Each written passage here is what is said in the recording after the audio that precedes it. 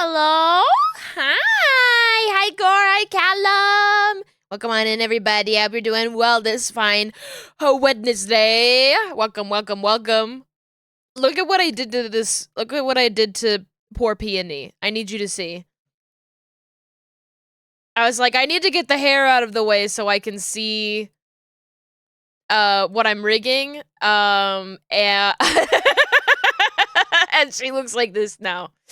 I turned her into a rugrat. Not even, it's not just bald, it's bald with the little hair on top. That's what's messed up. I could make it worse. I could make it worse for sure. Do I look like I know what a JPEG is? I just want a picture. Is this your way of getting me back? Is this your way of getting me back? It's working. I hope you're all doing good today. Is it better with just the one little piece, or is it better with two? I think it's better if all of them are there. Okay. I need important things to figure out at the beginning of stream, obviously. Thank you all so much for bearing with me. I did not stream on Monday because I was very nearly finished with a rig, and I was like, I want to get this thing out the door. And I had such a lovely time getting that done. And I'm just like very happy that I was very accomplished on Monday and Tuesday. I got a lot done. I did a lot of errands. I went out and about in the world. And just lots of exciting things. And now I'm back sitting down working, getting some more work done. We're back at the beginning, basically.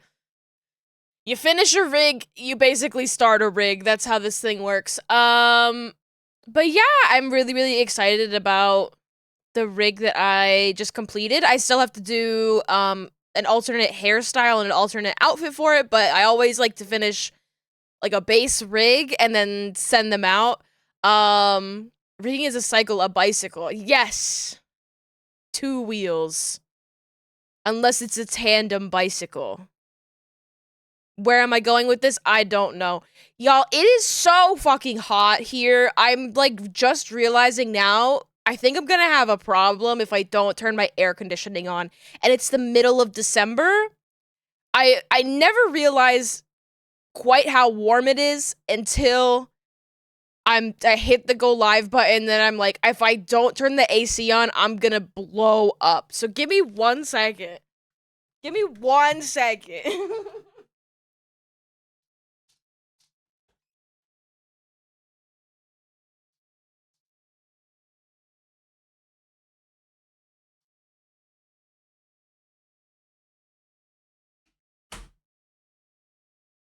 Okay.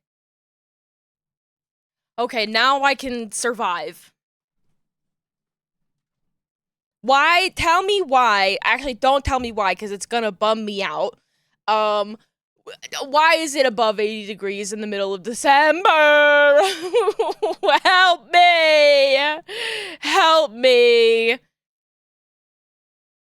would be one thing if it was, like, literally you live in a place that's 90 degrees all year round, the temperature fluctuation is like 10 degrees all year round. That would be one thing. It's the fact that it gets cold.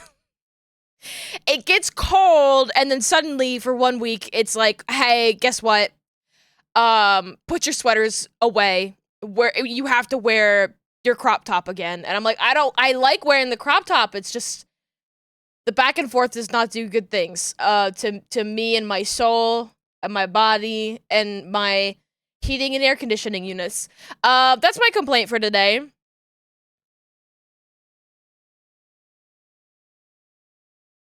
Do you like the music choices? Do you like the music? We're listening to the Yankee Sploinky playlist. It just...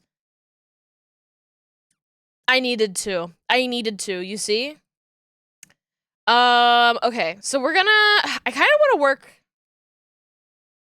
Okay, we have to do a lot of the... We have to do a lot of the mesh work first. So we'll just do that. I was like, I kind of want to start with the eyeball, like, physics and stuff, but think we should actually wait, and I think what I should do, first of all, is, like, lock a ton of this stuff that I don't accidentally mess with layers that I don't want to mess with.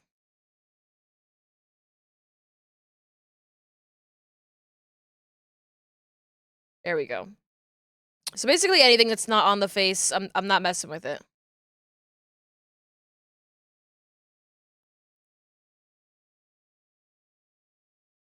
How many inches from the midday sun would you estimate it to be? Probably like 6 or 7.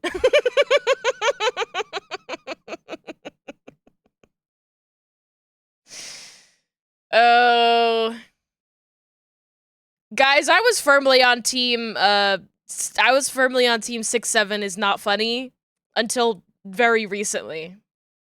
And I'm like, I think it probably is already on its way out. I would assume just like the cycle of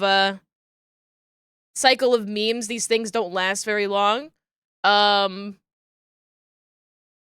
wow. I did see one video of Ariana Grande in an interview with Adam Sandler, insane sentence.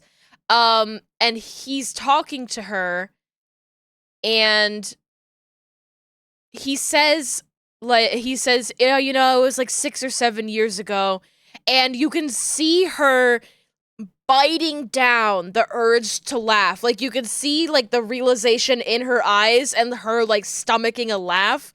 And I'm like, that's way funnier than whatever joke people are coming up with. That's good. I like that. And why am I still able to...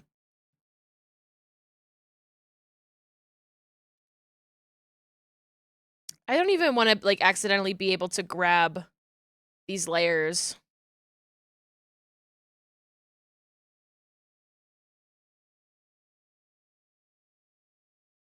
Okay, I do want the brows, though.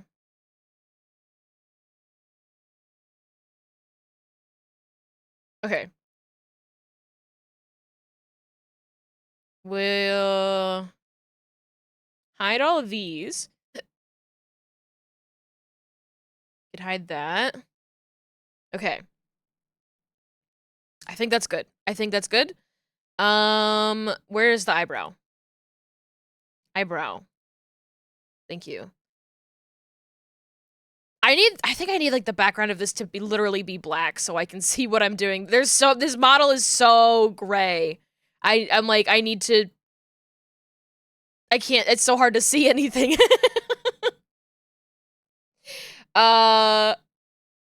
Usually I'm working on a model that has, like, the, like, base color is not gray. But recently, all of the models I've been working on, I've had to change the background color so I can see what I'm doing. You're a weird-looking dog in a cute way, like a hell doggo with pom-poms. Yeah, I'm a little freak. I'm a little freak dog. Hi, Starlight Roseheart. Welcome on in. I'm a Jersey Devil. But what is a Jersey Devil if not a weird dog? All animals are just weird dogs if you try hard enough.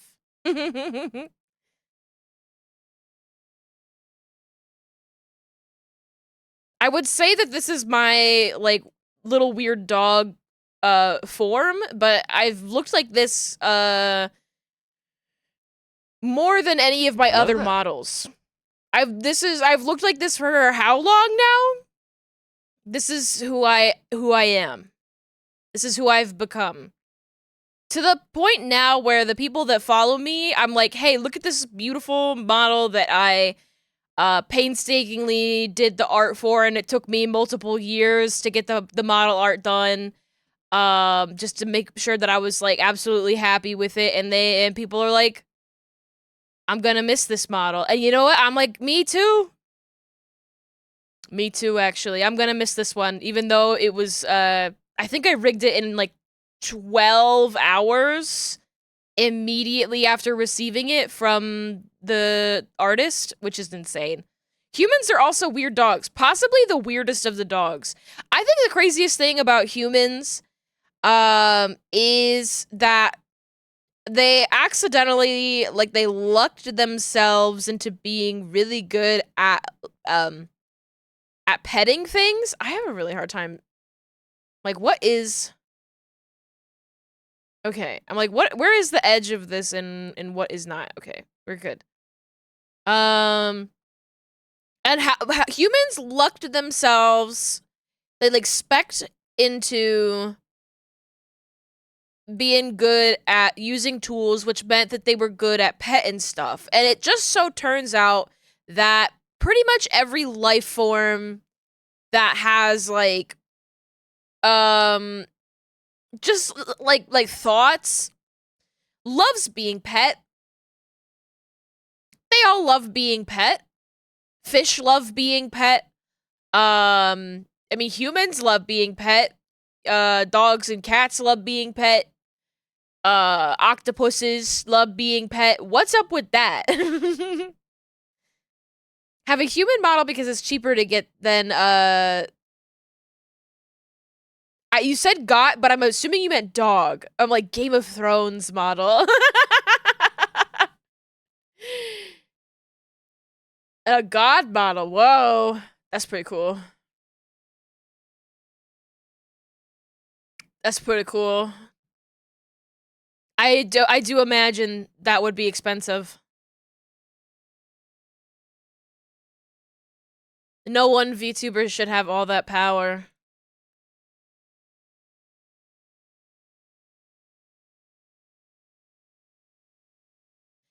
Right. I was like, what? Okay, so what do I want to talk about today? What do I have on my plate that is worth talking about? One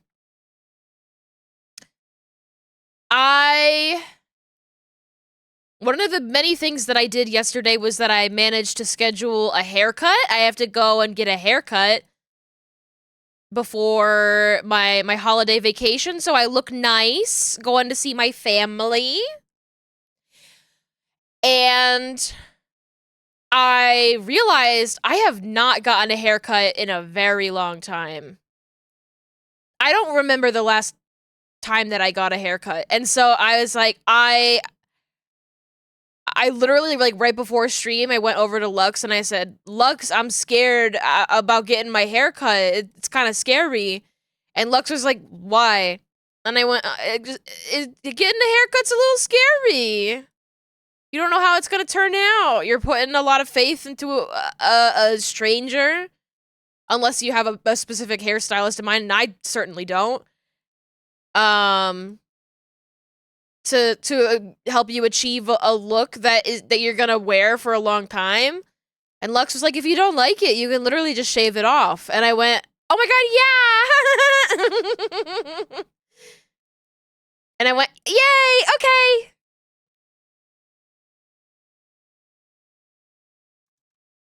Bald, yeah. Because the thing about me is, I love shaving my head. And I think I've talked about this on stream before. But this might be news to some people. I'm like, I love shaving my head. I love it, love it, love it. I love the way it, like, feels. I love the way it looks on me. If I wasn't planning to go to... If I wasn't planning to go to a big wedding in February,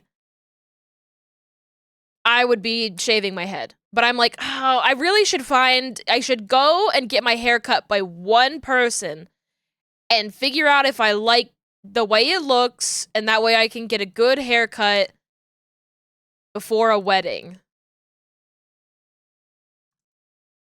Because I don't need to look, you know, too over the top at somebody at my sister's wedding. I don't need to be doing that. I was gonna say somebody's wedding at my sister's wedding. I can be a little normal.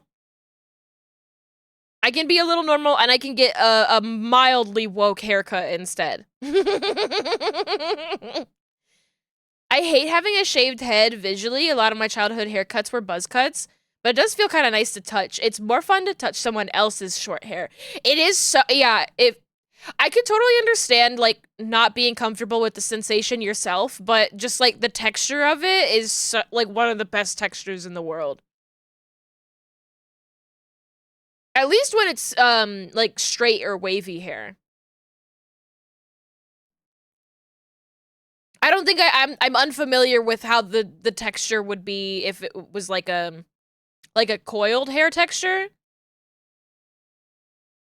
Though I honestly I imagine it would be better. I imagine it would be better. I just don't know. But that's genuinely the biggest problem when you shave your head. It like feels like so nice to the touch that I'm like my hair is getting so oily from me just like running my hand over my head because I'm like, yay, it's so soft. But I really want to be like dyeing it. Like I think it would be really fun to do some like cool dyeing patterns and stuff on there. Make your sister shave their head too so you don't look out of place. Oh my god, that would be in fucking sane. You don't know this, Callum, but like, okay. It's very funny for me to be like, oh, I'm a little bit scared of getting my hair cut because I don't. There's been like maybe one moment in my life where I got a haircut so bad that I was freaking out about it. And that was because the person who cut my hair, like did not speak English. Like really did not speak English.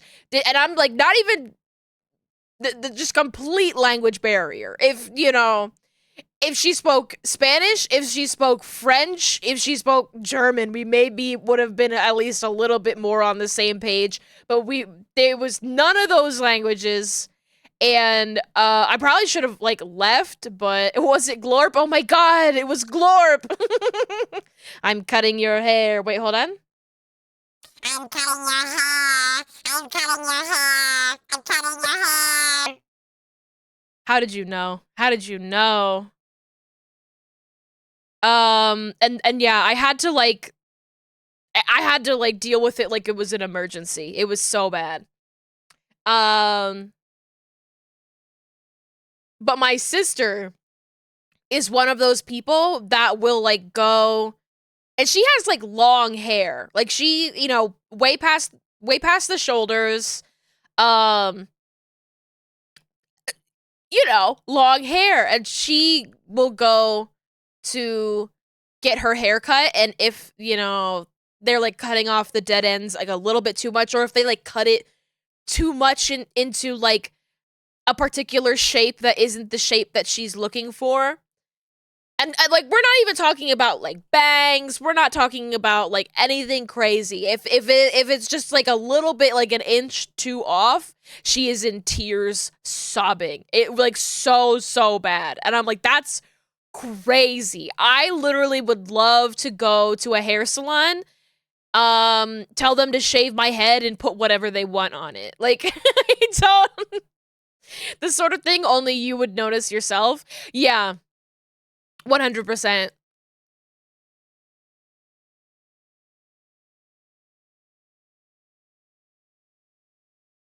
I should find like a beauty school. What I should do is I should find a beauty school and be one of those like um test dummies and just be like, "Hey, you want to learn how to bleach a scalp today?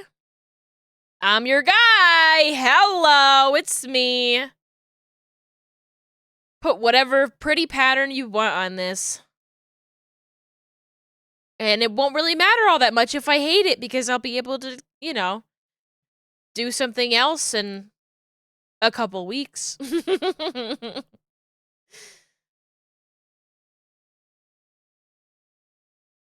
More and more, like, as I, like, figure out my own personal style and what I like visually, how to look, which I think, like, hit, like, a major roadblock the moment that things, hit COVID and we were inside all the time. It's only been recently that I'm like, yeah, I should, like, reinvest into like, clothes that I like wearing so I can go out and about more, go back to the club.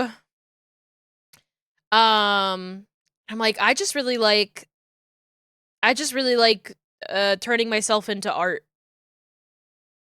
You know what? I think actually this doesn't. I think what I need here is this should be like split into 2.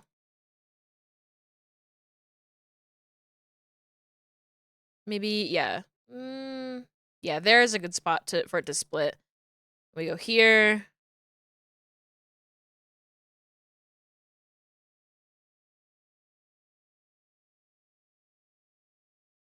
And yeah, and then in other BZ news, yesterday I watched, for the first time I watched, Klaus, the Christmas film.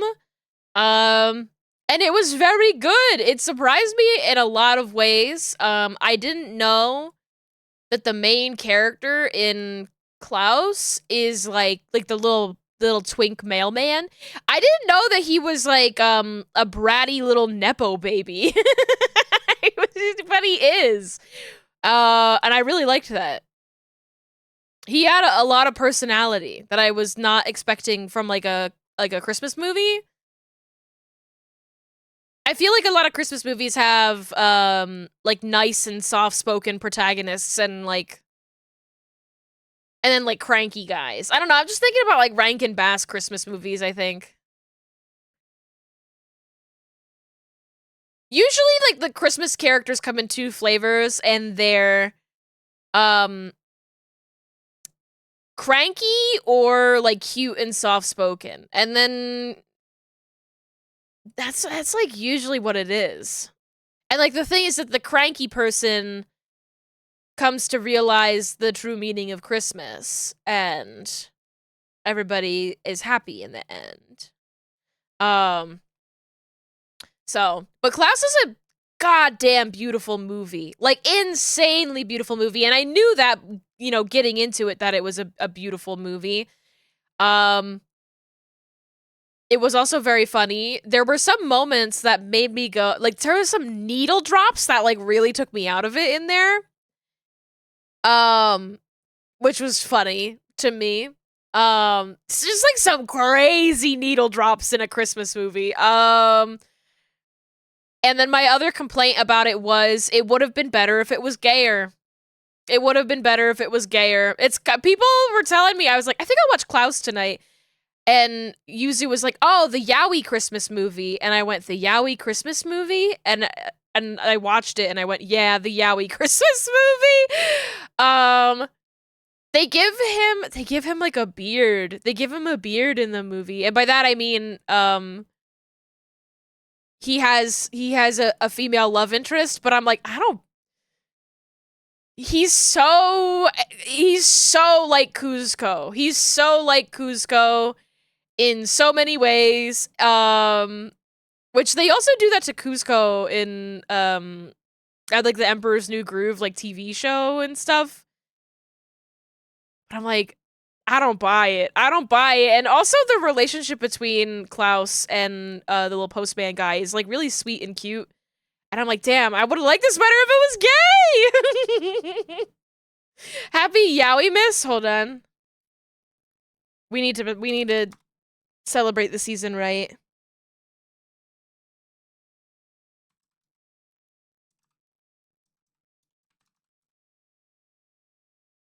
Hold on. Hold on. Hold on. Hold on.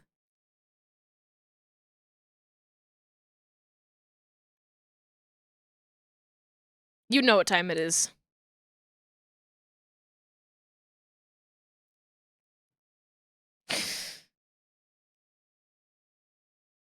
Oh my god.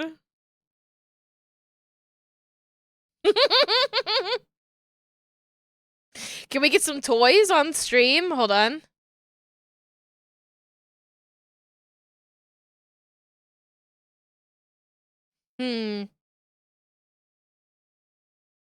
How about this? Is that a good toy? No, the GIF one is better. Wait. No, it's too distracting. But we can have these guys.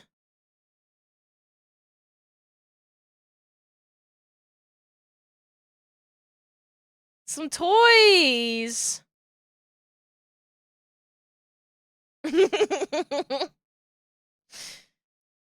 Where?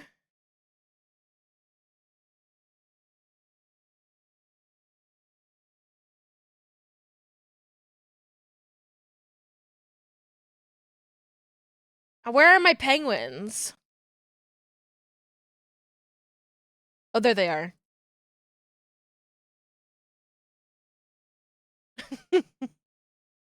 Yay!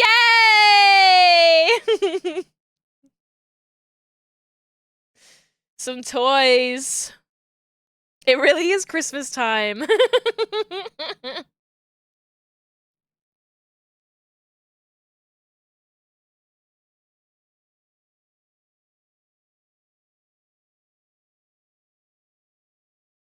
Oh my god.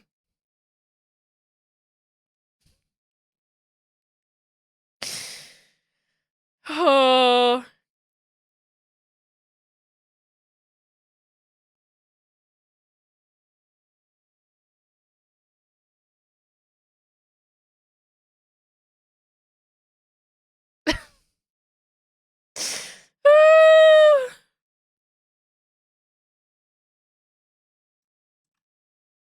I hate that Bart.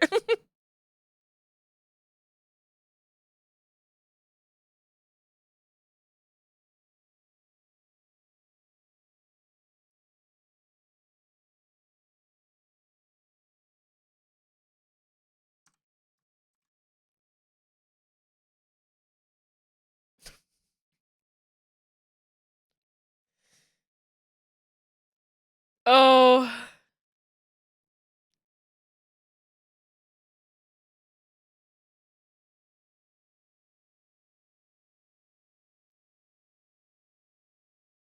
Wow.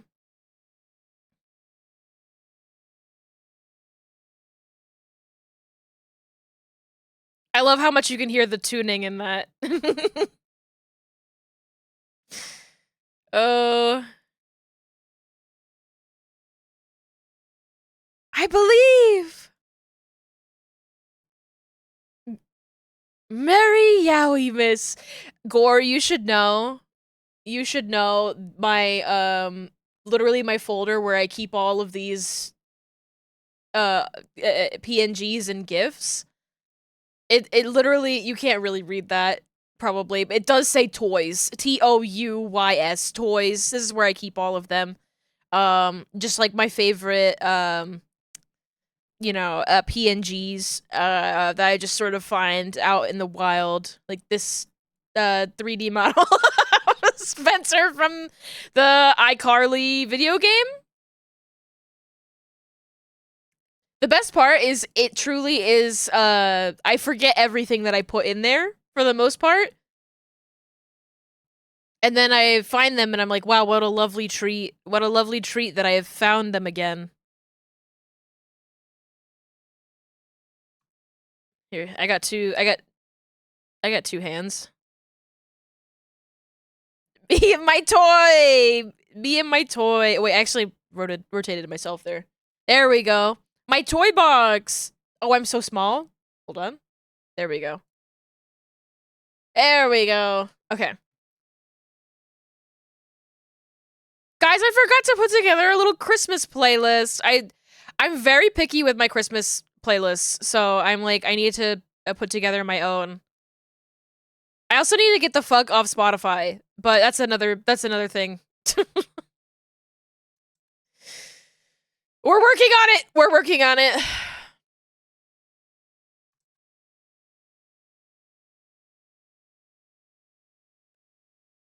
You were looking through your art folder the other day and you found the BZ eating live 2D glue art. I only just recently. Wait, was that in my toy box? Hold on. Oh no, that's me drinking the drink here. No, this one I guess I forgot to put in the toy box. I need to put my toys where they belong. This one was on my desktop.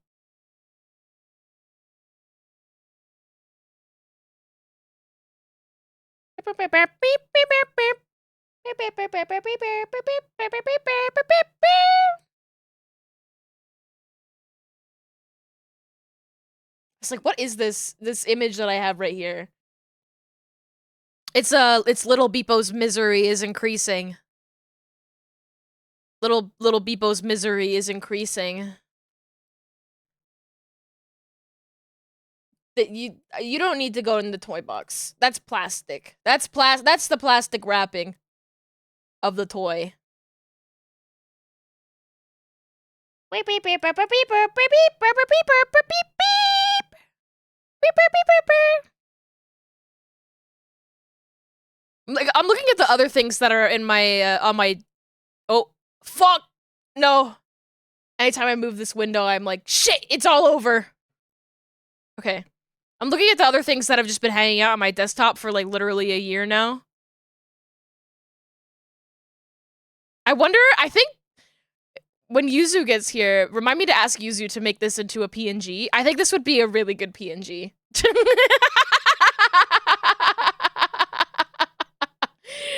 I think it should be all three of them. It should be all three of them. But like, just, you know, get rid of everybody else in the back. But it's like me and the girls showing up to serve cunt.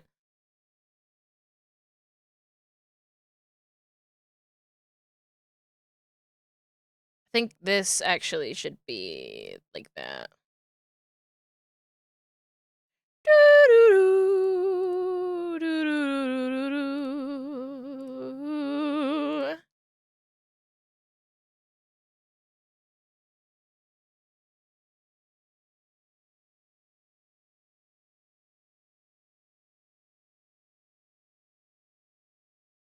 Okay, we've got that. This line art one should be the same.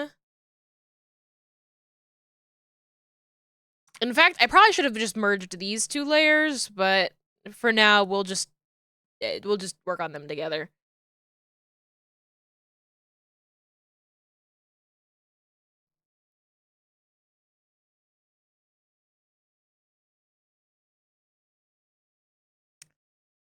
Or is this? No, I combined that whole thing. Arrgh, okay.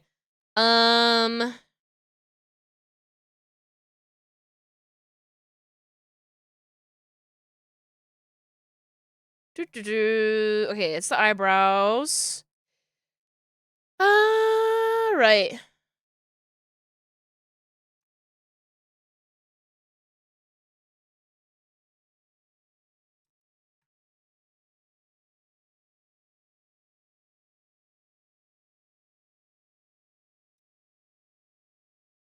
Why? Oh, I see.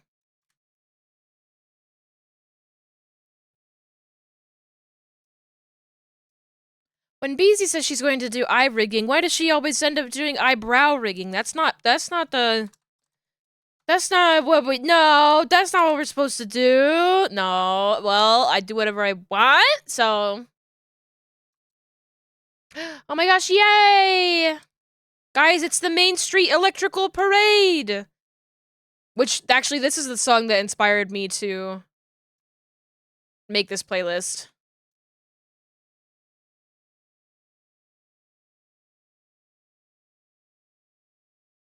Okay, let's do, like...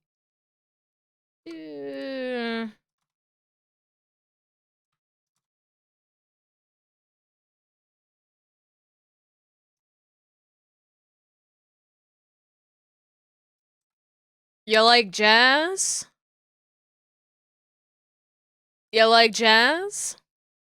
You'd rather be at the Rundle Mall Parade? Listen, we can't all be the Rundle Mall Parade. Okay, Callum, okay?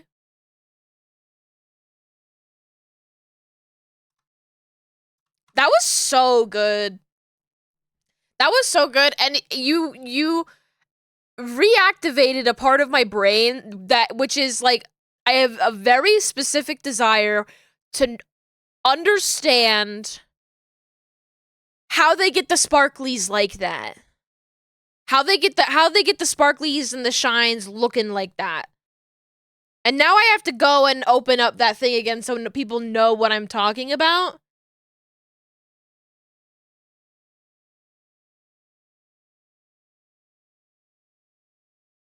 I need to Rundle Mall. Where are you, Rundle Mall?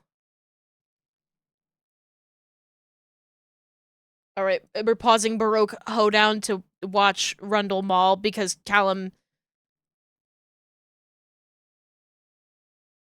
reminded me of it.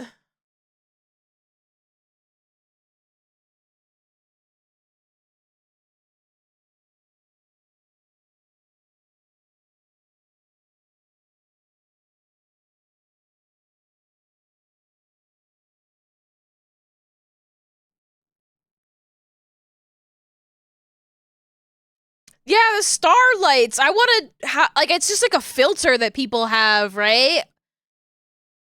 Like they put like a thing over the camera to make it do that.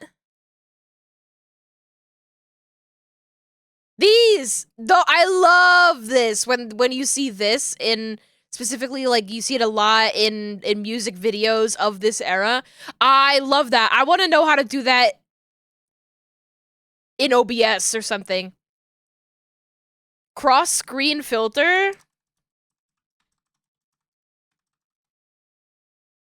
Ah, thank you, Callum.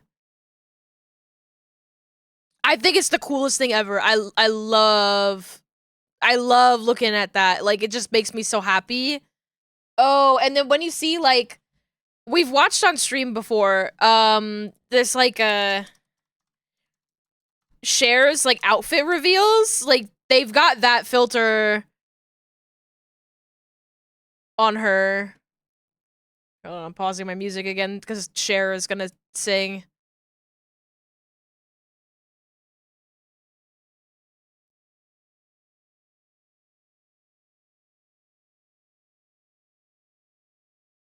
Okay, there's no glitter on this one, so yes! I just think I love that. I love seeing all the glitter do that. It's awesome. Also, these are awesome.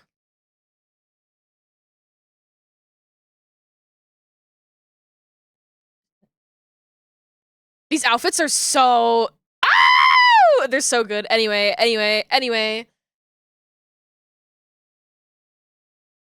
OBS probably has a plugin for that. It's kind of a simple shader to write. Really? I don't know nothing about Jack. I would love to figure that out. Main issue you have is the video sources aren't HDR. We're back to speaking a different language. What do you mean by HDR? What does HDR stand for in this moment for you? What? High def resolution? Is that what that means? Shader wouldn't be able to tell the difference between things that are white and things that are bright.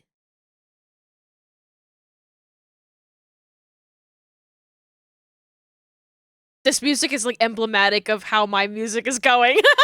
High dynamic range means you can have color values above 100%. What the fuck? Okay, so more colors. Colors too. I'm learning things. I like learning this stuff. Like, this is the kind of stuff that you don't necessarily learn when you get really good at drawing instead. When you get good at drawing, you get good at doing, like, just draw it forehead sort of art stuff. You don't, like, learn about the sort of technical aspects of cinematography. And then you run into this issue where you, like, have seen enough cool stuff that you're like, I want to make the cool stuff that looks like that, but you don't have the vocabulary that comes from a physical film background. Anyway, I think that stuff is so cool. It's so cool.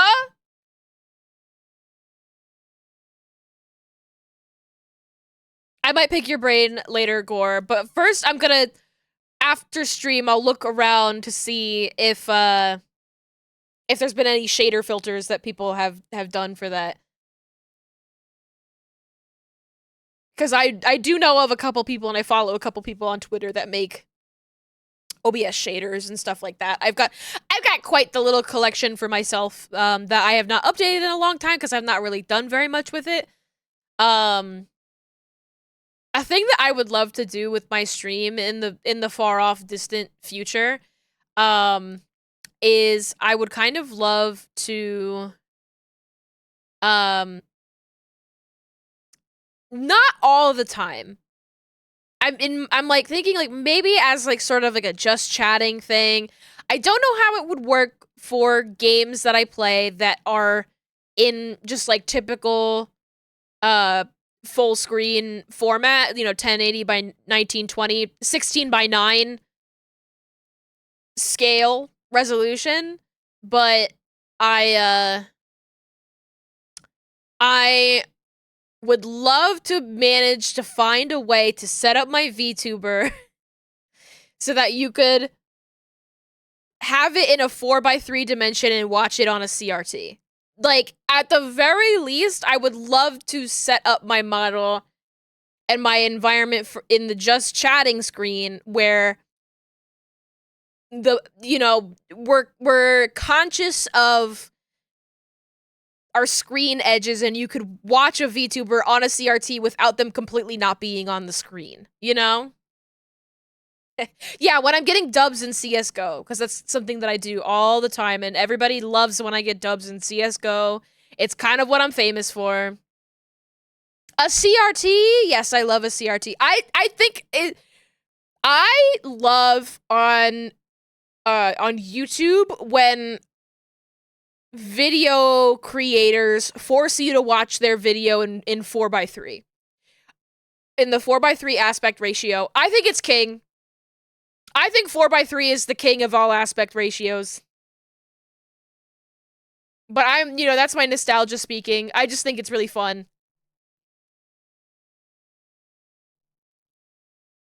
And I think it would be fun to watch streams on a CRT.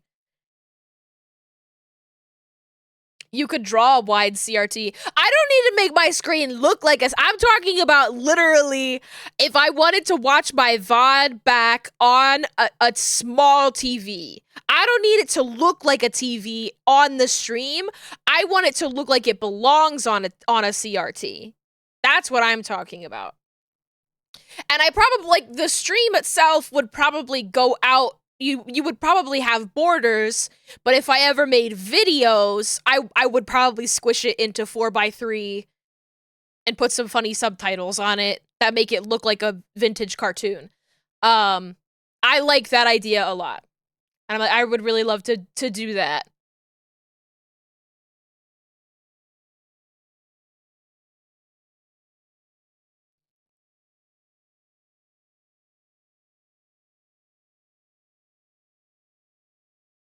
Yeah, I'm gonna try this again.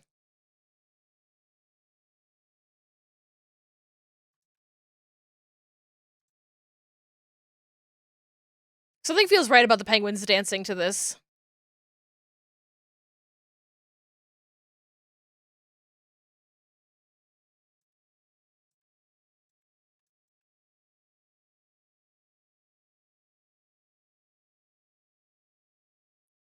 What is happening to this mesh here?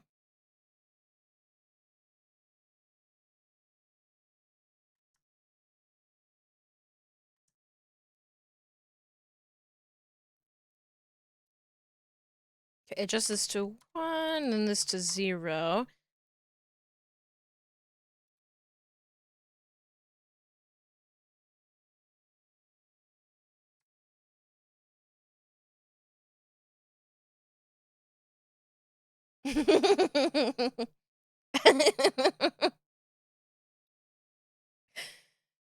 I just really do keep random PNGs of anything on my stream.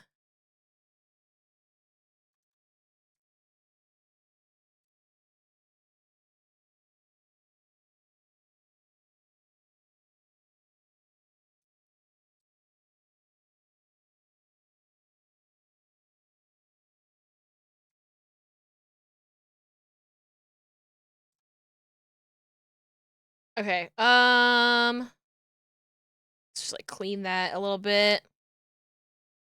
We'll do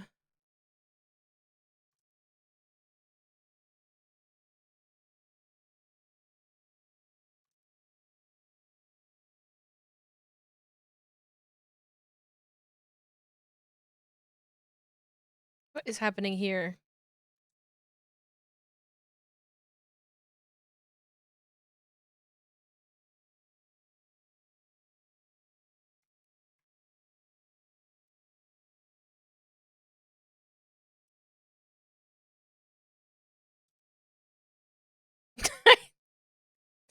I can't.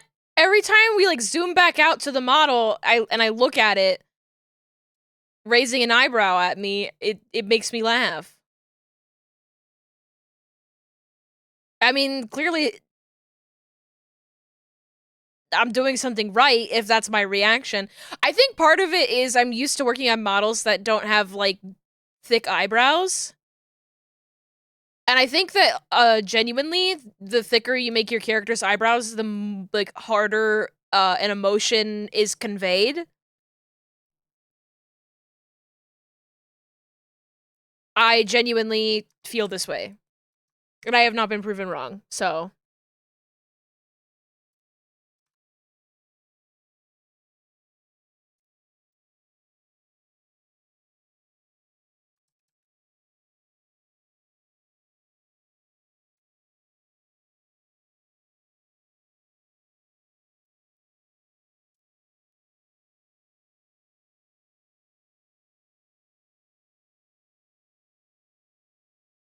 um let's see. I do think that this needs to be multiply.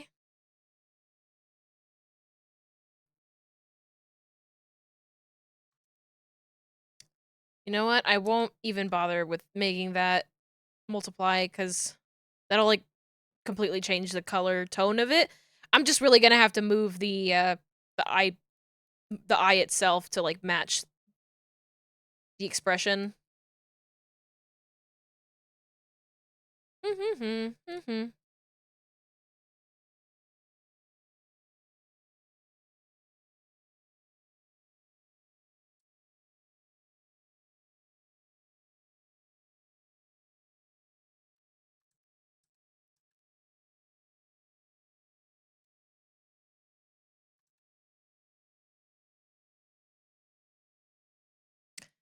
I think I need to like keep. I'm gonna do something here.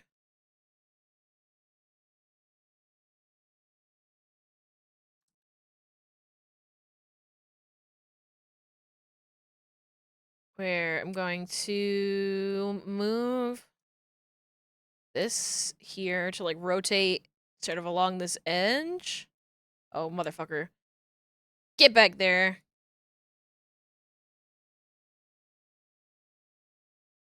And then do the same over here. More of an angle. I think that helps a lot, but I'm also going to try to keep this corner of the brow in the same spot. Like, I want it to be a little cartoony, but it's kind of a good way to ground the movement.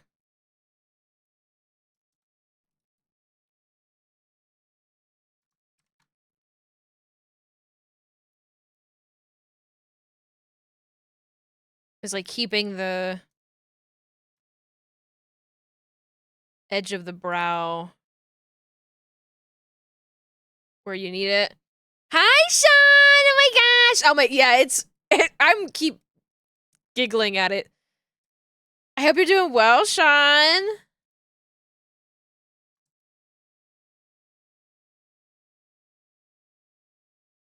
I know that this is going to be a whole thing, this eyebrow. Let's do like -20.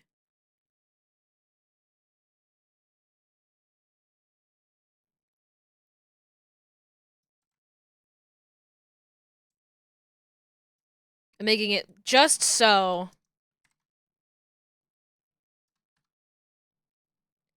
How are ya? I'm doing good. I had a very productive week so far.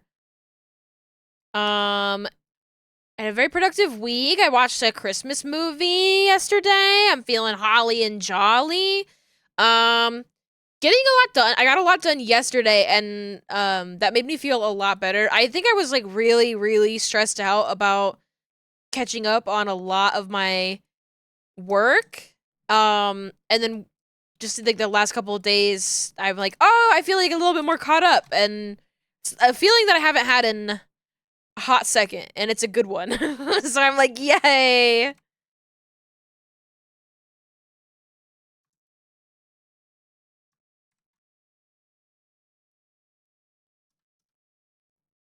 Let's take this closer. Who knew that when you aren't getting sick all the time, you can actually like work at a regular pace? Kind of a crazy concept. Everything's coming too fast, especially with the holidays. Yes, I'm like, I have to buy presents for everybody, but I'm not letting that stress me out too much.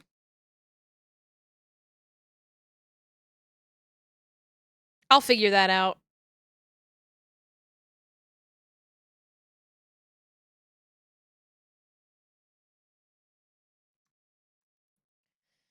I don't know how I feel about this eyebrow.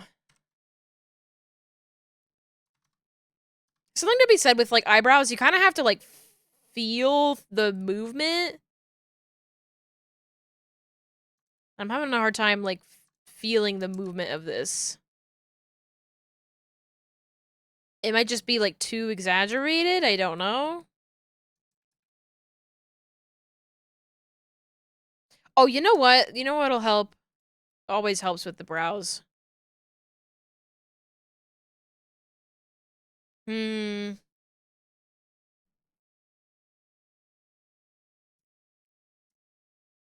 It's not doing what I want it to do necessarily. I think I need to bring this down just a little bit.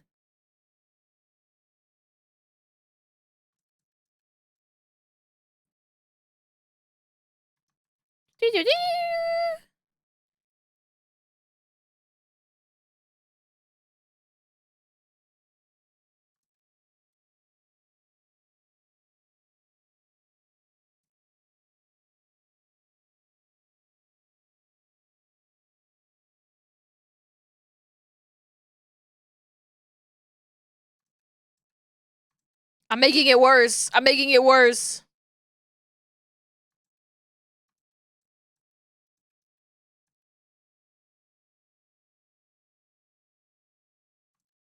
Like, I don't know. I need to like feel it going like in this way and out that way. Hello, Mara. Welcome on in. Hope you're doing well. I think I need to stop messing with it. I think I need to stop messing with it and we'll come back to it.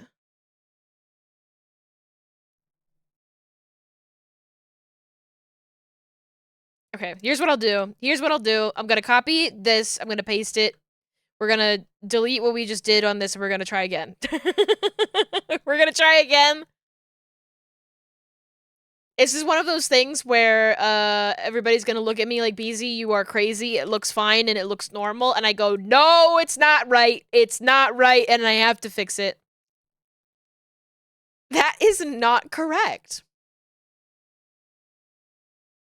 Let's see, what else is there? Oh, I saw that Miss Piggy is going to be at the Game Awards. I am so excited. It's crazy how they'll get me to watch the Game Awards because they're bringing the Muppets there. It's that easy. And I think that they know. I think that they know how much people enjoy the Muppets at the Game Awards. So that's why they keep coming back.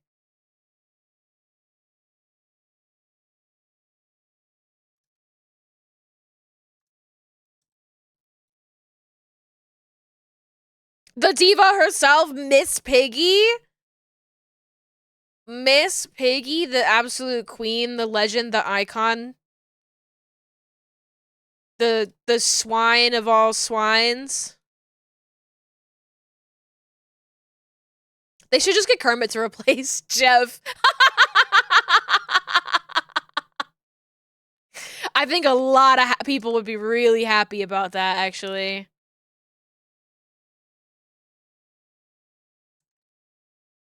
I think there was a lot of hubbub about the streamer awards this year. And like it was like not good. It was very much bad. And I feel like I just missed all of that because I wasn't like online enough, or maybe it's just because I just don't use Twitter. A lot of people seemed like really upset. And I'm like, damn, what the hell happened? Anyway. So now I'm like, I was a little bit nervous about the Game Awards, and then they went, oh, Miss Piggy's gonna be there, and I went, I no longer care about anything else.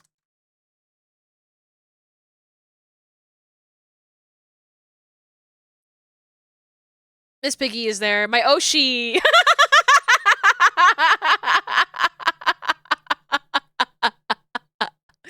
My Oshi Miss Piggy! Honestly, though, genuinely, when people ask me, like, who's the biggest celebrity that you've seen, in Southern California? Like, in Hollywood? My answer is always the same, and it will be the same until, probably the end of time, and that is Miss Piggy. I did see Miss Piggy, on the street filming one time, and it was so funny. It was when I was working one of my animation jobs, and it was lunchtime, and people were coming back with their lunches that they, went and got on the street, and they were like, the Muppets are filming, and we went, oh, that's so awesome, the Muppets are filming, and they went, I saw Miss Piggy, and literally everybody got up, left the office to go and see Miss Piggy. Like, it was so funny. Like, every single person, it was like, oh, the Muppets, that's so cool. Miss Piggy was there. Everyone's gone. Like, oh, okay, goodbye. Oh, I also saw Swedish Chef. I saw it was Miss Piggy and Swedish Chef. And they were filming probably like a commercial or something, or some kind of like spot that I never ended up seeing. I was like, later on I was like, oh, I gotta go and like actually watch whatever the hell that was for. And then I never did. So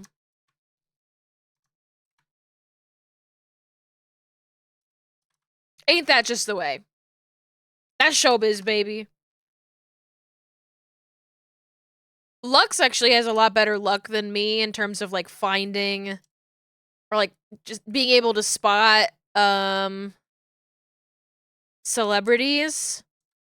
I'm usually like not paying enough attention, and I'm also like not good at faces, so. But one time, I think I was driving, so I wasn't able to. I didn't notice him because I was paying attention to not hitting people with my car.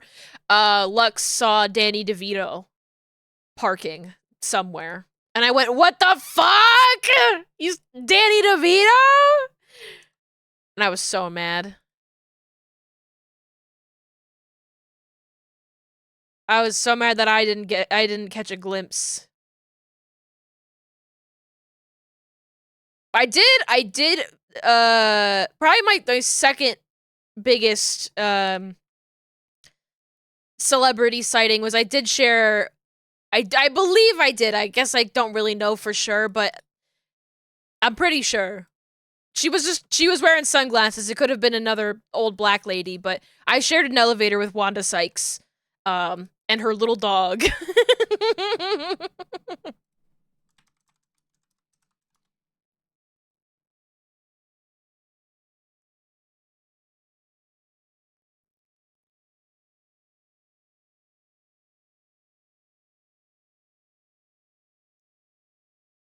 Oh, and I've seen Adam Conover so many times that it's not even, like, a thing anymore. Not like I've never, like, worked with him or anything, it's just that I was always in places where he was like working on his show or something at the time. I don't know. That guy's just like around.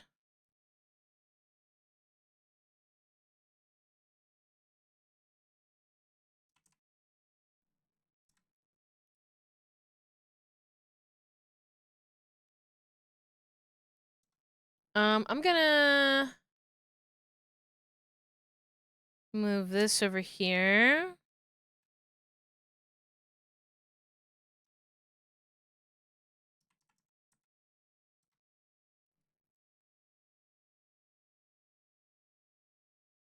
And this also needs to be moved in a bit, I think.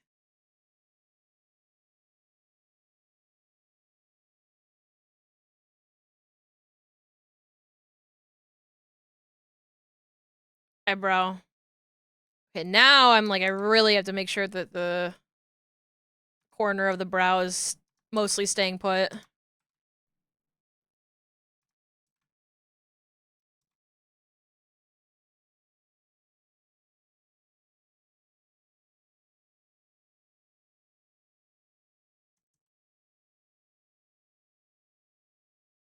Okay, let me move this over here.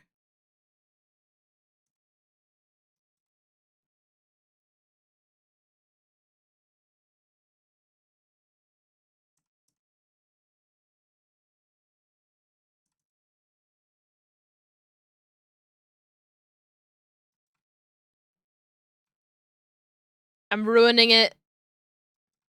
No, it's fine. I think I do need to pull it back a little bit, though.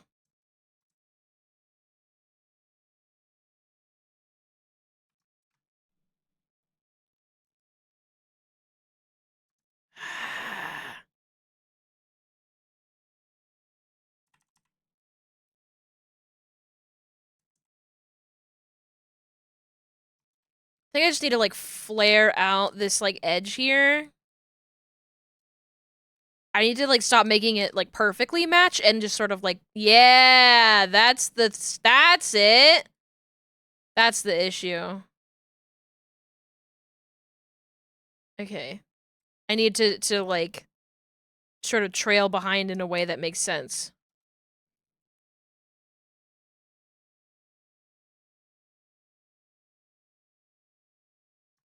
And then add a little bit of interpolation, just because it's the kind of thing for it.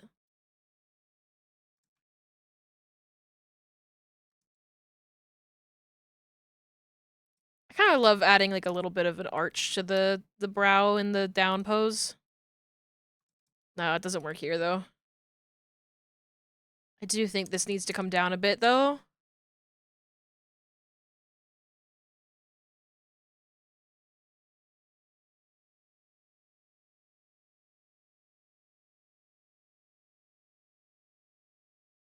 Whap, whap.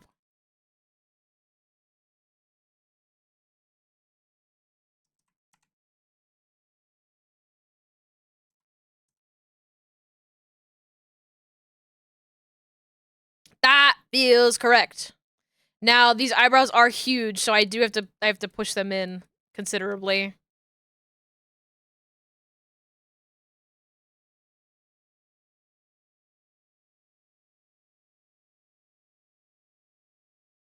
Okay.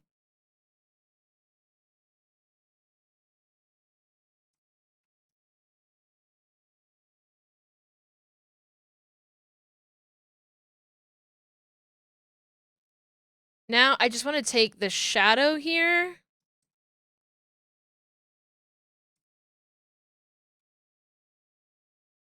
And, like, drag it out a little bit.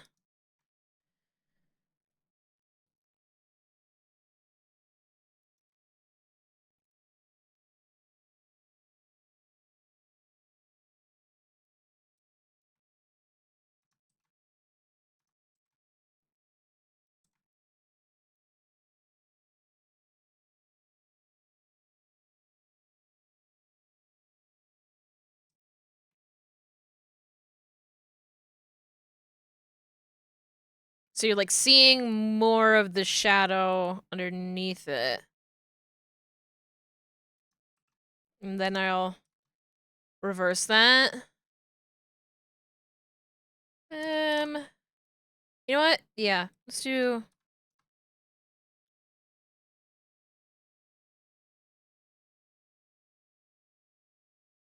Just like hide it so it doesn't conflict.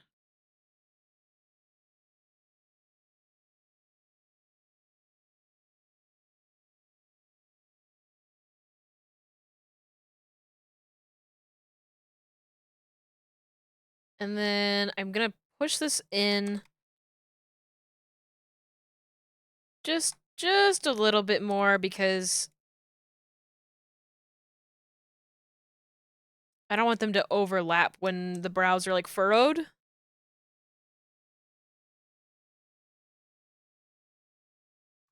can bring it back a little bit.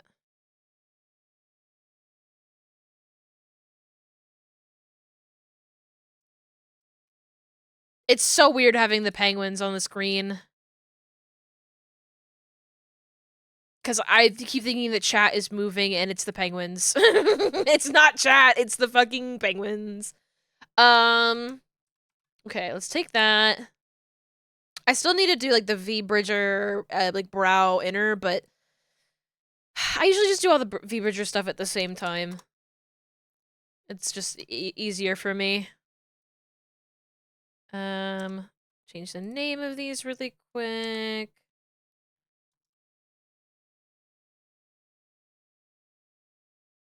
And then this... Okay, I did flip it. Oh, that's so stinking cute. Ugh! Ugh! Hmm? Ugh!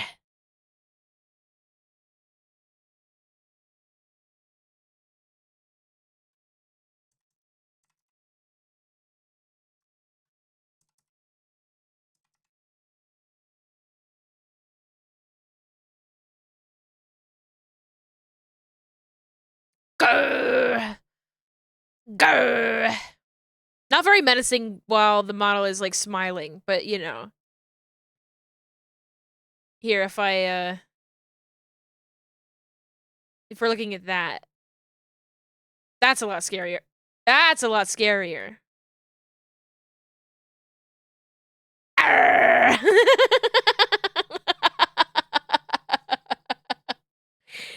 Grr!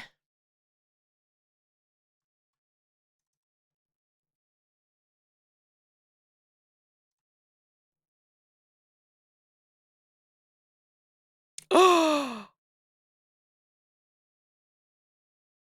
It's so scary. It's too scary. Too scary. Get out of here. This feels like the perfect model to me that, so I have this on my own model. We'll see if it works on this one. I think it will. This model has a complicated nose setup, though I don't think it could be any more complicated than mine is on my 3.0 model. I do want to add like a nose scrunch to this model. I think it would be very cute. Okay. Eyebrows! We have eyebrows! I'm gonna change the color of it to denote that I've worked on it. Piggy dipping! Piggy dipping? Piggy dipping at the piggy pond! At the piggy pond? For real? Don't mind if I do. Thank you for the hydrate.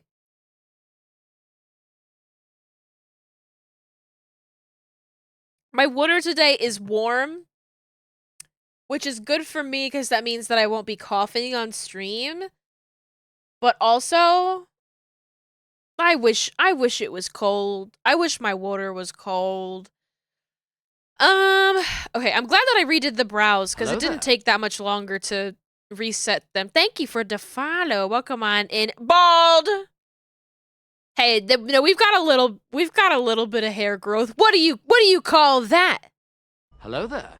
What do you call that then, huh? Checkmate.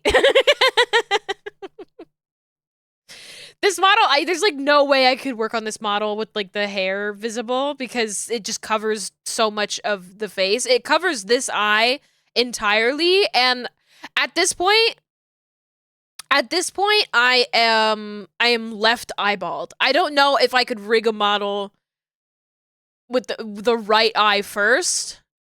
I have to work on the left eye first. It feels wrong. It feels wrong. I've been doing this for 5 years. I can't. It's too scary.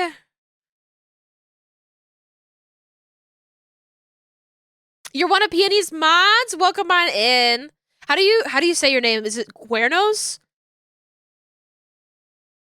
Are you Q? Q is a good nickname. But I'm a little Star Trek pilled, so maybe that's just me. Q like Q? I love that. That's good.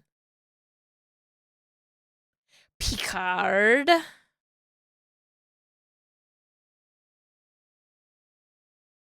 And if you don't know who Q is from Star Trek, if you're not a big fat nerd like me,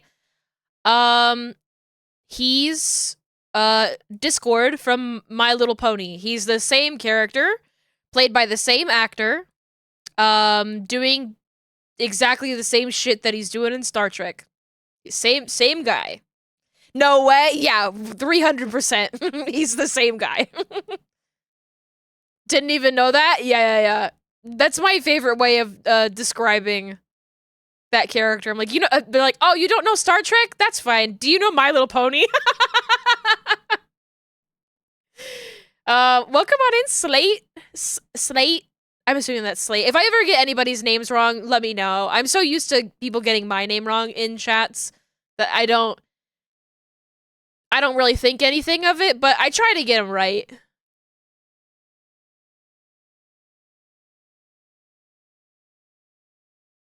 Cause I'm used to people calling me Jersey, and in fact, my name is Beezy.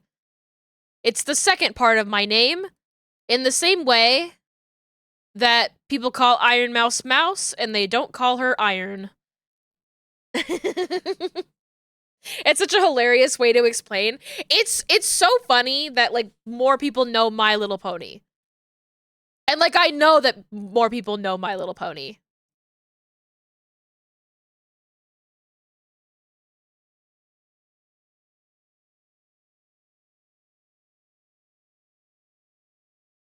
Because he genuinely is playing the same exact character. I think that they just made the character like referencing off of Q. It's funny, you've been following me for a while on Blue Sky. Can't believe I didn't follow you on here. Ah! I honestly, for both Peony and for Hermes was the person whose rig that I just completed. Actually, let me give a shout out.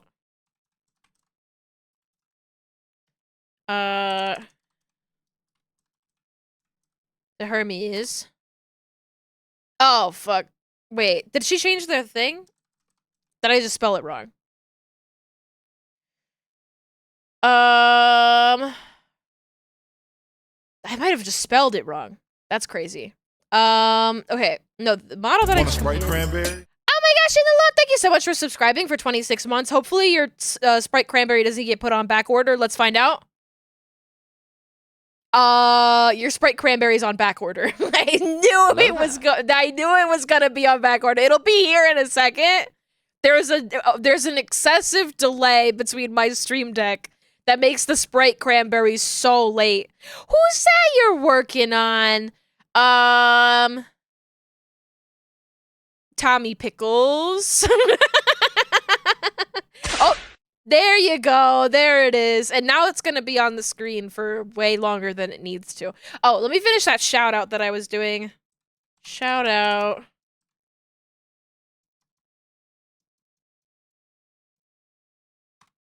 There we go. I just completed Hermes' model, so you should go follow Hermes if you like my work and want to support one of my VTuber children. Because that model looks so good and so cute, and whenever it debuts, you should all be there to go and see it. Tommy Pickles looks different This is Tommy Pickles now. Do you feel old? Feel old yet? And the monkey eat the nanners. Sorry, that's what I think of when I think of Tommy Pickles. I think of that scene where he tries to kill his little brother in the movie. Because I have a very normal and neurotypical brain. There's never been a more normal brain than my brain. Not that scene. Everybody remembers it. Okay, good. Because I always feel like I'm insane and no one knows what I'm talking about. I'm like, yeah, the scene from the Rugrats movie where Tommy tries to kill his little brother. Obviously. I literally showed that to, oh my god, I was working on an episode where there were siblings that were getting into a big fight. And I, like, giggled because I thought of that scene, and the directors were like, what are you talking about? And I showed them the scene, and they went, that's crazy. That is crazy. And I was like, I think I changed them forever by being like, have you seen this? From the Rugrats. They really enjoyed it. They really did. Okay, so we have this eyeball. Wawa weewa. Wawa weewa. Wait, hold on, let me...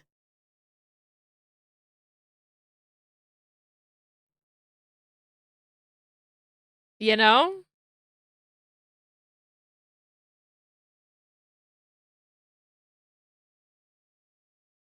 Oh, wait, hold on a second here. I need to... This goes in the brow. RY2. You like jazz?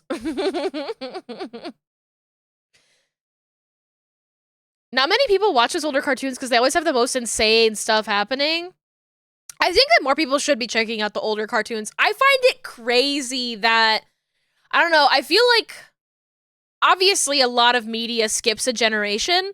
But when I think about kids who are younger than me that haven't seen, like, the Disney Renaissance movies, like the Disney Renaissance animated films, I'm thinking specifically when Big Nose Bug was telling me that she saw a TikTok where it was, like, kids watching Hercules for the first time, and they were like, wait, this is awesome? I'm like, they've never seen Hercules before? And I felt crazy. Like, Hercules is so good. Oh, I see it's a messy overlay kind of stream. It's Christmas, and everybody wanted to play with their toys, Yuzu, okay? Everybody wanted to play with their toys. Also, Yuzu, I have a PNG challenge. If you'd like to hear, if you're up to the task. My dear friend Yuzu, who likes to make PNGs for fun. Give me your PNG. I'll send it to you, but I want to show chat because a lot of new people just came in. I think. Do you think that you could just make a PNG, like you cut out the background here, and we have these three? Hello? me and the other VTubers pulling up to the function, like. Oh, I see. That has been sitting on my desktop for so long. I just think you would make, like, a good Discord sticker. V-boobers.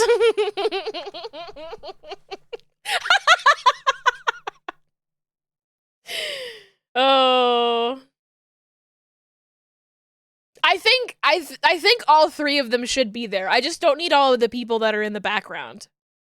Does that make sense? Oh.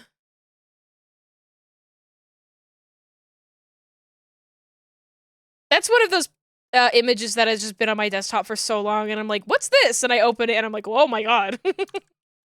Hello. Alright, this is the boring part of rigging. I apologize for that. It's boring for everybody but me. I really enjoy this. But that's why we have the penguins dancing at the bottom of the screen. Like, you know, that's my version of Subway Surfers. Tried rigging twice, would cry, so you can't even try it again? Oh no! It is, very intimidating. I got into rigging, I think, at the perfect time, and I also think that I have the perfect set of skills. I had the perfect set of skills prior to starting rigging from, like I went to school for animation, I learned a lot of different programs. So a lot of, you know, Live 2D is honestly, very similar to 3D programs. To me, honestly, Live 2D is, a simpler version of 3D rigging.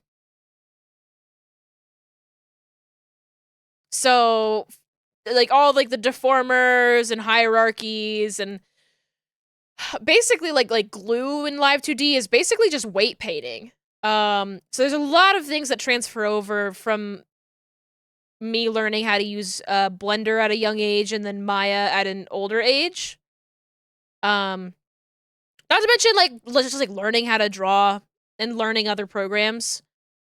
But if you're somebody whose, like, brain doesn't really work, it's like a radically different language. I compare learning different programs to learning different languages all the time. And it's like the more languages you know, the easier it is to learn a new one. And I think that is very much the case of Live 2D. But, you know, if you have never learned Hungarian, you're gonna have a hard time. I don't know where this metaphor is going. What's a language similar to Hungarian? I know Hungarian is a very difficult language to learn. I'm mixing my metaphors, but oh yeah, and just like animation. Animation is a huge one. I use so many animation tactics when I'm doing things in Live 2D. Your laptop is really struggling to save that image? That's crazy. So many thoughts, but I'm burned out from writing work notes that I can't make funny. I can't make a funny about Meryl boobs. Hi, Ethel. Welcome. French? Oh, but no, French is like a romance language. Is Hungarian? Hungarian can't be a romance language. I just know it's one of the most difficult languages that you can learn. That it's got like a very different structure than a lot of languages. French is easy. That's just easy. Well, no language is truly easy. Except for maybe, like, I don't know, Esperanto? Which is, like, genuinely designed to be easy.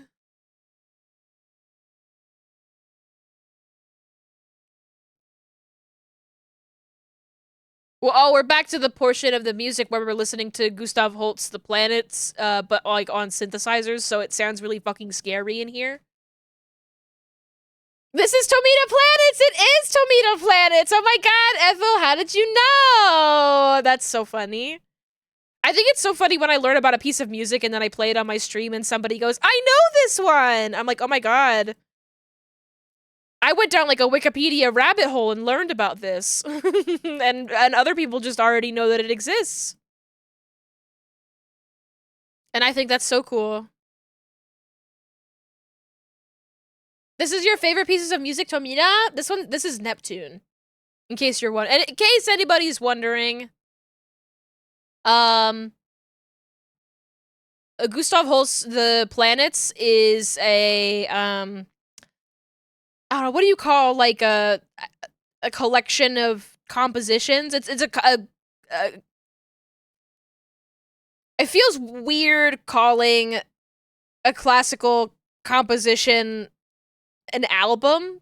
I mean, it is on an album, whatever. It's classical music based on the 8 planets. Well, I guess Earth isn't one of them. And it's actually more well known than you would think, and it greatly inspired sci-fi for obvious reasons. Most notably with the first song, which is Mars. Mars, bringer of war, I believe is the name of it. It's Moog synthesizer. Yes, there's a lot of Moog on this playlist. But you'll listen to whole Mars and you're like, holy shit, this is just like the Imperial March. Like, and then, you know, the Imperial March went on to inspire so much just sci-fi games, sci-fi movies, because Star Wars obviously is a huge sensation and the Imperial March is so iconic. But it all started with that little piece of classical fanfare. And then these other songs are not nearly as well known as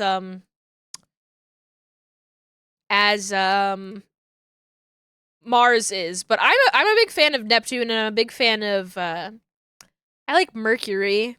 I will admit though, I think the Mercury segment does have some high notes that could like make your dog start barking at you. Like there's some whistly little synthesizer notes that I think can be difficult to listen to if you are high or have a migraine.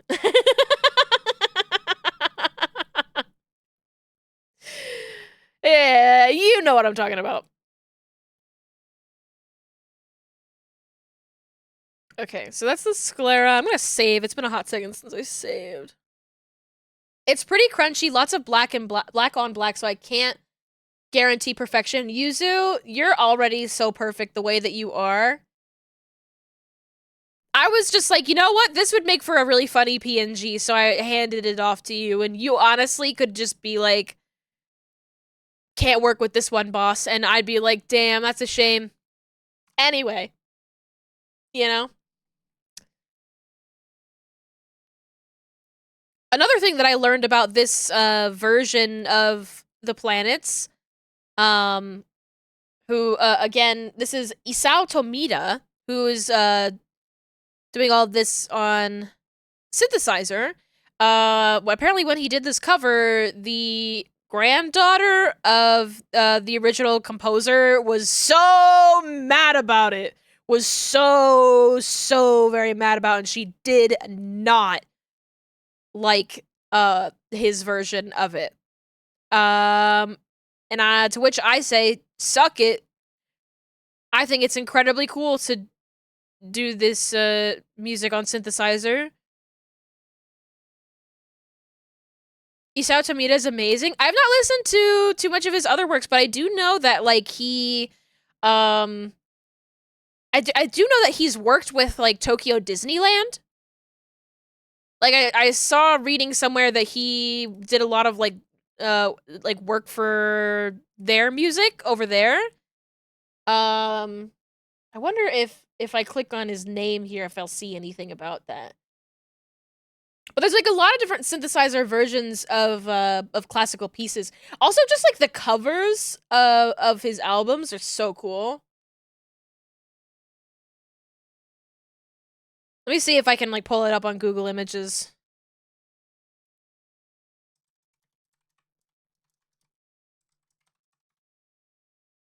We're deep diving now. We're deep diving now. Look, just like these are beautiful. Just like looking at all of these, I'm like, whoa, that's awesome. Holy shit! Hold on. I'm like scared to like click on anything too. Oh my gosh, this is just like of the way that this is set up. I can see this in like the little CD. When the CD looks like this, I'm like, whoa. Like, oh, I'm a huge slut for this particular era of painting. of just like book covers on like pulpy sci-fi novels and just like cool ass shit like this. Oh my god. Wow! Look at that. Oh, I love art, guys. I love art. This is actually reminding me I went to the library yesterday and I picked up a book. I picked up Anne McCaffrey's The Dragon Riders of Pern. Because it was something that I was interested in checking out. I wanted to read something either by Isaac Asimov or Anne McCaffrey.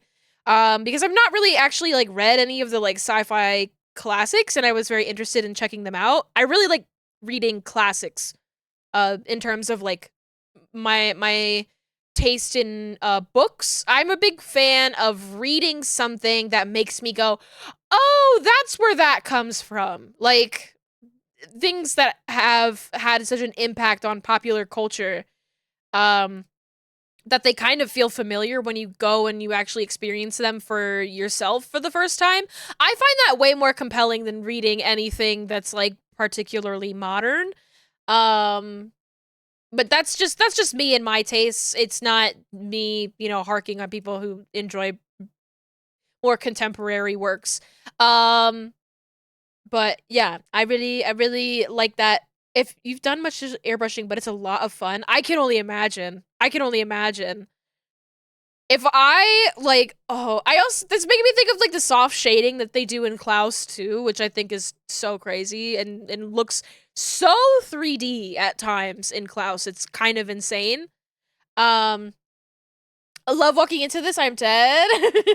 Well, I wanted to say I got an old ass book. This book that I got from the library is fucking ancient. Absolutely.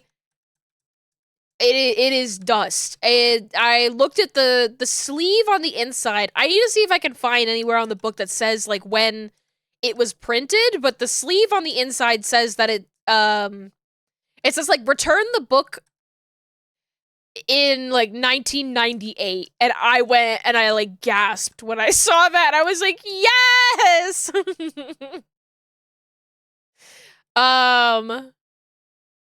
So I'm probably gonna be reading some of that tonight.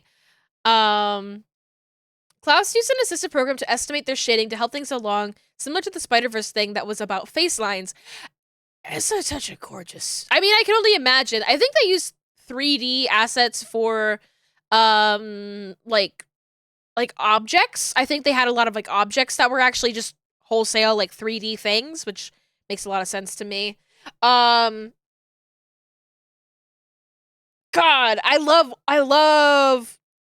old school paintings and cool covers. It was so nice walking into that sci-fi section and just seeing absolutely gorgeous covers on all of the books in there. Absolutely insane. But yeah, I was either gonna read Asimov or I was gonna read Anne McCaffrey, and I decided it was between Dragon Riders of Pern or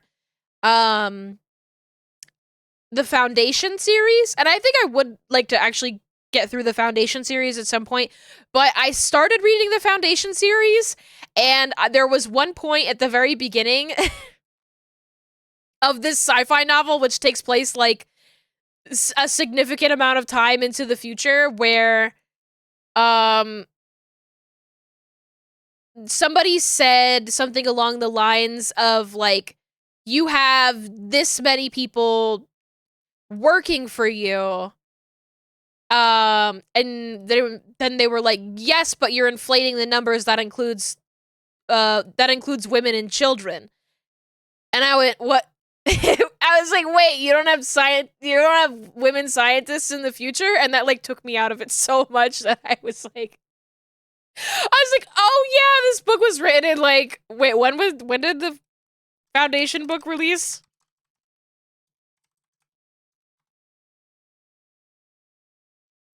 Uh, 1942.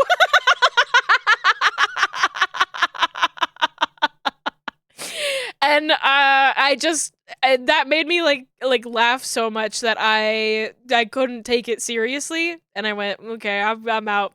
So hopefully I'll have a little bit better of luck reading a book by written by a woman. That might be different.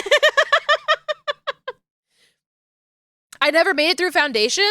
I was I did look at Nightfall, which I really enjoyed the short story for Nightfall. I guess it was like expanded on, but honestly, I was like, I like that short story so much that I didn't think it needed to be expanded on. So I was like, I do love the cover of Nightfall though. Let's see, absolutely gorgeous cover. And she was an old hardback that they had at the library.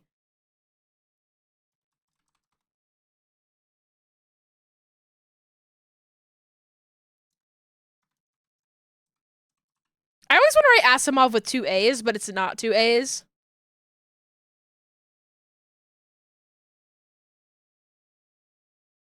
Gorgeous book cover.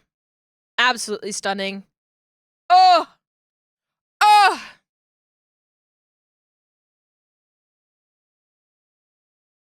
Reminds me of stuff that like becomes anachronistic faster than the author thought that it could. Yes! Yes! I freak the fuck out a little bit when I remember that Star Trek happened before the moon landing. Gonna reveal that I was a performing arts sound designer for a long time. That maybe that will explain why I know all this electroacoustic music. I just thought you knew it because it was cool as fuck. That's awesome, Ethel. That's really cool. Mad respect, because I don't know, you might have been here when I was talking about how I want to get more into understanding music. It's like a big gap in my like artistic knowledge that I really want to expand on. And so anybody who has who has like musical knowledge, I don't like using the word talent. Okay, some of my yoinky sploinky music isn't like nice electroacoustic music. Some of it is just yoinky sploinky. Anyway, like Aliens and Aliens with retro cassette futurism wasn't really retrofuturism. Just like, yeah, we have that now, but bigger. They used to think computers would be so big, and they're so small now. That's kind of insane to think about.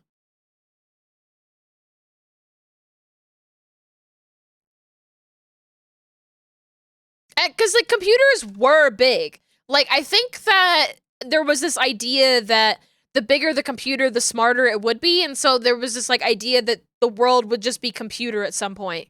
Here we go. Here's the yoinky sploinky.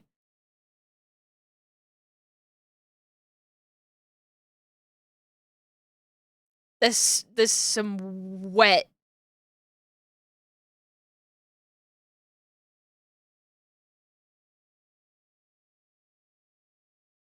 This song is wet.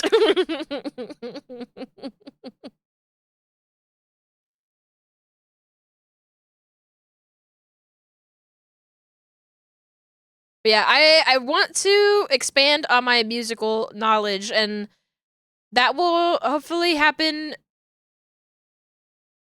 soon. I don't know. But I've been watching a lot of videos about, like, music theory and just sort of trying to absorb a little bit of knowledge and understanding of just, like, yes, get myself familiar with the terminology at least a little bit. In the Halo series, there's a time where a bunch of basically Helldivers, before they drop pop a CD into a disc player to play a theme song before the orbital drop. Oh my god!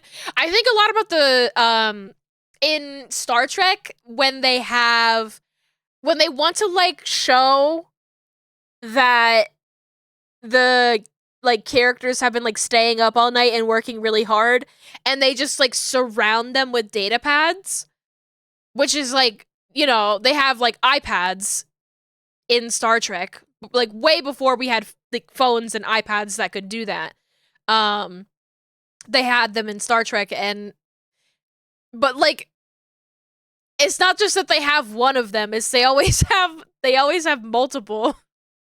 And they're always like scattered around them, and I think it's so cute.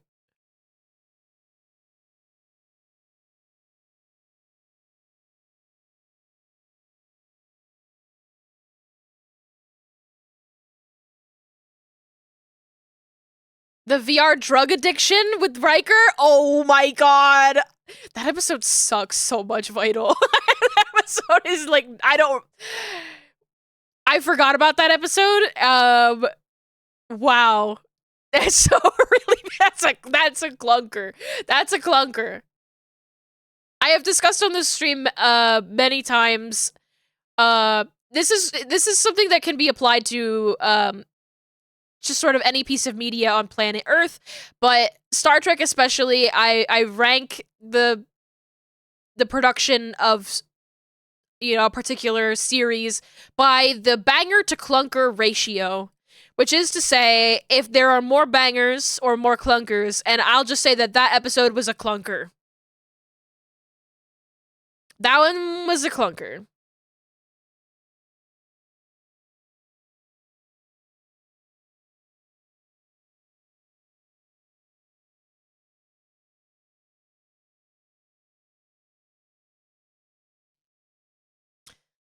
But also, I do remember it being crazy enough to, like, captivate me, which sometimes are my favorite episodes. It was, by all accounts, a silly one, which I find inherent value in.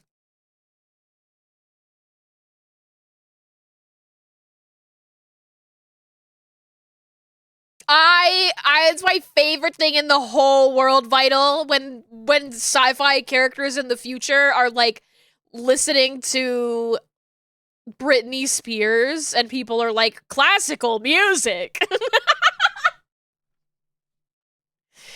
Turn that old thing off.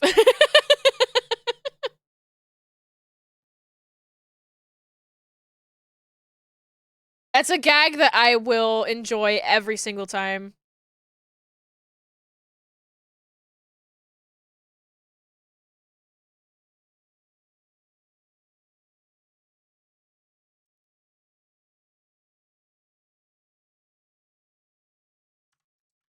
This song is like literally like bugs in my ear. They put bugs in this song. I don't know what to say. I don't know how they did it, but they put bugs in it.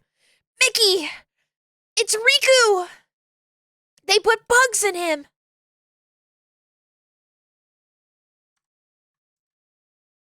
This song I discovered right before stream, and I'm obsessed with it. I don't know if you get the left ear, right ear.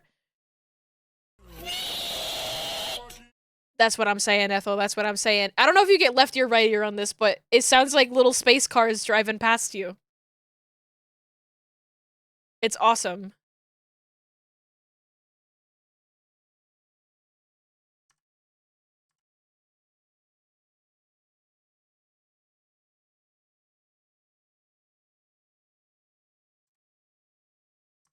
This is, Highway E1 by Claude Larson. For those out there who might be curious.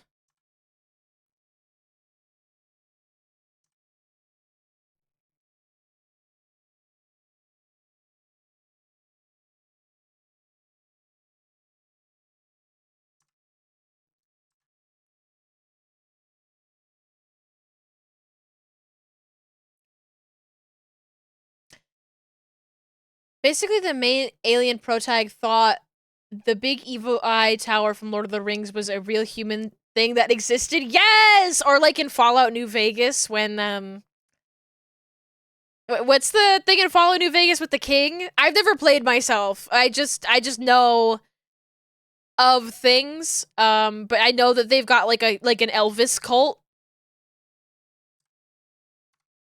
Essentially, and where everybody's Elvis in one thing in Fallout New Vegas. The Elvis impersonator. The Kings! Of course it's the Kings. What else would it be? Of course.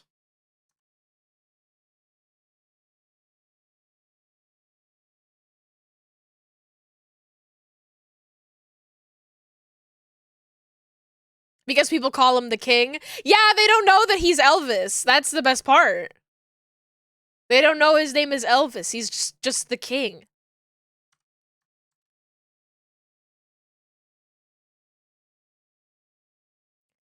I just think it's so funny when, like, history... like, I don't think it's awesome when real history gets lost to time, but I do like it in sci-fi when they're trying to decipher old things and they're like, I don't fucking know, dude. Is this some kind of fertility goddess? Like, I don't know. I don't know. Shout out to the Venus of Willendorf. My goat.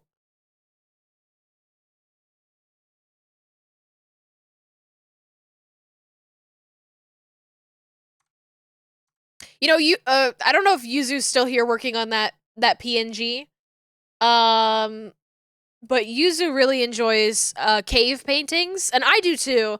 But I think even more than I enjoy cave paintings, I really enjoy the Venus of Willendorf. I love seeing people reference that particular statue. Is the Venus of Willendorf is that okay to show is that Twitch TOS?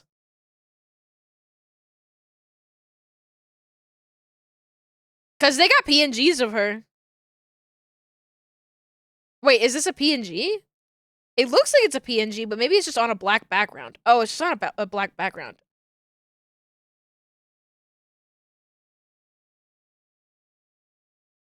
This one's a PNG! Oh my god, yes!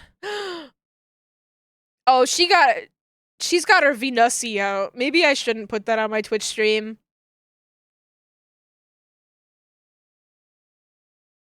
She does got her Venusi out.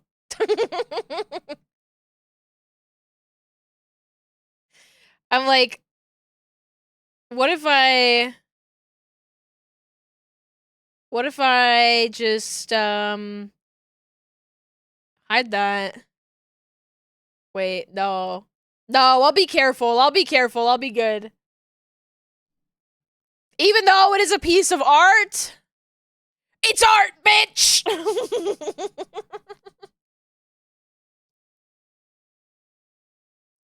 Okay, you know what? You're so right. If I get in trouble for showing the Venus of Willendorf, this is art. This is art, baby. Whoa! She's huge. Holy shit. That's a high definition PNG. Mamma mia. Hold on, ma'am. Hold on, ma'am. Hold on. Whoa! There she is. She can hang out next to me. What a baddie. It looks worse. It looks more offensive if I crop her like that. Oh my god, yay! Thank you, Yuzu! Thank you for your hard work. We have a new toy.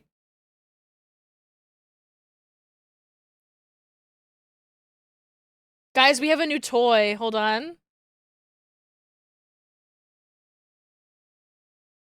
Wait, hold on. I think I have to like open this image, open link, and then bring it over here so it doesn't save as a WebP. V-boobers. Yes!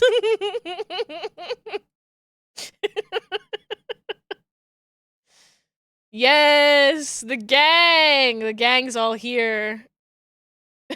We have too many toys. Guys, I think we might have too many toys. Rom is already on the fucking BRB screen. These ladies, we can have them over here. The girls in their entourage. And Sice Noodles. We are playing with toys today. That's what it is today.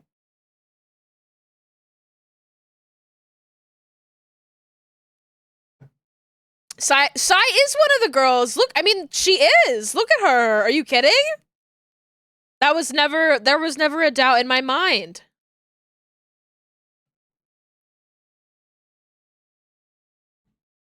Oh,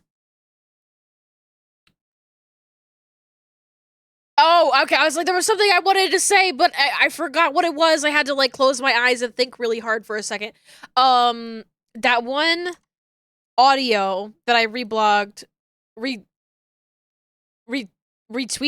reblogged. I think reblogged is the right word. On Blue Sky of Northern Lion yelling about art. About getting mad about people who they feel uncomfortable watching movies with topics and themes. And like, it's art! It's art, bitch! That's what it's for! Like, I feel that in my core. To me, it is the new, let's kill this guy, let's beat him to death with hammers. But it did have me thinking, because I think that it's very funny, because Northern Lion 100% is a Disney adult. And he is a holier than thou Disney adult, and I think it's so funny because this motherfucker he has like a bone to pick against animation. And I'm not disagreeing with him. I do think that art, very importantly, exists to, you know, have something to say, to get you outside of your comfort zone, to tell you stories that are outside of, you know, your own lived experience, to make you think and question and develop your media literacy, develop a little bit of culture. There's so much that art is for.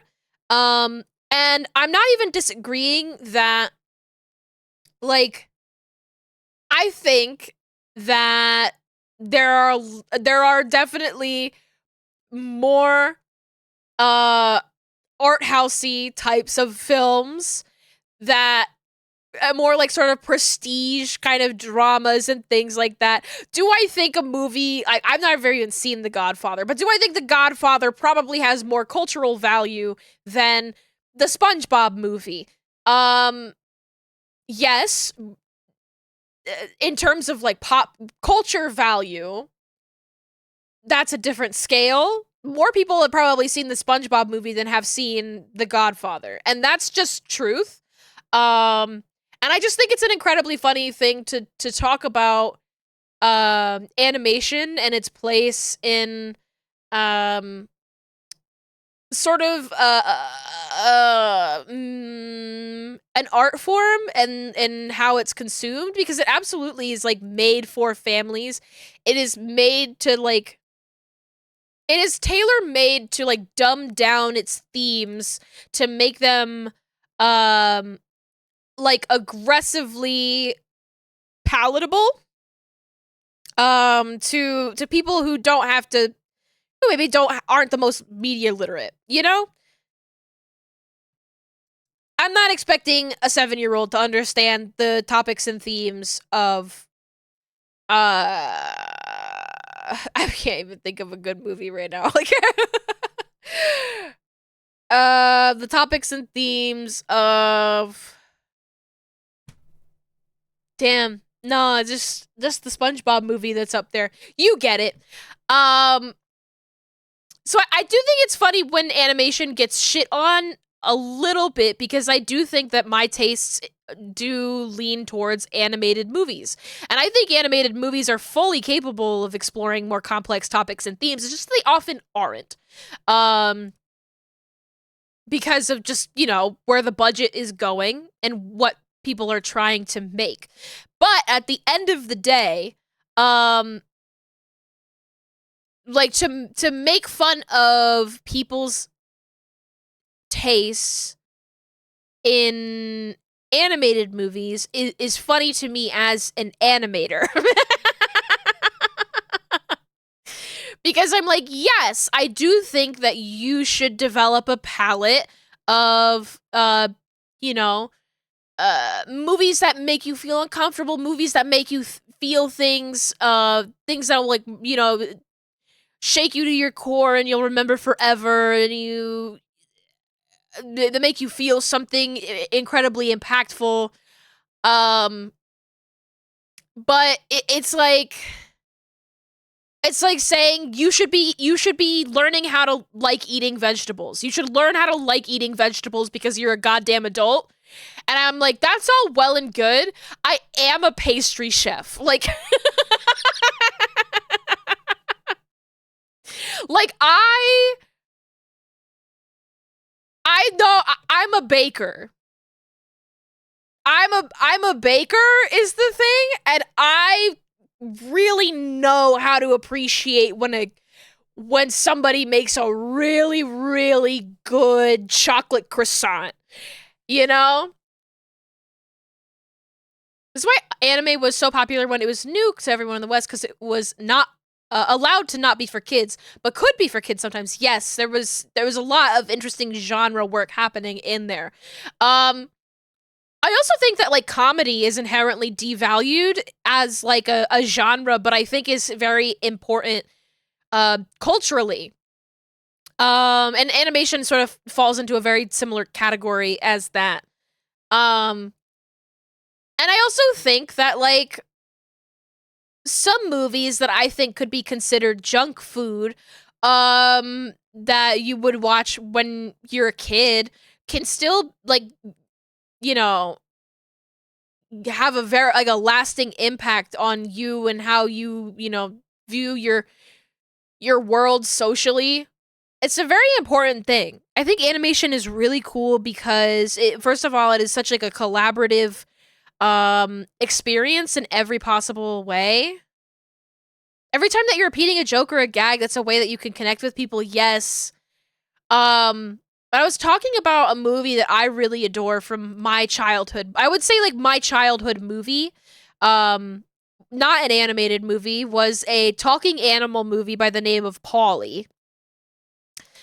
Which is just a movie about the adventures of a little bird, a little parrot, a little a green cheeked conure. That's what the kind of parrot that's called. Going on an adventure and meeting a bunch of different people from all walks of life. And I just remember how, I don't know, I love, first of all, Polly has, like, an attitude, and I think it's, like, really cute for this little parrot to have attitude. But also, just, it made me a lot better at seeing the world socially. And having, like, more empathy for people who are, like, radically different than me. I don't know. I love that movie, and it makes me sob like a baby. Get sent into a bit of rage when some award shows go, oh, animated thing. The award voters said that they'd ask their kids. Yes, it does suck. It does suck. Because it's like, I think there is a lot of value in animated movies. I think that they should be valued higher. I think that animators should be given more artistic liberty to make really cool things. And I think things could be a lot better for animation in that regard. And there are definitely some movies that, like, I think hold up culturally. That, you know, I think one that Northernlion brings up a lot is Spider-Verse, and I think that Spider-Verse actually did, like, have a huge impact on, like, the style of animation in just, you know, from, like, a technical standpoint, but, like, as a movie, I don't know if it has the same, like, what's the word? Like a chokehold on culture? I don't know. As some of the stuff that came out of like the Disney Renaissance in particular. Some damn good movies out there.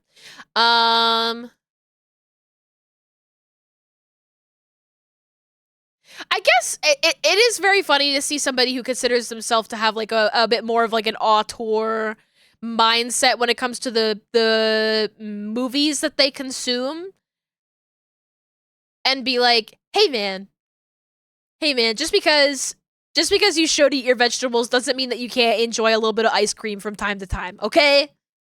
It's just fucked up when people are only eating the ice cream. You need a well-balanced diet of media. I'm fucking scared for like the future of movies though. I don't know. With like I'm scared.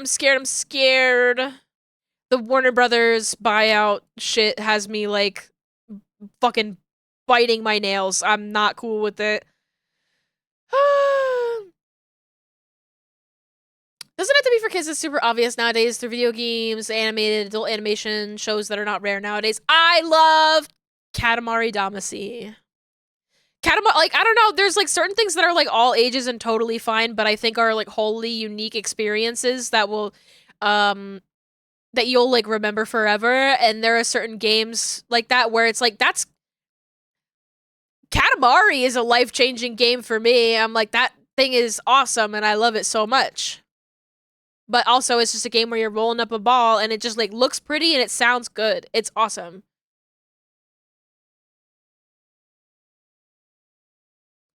Also worried more about that for them buying up news stations and that acquisition. Yeah. I guess I'm worried because I'm worried from the perspective of like the people that I know that have the jobs in that and they're like my job. So the people that I just know a bit more closely. Worried about that too. Yeah.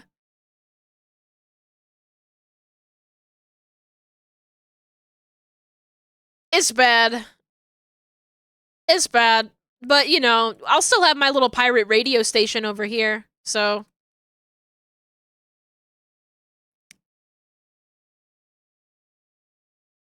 And also, like, the things that I've been getting into recently have been very, I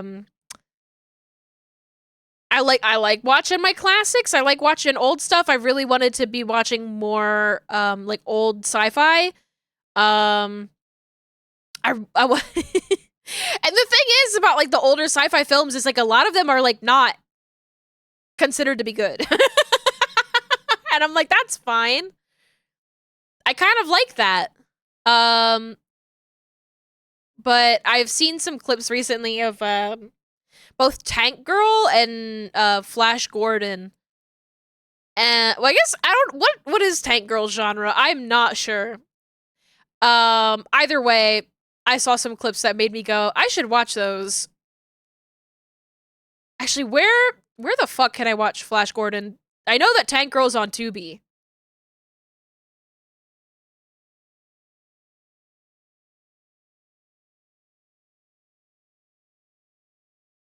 Pop comic, punk something. It's a shame that Tank Girl wasn't all animated.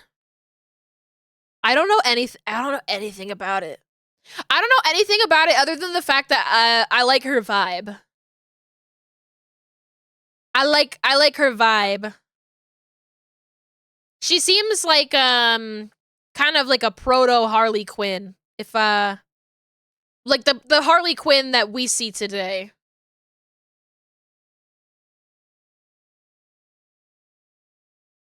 More than you know, the original Harley Quinn.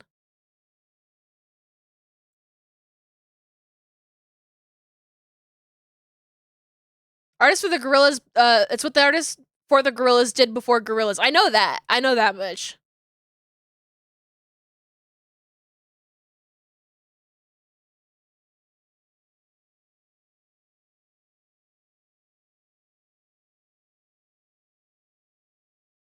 I wasn't born sexy yesterday.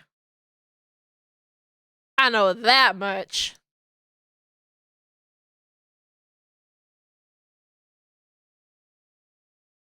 But yeah, you're not wrong. I wonder. And also, Flash Gordon I think, is the one there that goes, not the bollworms, not the bollworms. And I want to see that too. Not the bollworms.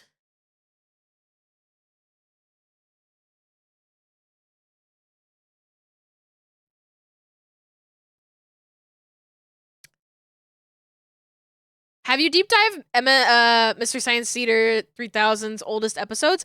I have not really watched any MST3K.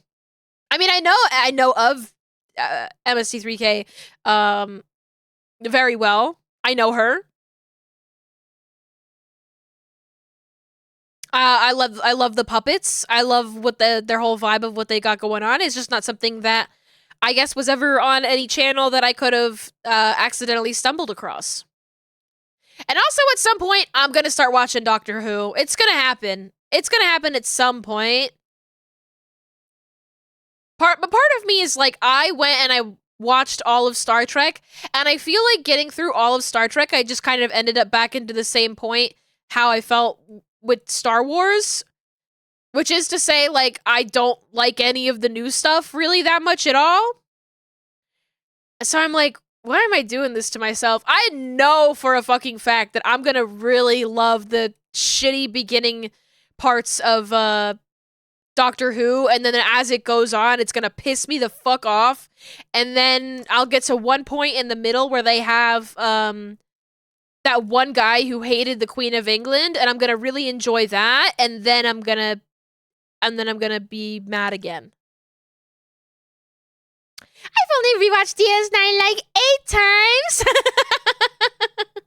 Yeah, I'm like, I keep thinking about her being Deep Space Nine. Deep Space Nine is so fucking good, and I'm like, there. oh, hi, thank you for the follow. Come on in.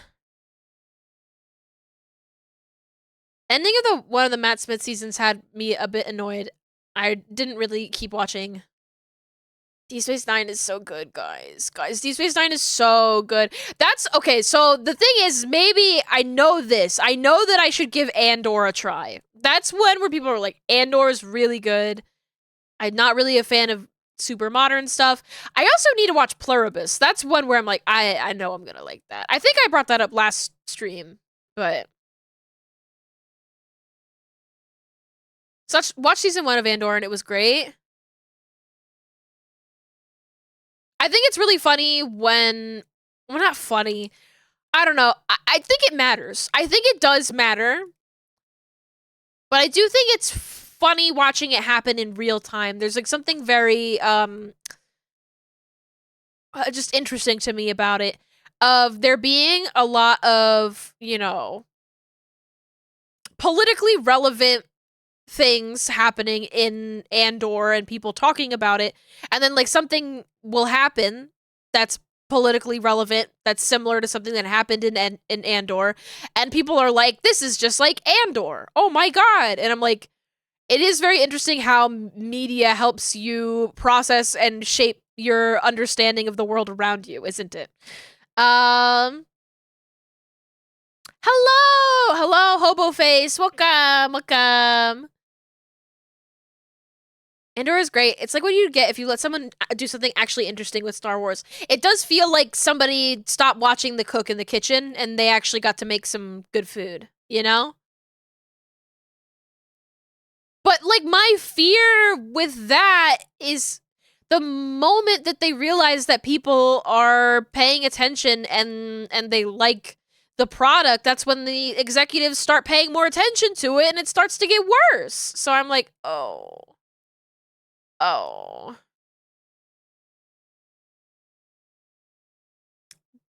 The moment they realize that they're gonna do that, yeah, like, and that's even more heartbreaking. Guys, I watched the end of Peacemaker. I got to the end of Peacemaker and I was so mad. I need you all to know I was really looking forward to the end of Peacemaker because Lux was like, "Yeah, James Gunn said that it's like there's not going to be another season." And I took that to understand that the season would feel complete, that the ending would be like compelling as an ending and it wouldn't feel like a cliffhanger. And guess what? Guess what? That was not the case. That was not the case. Also, here's the thing about Andor, which has me staying away from it a little bit. I fucking hated Rogue One. I did not like Rogue One. I was so bored by it. But that's me. That's my opinion. Andor's better than Rogue One. Okay, good. It better be.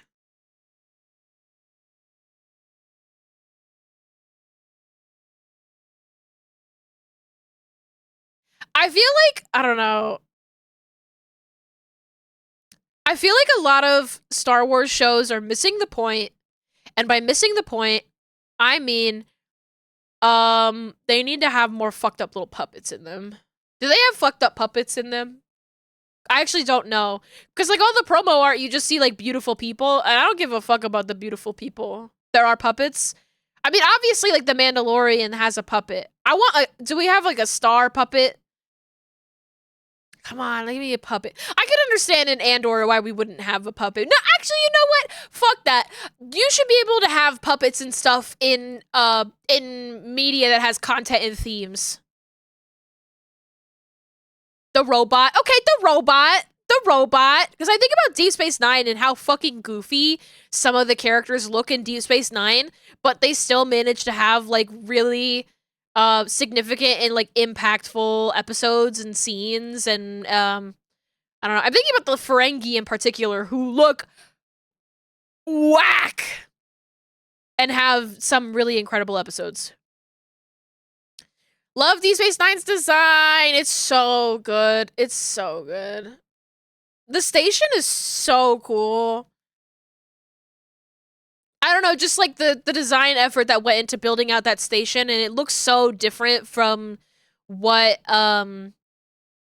things look like in like Next Generation or original series. Like, they really were able to do more and like build out this huge set. I also like the episode where Rom makes a union.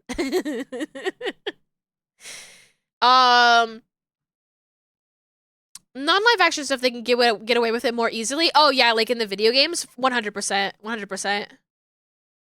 I don't know shit about the Ahsoka show, but I know Ahsoka from the third Clone Wars. Loved her in that because she has great character growth. Ahsoka is like a huge character. At least like my knowledge of Ahsoka is that she's like, she's very popular. But maybe my knowledge of her is like biased because my sister really loves Ahsoka. She really, really loves like everything about her character. She's popular now. Yes. Well, my sister watched Clone Wars, so like that was like where she got that from. And then I think Clone Wars got like a little bit of like a what's the word? Like a cult following boost, you know? And she was obviously a huge part of that. Also, this is my favorite of the planets, I think. This is Mercury. I mentioned it. It's very jaunty. I like how jaunty it is.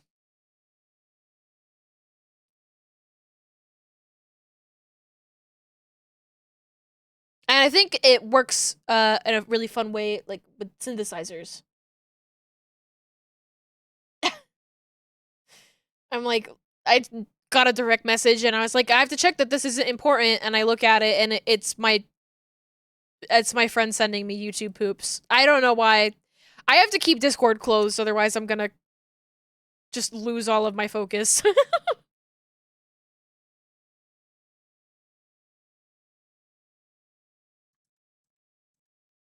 You know, I'm just gonna make a circle here. Make a little perfect circle.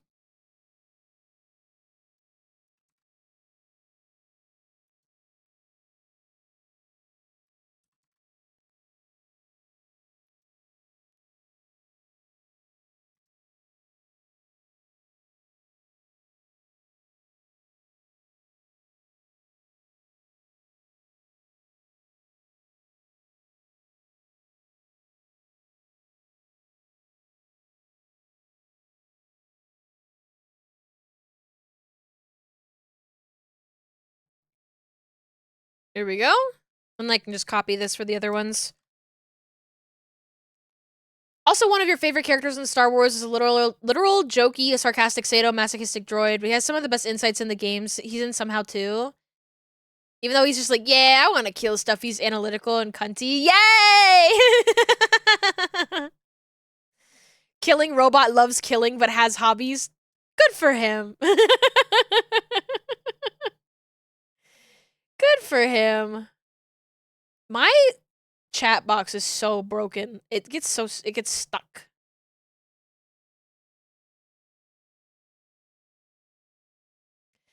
I love Vital describing Ahsoka as she's an alien who is basically a human person lady with stuff strapped on her head. Sure, that's every Star Trek character. Well, I guess not all of them are ladies. Most of them aren't actually, but you know.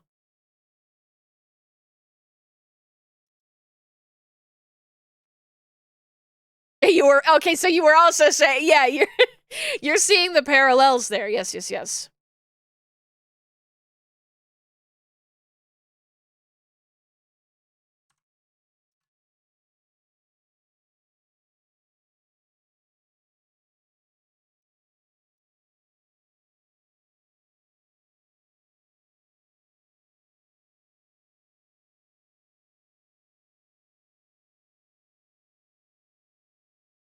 Saying it took that long for a character like that in Star Wars to be a main character who wasn't Yoda or Jar Jar. Because, like, they're very non-humanoid.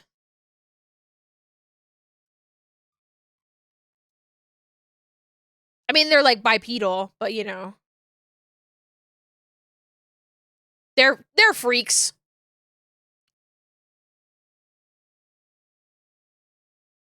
You know, let's not lie to ourselves. They're weird little freaks.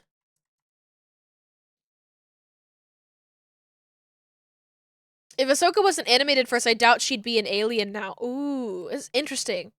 You know, it is really interesting that, like, so many characters in Star Wars are human. I mean, they're not human, technically. Do they call them anything? Where's that kid in here, freak? The Yoda comic where they're, welcome to your new home, freak. I know what you're talking about. They're humans, and they call them humans?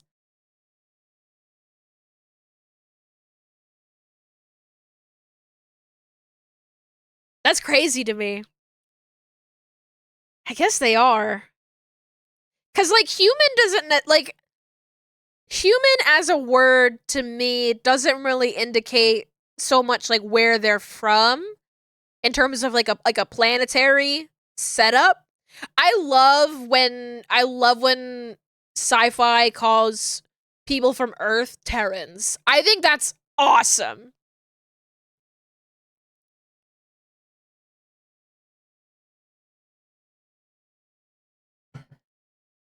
The Empire is human supremacist? Oh. I love being a Terran! What's that one painting? That one painting of the two Earthlings? One of my favorite paintings.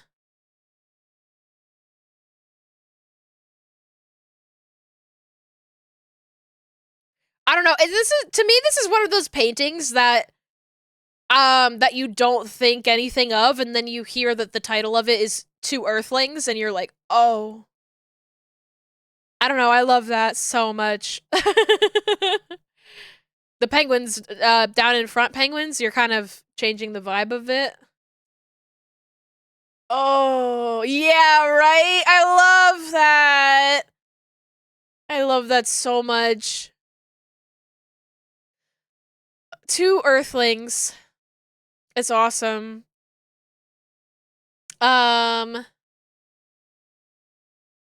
Humans don't know what their home planet is anymore, but they think it was Coruscant. Interesting. Empire is human supremacist without straight up saying humans only. They just exclude non-humans. Yeah. Piggy That's dipping. the vibe I got.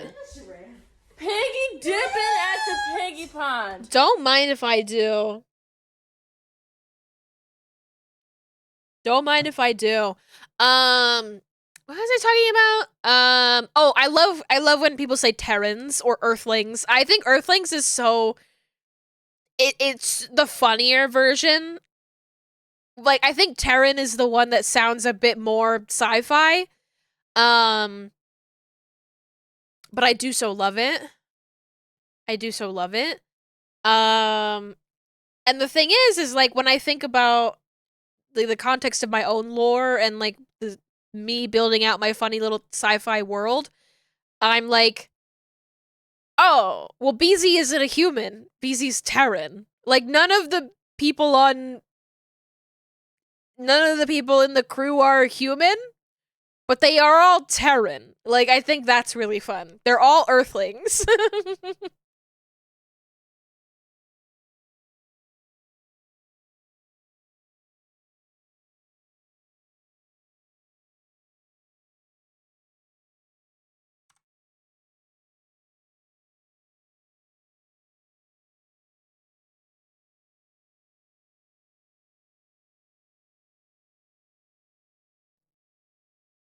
Okay,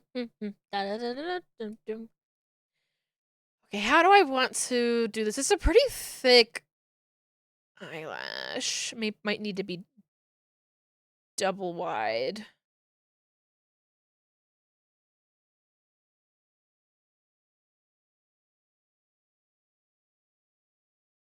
In Halo, the elites, aka with the Arbiter, what their name for themselves is Sangheli, which their home planet is Sangheli. Interesting.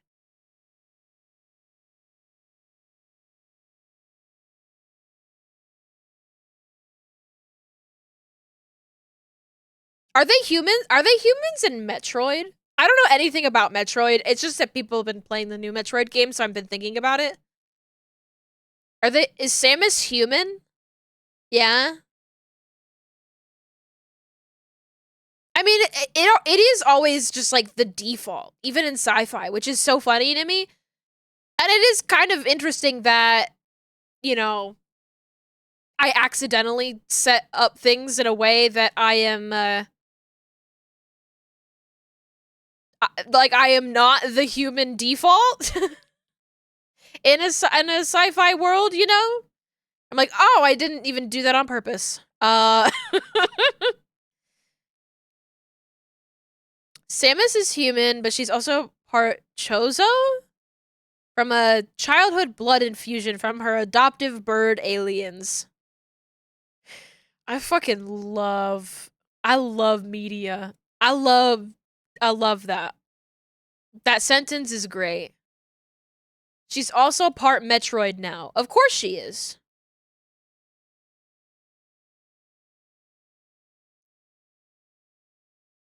Okay, now here's this thing that's gonna make me sound like an idiot. Metroid, the Metroid is that weird looking head crab ball thing. Is that the Metroid? Yes. Okay, good. Good. Happy to know I know anything.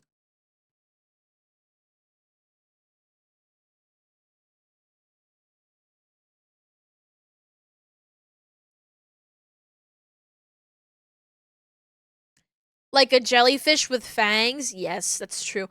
Oh, I keep forgetting that I wanted to say this, and it may feel off topic now because we've moved on from it. I think it's so funny in media when they do the whole like, oh, you're listening to classical music thing. I like the idea even more so that like I think that somebody out there should do like Vulcans love Chapel Roan. Like I don't there's just like some kind of like particular kinds of earth music appeal to certain aliens in a piece of media. I guess they kind of do that in like Guardians of the Galaxy, right? Like I think most of the people listen to the music like in Guardians of the Galaxy, most of the aliens listen to Peter Quill, his music, and they're like, this is shit.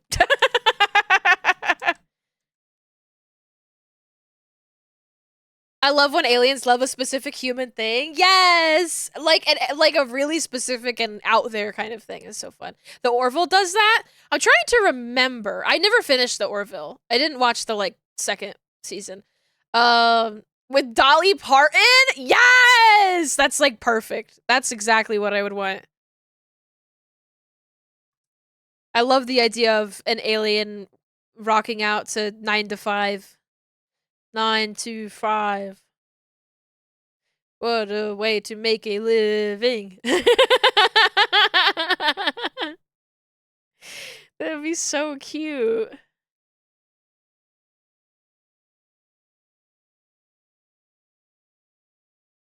Mass Effect has a Gilbert and Sullivan. Is that the I am the very model of a modern major general? That? What's Gilbert and Sullivan?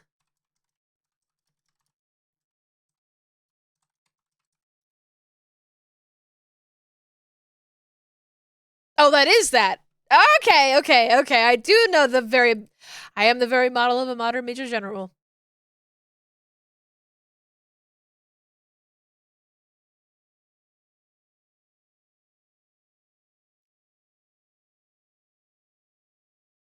Woo! Do I want that to I kind of want this to go over here. And maybe we'll add a little bit more detail in this corner just to make up for that. That's me in the corner. That's me in the cockfight, losing to a pigeon. If there's anything to sell Mass Effect to you, it'd be that what you just sent to me for a 1-minute clip. I will watch it off stream because I can't get obsessed with a piece of media right this moment. I'm working.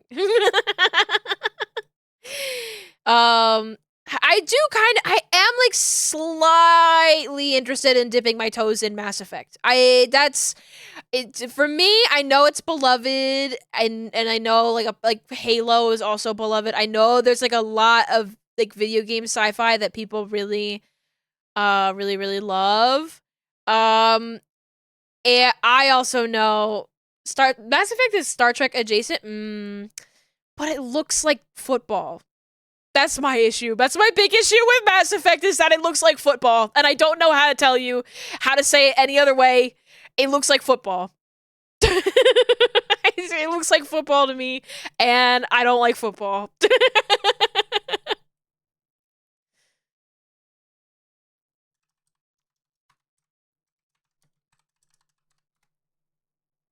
You 100% see it?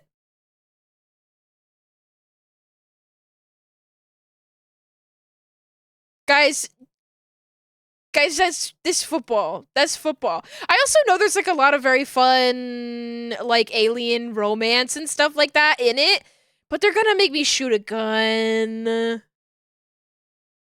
They're gonna make me shoot a gun. I know people are mad horny for this guy, and they're mad horny for this character as well. But if you're gonna make me play as this guy, or even the girl version of this guy, I don't want to. people who like football think Mass Effect is a romance novel. I mean, yeah, but sometimes things can be football and a romance novel. I mean, I know it's not like football because like there are absolutely people out there who just like don't interact with video games because they could just be watching sports instead. But they're wearing football uniforms. They're wearing football gear. I can't help but like look at this kind of armor design and be like, this is not for me. This is not for me. I don't go here. I don't go. Is all armor football pads specifically post Mass Effect sci-fi? I don't think that I don't know who's the patient zero on why the fuck all video game sci-fi looks like this. Why it all looks like this. Is it Samus's fault? I think Samus's design is absolutely fantastic, right? But like I can't think of other guys. I think Master Chief looks like shit. I'm sorry. I can't. I'm sorry. I'm a little hater. I'm a little hater who wants, you know, I want some color. I'm in pain. I'm in so much pain. I'm sorry, Vital. I'm sorry.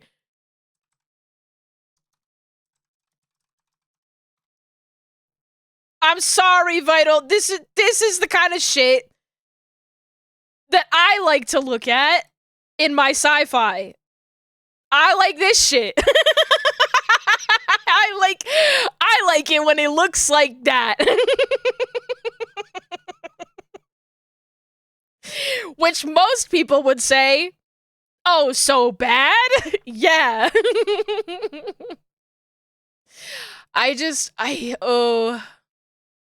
I'm a little hater. I'm a little hater. Short and stout. Here is my handle, here is my spout.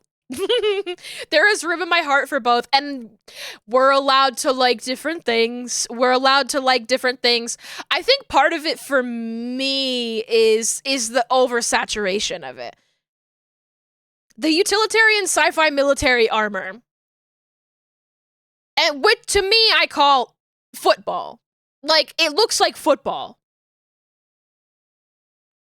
And I think that's 100% like part of the gimmick is that like they're looking at like the silhouette is entirely like one for one buff sport guy. I like that's what they're working with. Where Star Trek is people in pajamas. Like I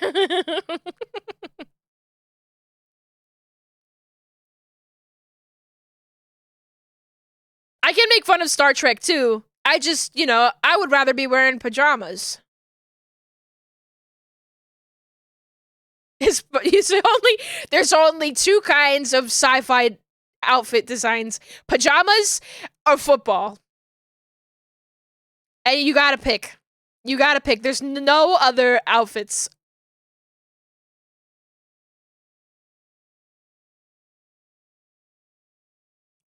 Okay, I am being a little bit facetious with Star Trek in particular because obviously the Star Trek designs were modeled after Pierre Cardin's fucking line that I'm forgetting the name of right now is like space age fashion, obviously in the mod dresses of the time. Okay, we're not that's the women's fashion. The men are wearing pajamas though.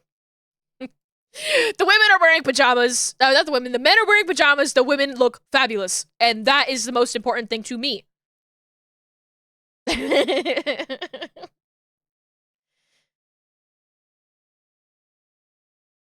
BZ rant. BZ rant.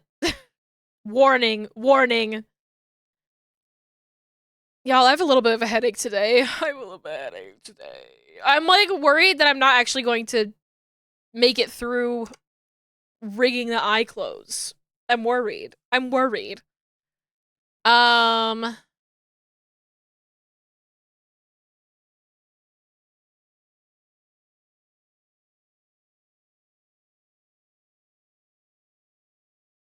We at least should get the meshing done. I mean, I don't have that much more meshing done. I can do the physics for the eyeball. I can do the physics for the eyeball, and that's good. Okay. I'll make it work. Similarly, I've gotten to the point with, like, the media that I consume, where I just really, really hate, like, period dramas or, like, you know, like, media that's either set in the future or set in the past, or even things that are, like, set in modern day but have fantasy elements, where the women just have, like, the most flat hair I have ever seen in my life. It's just, like, long, flat hair that we're doing nothing with, and I'm so bored, and that's what, like, the typical women's hairstyle has looked like for, God, how many it's been at least 2 decades. I'm tired of it! At least we have a new generation of boys that are, like, perming their hair and doing something different for a change, God forbid. Oh my god. Like, I don't know, I think people make fun of the Gen Alpha. Is it Gen Alpha or Gen Z perm? But I'm out here like, hell yes! Keep it up! Let the girls get perms again, too! Let's fucking go! About damn time!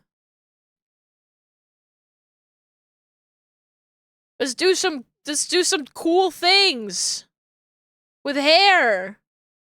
Oh, I mean, we kind of are on sci-fi, because it really takes me out in sci-fi in particular when the hair is, like, incredibly modern day. Obviously, all media is a reflection of, like, modern sensibilities. You get reboots of movies where, you know, all of the outfits are accurate to the period, but they, you know, update the hair and the makeup for modern sensibilities because that's just what people want to see. But also, I don't know. I think about, like, in Star Trek where the ladies have, like, entire baskets on their head, and I'm like, whoa! They're doing some really, really crazy stuff with hairstyles. And so it takes me out a little bit when all of the women in a particular show have the same boring haircut as everybody else. In Star Trek, specifically, it pisses me off when women are not wearing their hair up. I'm like, I'm sorry, you are working in an environment where you should have your hair up. Like, you're crazy for that, girl.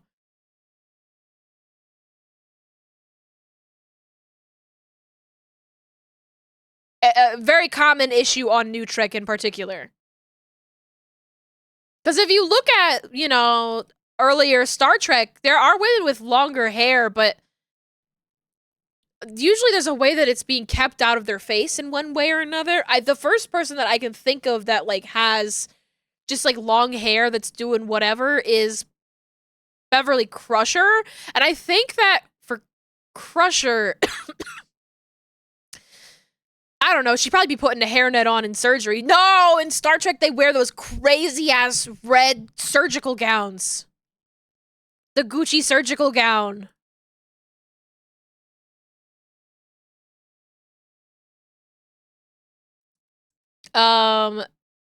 So, I don't know, like, when she's doing her job, she can keep her hair out of her face.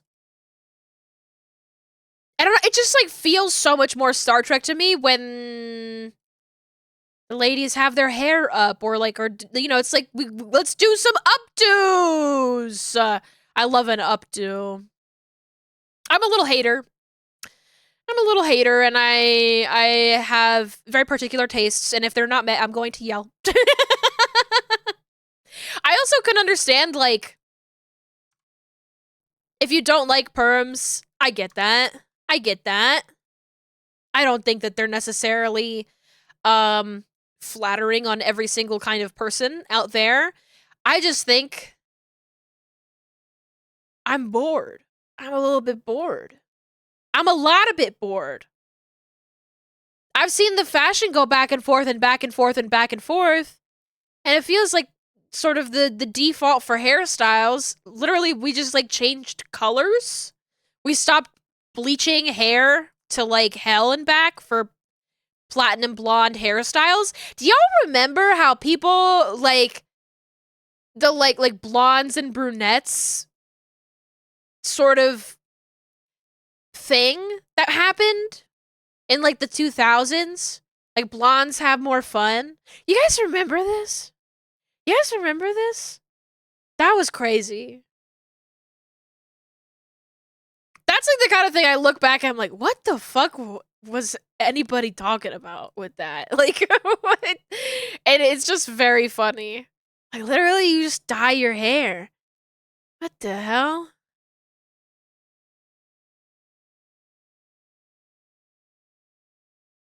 It's not that complicated.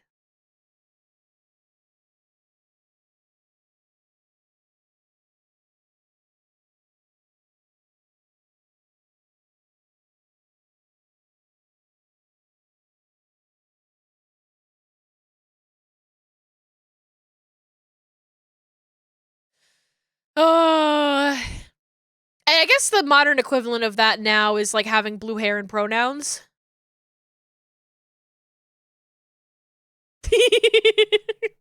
Blue hair pronouns have more fun. I need me a shirt that says that. You sent pics of your boy that is not football? I'll be the judge of that. That's regular armor.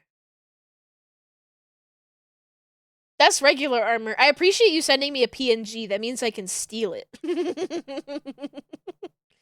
A new toy. This is cool because that's just regular armor. I'll show the class. I'll show the class.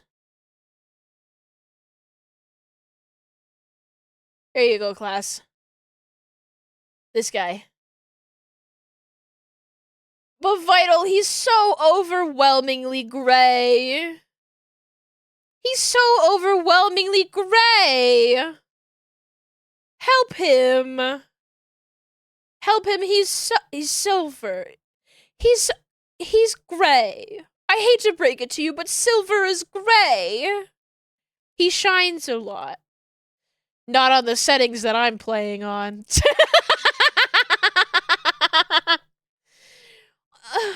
He's so gray. It makes me sad for him. Give him a little tabard as a treat. I'm not finding reasons to hate. I have beef with Gray. I have beef with Gray. Do I look like People I know what people a know I have JPEG beef with is? Gray. I just want a picture. I'm getting beat up. I'm getting beat up. One thing I do like about the aliens in Mass Effect, I'll give you this, Vital. I like when I like their little feats. I like when their funny little alien feats and their alien like hands. I like the dedication to making sure that the aliens have like they're bipedal and they're humanoid in a lot of ways, but I think that's such an easy way to have like humanoid characters that are alien is just like, give this guy different number of digits. Give that guy a different number of digits. And that looks different, you know?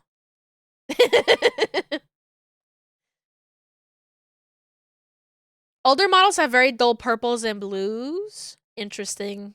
Interesting.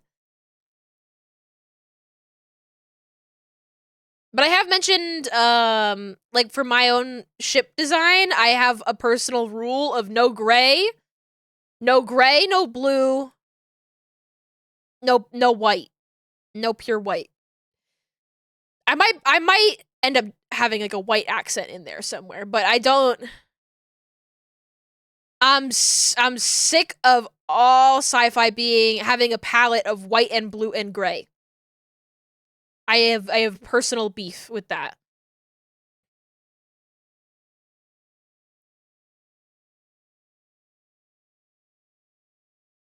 And also part of it is that I want my ship to look tacky as fuck. I want it to look tacky. Samus's ship is funny because it's always a bright warm color, kind of looks like your helmet. Oh. Literally when I was first trying to like compile references for my ship, if I was looking at, I went to a, like, I went to like royalcaribbean.com or something like that. I was like looking at old cruises, and I was specifically like looking for like cruises that like left out of like a weird port. And you know, we're like clearly whatever would be the oldest ships in their fleet, stuff that was built in like the 80s and 90s. And my god, did I see some tacky ass spaces, and I was in love. I was having a great time.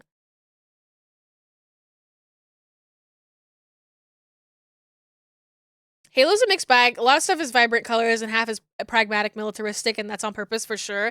Yes, we love environmental storytelling. We love environmental storytelling. Literally, my plan design-wise is to have my ship be, no whites, no grays, no blues, and then have the villain ship be whites and grays and blues. And, like, cold surfaces.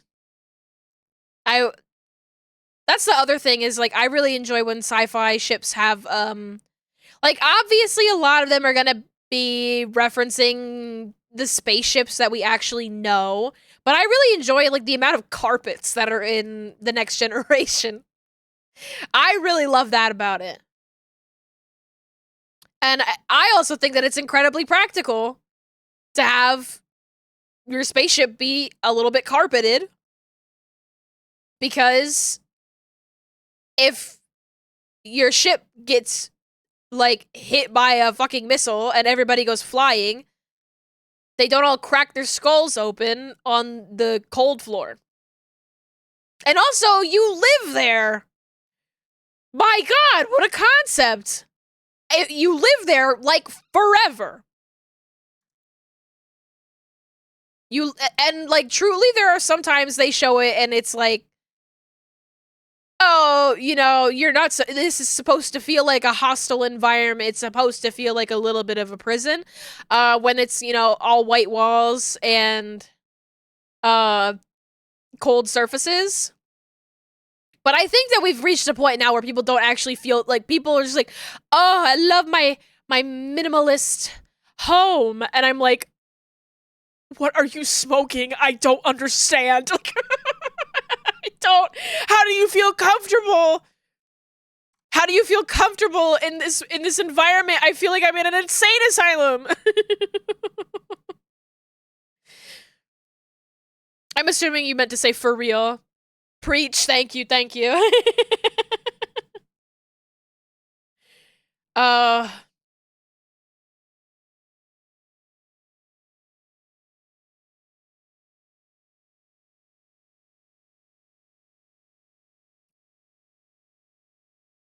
Whatever place I move to next, I'm painting a big mural on the wall and nobody's gonna stop me. Nobody can stop me. I need the housing market to fucking crash so I can buy a house and decorate it like it's Animal Crossing.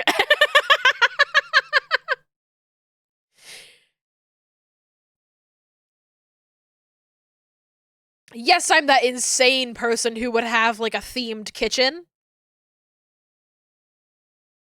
And what about it? And what about it? I have joy and whimsy in my heart.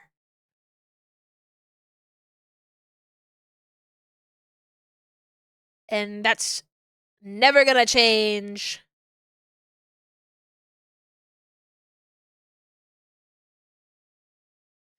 Houses that are cluttered can be a bit overwhelming, but you don't have to go soulless minimalist either. Yeah, I mean, obviously there's like there's a balance. There's a difference between clutter and like curated.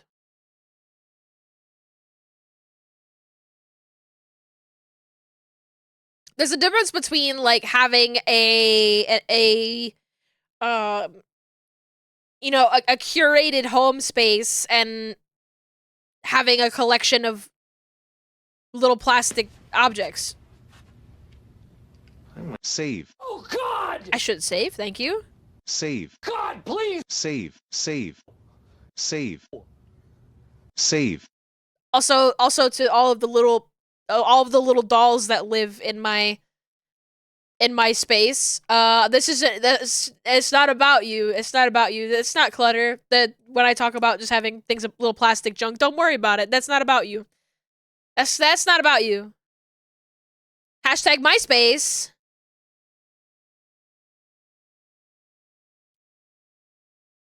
Nobody uses that site anymore. My rainbow high dolls are not clutter.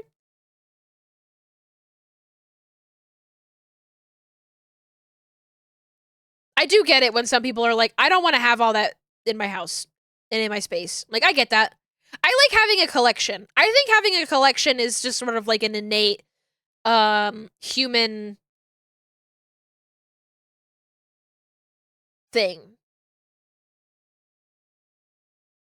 Just sort of a thing that animals do. They like having a nest. They like having their little stuff. It makes them happy.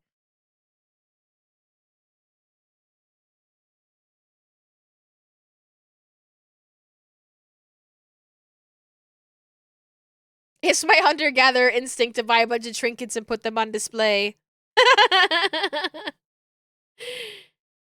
Blue and yellow. Blue and yellow. I do love yellow. Yellow, underrated color. My mom never really let me wear yellow as a kid, just because I'm very pale. I'm very pale. So my mom was like, you don't look good in that, you're not allowed to wear it. And now I'm like, fuck you, I wear yellow all the time. It's really funny how that happens. It's like probably I like pink. I love pink. I love purple. I love yellow. I love green. I think those are the big guys in my favorite colors. I bet you also would know that by like looking at just sort of like my branding and my model. Pink and green and purple are best friends.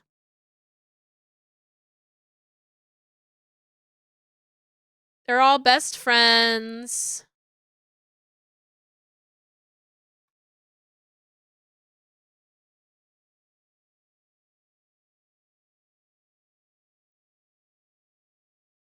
You're up to 64 plushes at this point. 58 of them are Pokemon. Oh my gosh. I think it's so insane how much I know in the names, like the names of Pokemon.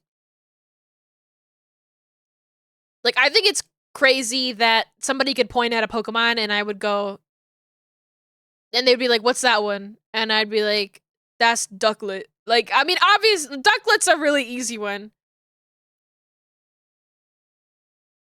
Just so much of my, like, my brain's data center is dedicated to knowing the names of all 1,000 Pokemon. You're waiting for your Alolan sitting cutie so you can buy your baby Mudbray? Oh my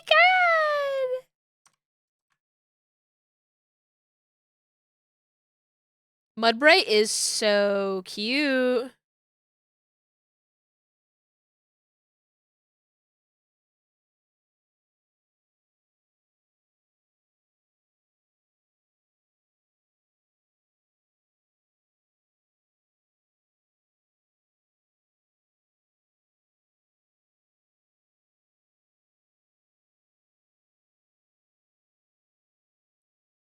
I was trying to make this lineup all nice, but I think it would have been easier if I just didn't steal the line.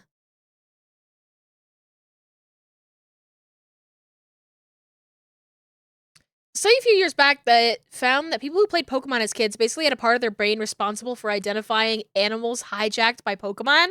Wait, so like people who played Pokemon as a child were able to identify more animals because they knew Pokemon?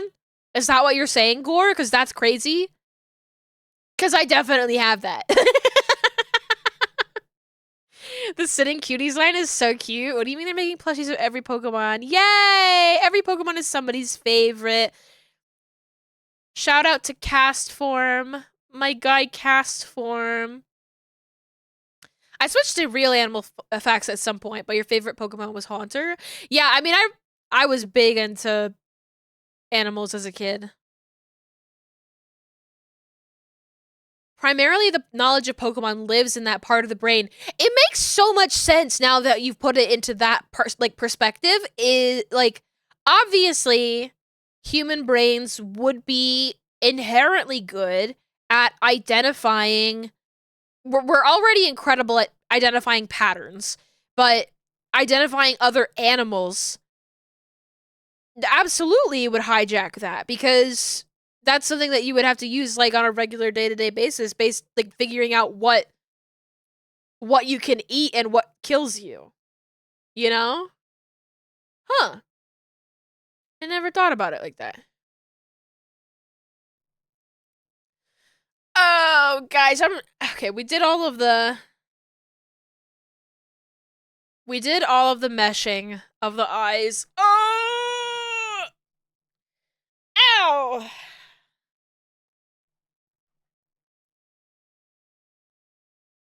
I have to stretch.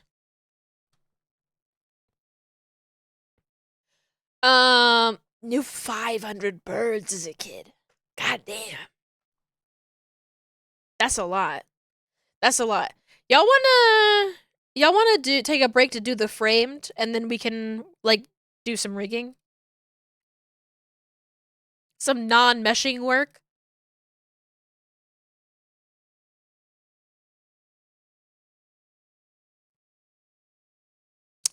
It's a break time. It's a break time. Let's do the framed. We can do Scrandle. We can Scrand. We can Scrand. We'll just start with a framed. Oh,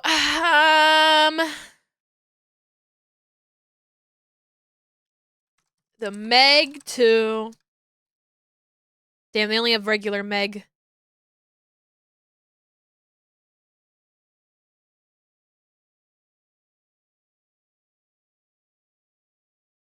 I'm trying to read what any of this. This is Titanic. This is Titanic. No, it is not. Is this that? No, this isn't that movie that just came out with the guy when he gets his gets the. I don't know what this movie was called. This is Subnautica. This is Subnautica. Casablanca, same thing. That's Captain America back there, I think. That looks like Captain America back there. This is Pacific Rim. I had that same thought. Something about this frame in particular made me go Pacific Rim, but it's a military movie, I think. I don't know nothing about that stuff.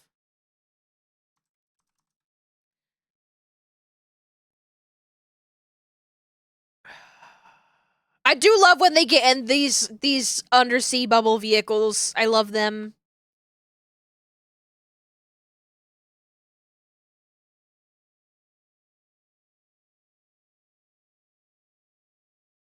What's crazy is I'm like, have I seen this? I think the wires are crossing in my brain with the Meg 2, actually. I like these shirts that they're wearing though. I don't know what this is. The Abyss? Sure sounds like a movie that would happen in the water like that. Girl, you so Cloverfield. I don't know. Culverfield.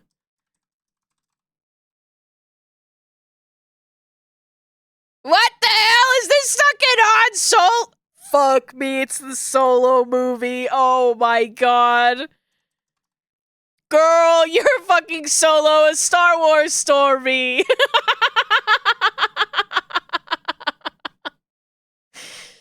This might have been the tipping point.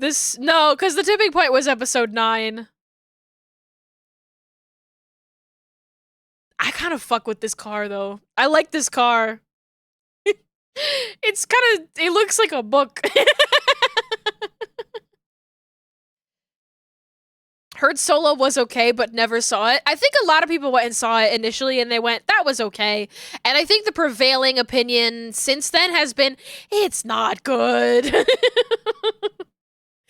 It's not good. But, you know, this is, what's the movie with Amanda Bynes? What's the soccer movie? It's the soccer movie with Amanda Bynes. Does anybody know what I'm talking about? Where Amanda Bynes, this is Bend It Like what is Bend It Like Beckham? I keep hearing Bend It Like Beckham, and I honestly, I'm gonna search Bend It Like Beckham, because I'm like, what is that? Oh, it is Bend It Like what? Wait, that's not Amanda Bynes. That's different people.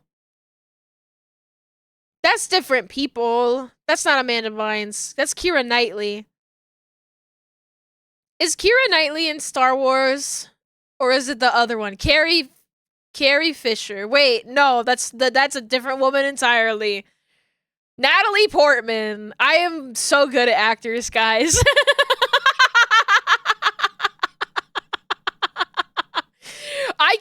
I get Keira Knightley and Natalie Portman confused every single time I see either of them.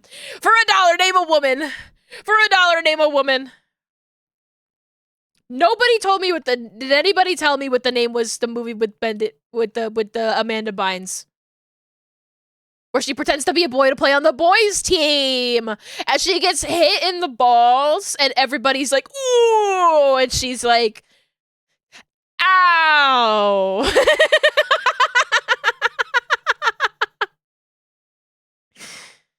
Ouch, owie, my balls! You hit me in my balls. Ow! I want to know what it's called. Amanda Bynes soccer movie. It is She's the Man. Okay. Well, the Truman Show. Oh my god. I got fucking nothing.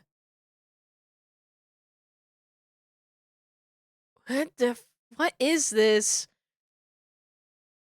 T2 Train Spotting? This looks like a movie I would not watch in 1,000,000 years. Sorry.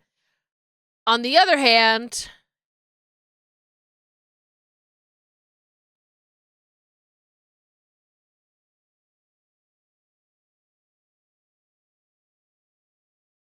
just like visually, it looks like a movie that I would not fuck with. I would not fuck with this. This kind of color grading, this is like long straight hairstyles. This color grading, I'm sick of it. I'm sick of it. Next. This is Happy Feet. I love that guess. This is feeling like a classic action flick, like oh,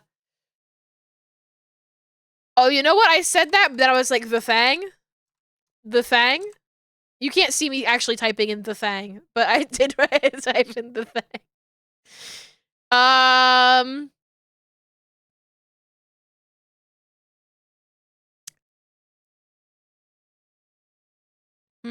It's not The Thang. This is an adventure action. I see like cold environments like this and I immediately think of the X-Files movie. The first one, I've not seen the second one, so the second one doesn't exist to me. This is a completely different environment. Tomb Raider? It looks old, if I'm being honest. It doesn't... How old is the Tomb Raider movie? I'll guess it anyway, because I don't have any other guesses. We are in Alaska. I don't know, Alaska. I hardly know her. This is Tailspin live action. Was that the movie where there's gorillas and one of them gets a sign language translated to kill a bunch of evil cave gorillas with a what the fuck? What are we talking about now? I was like, are we talking about X-Files? Are we talking about Tomb Raider? Are we talking about Temple of Doom?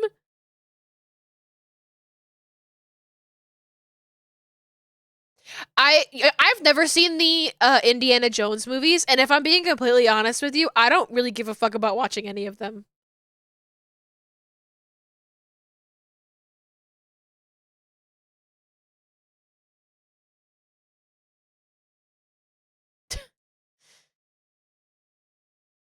Yeah, we're talking about Congo. It's not in here. Conclave. I got nothing. I got nothing. It's Robin Williams, baby. Insomnia? Never heard of it. Never heard of it. Wow, we got... did we do this one? I feel like we did this one. I think we did this one and I didn't know what it was. The Right Stuff. Nope. Wow. All clunkers. It's an all clunker framed ketchup. We could do the title challenge. This is Hellboy. You can read it. It's obviously it says Hellboy. Hellboy. Sorry, Heckboy. Heckboy. Hecklad. Scrandle? We'll do Scrandle and then we can do TV show themes. Oh, you know what? I kind of want to switch over the playlist to... Okay, never mind. I like this song. This fits this. Whoa! These are good. These fries are making me sad. Oh, there's a little sausage in there. With like a spit of curry sauce. Woke Hellboy be like, heck them. Hell they. Wow. Incredible. We're having fun in the chat today. Donut. $2 donut. Veggie soup? Oh, that sounds good. I think people are gonna go for the donut because I think Homer Simpson exists within all of us. What do you mean you can't see the prices because of the penguins? Just wait for them to move.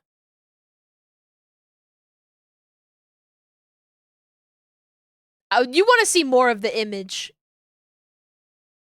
Well, I guess I can do this. Who cares? I'll just tell you what the prices are. You don't need to know. You don't need to know. I wouldn't get veggie soup at the stadium. I'd love soup in a mug. I'm going the donut. I think people are gonna pick a donut every time. Ooh! This is fucked up. This is not nice. Fuck, dude, though. The milkshake is almost 12 pounds. That does not look like a 12-pound milkshake, but I want to eat that milkshake. I don't want that bread in the sausage. That's fucked up. I wouldn't be surprised if this wins because it's so cheap. It's $1.20. Have a good day, Vital. Thanks for hanging. Like, price-wise, like, this outclasses in every possibility. It's not even the worst sausage. This is not a bad sausage. A yummy, yummy milkshake, though. Yummy, yummy milkshake. Thank you. Fuck. $2 two beautiful boygers. Two beautiful boygers. This one, I think between the two, it's this one. This is like, it looks good, but it looks sloppy, and there's a lot, like, it's predominantly cheese and lettuce. And this one, I can see, like, the bacon and the cheese on it. Well, I guess this has cheese on it. It's just, something about the yellow American cheese looks right on a burger. I like the white American cheese. I grew up with white American cheese, so I have a hard time enjoying a Kraft single. But I do admit it looks better on a American burger.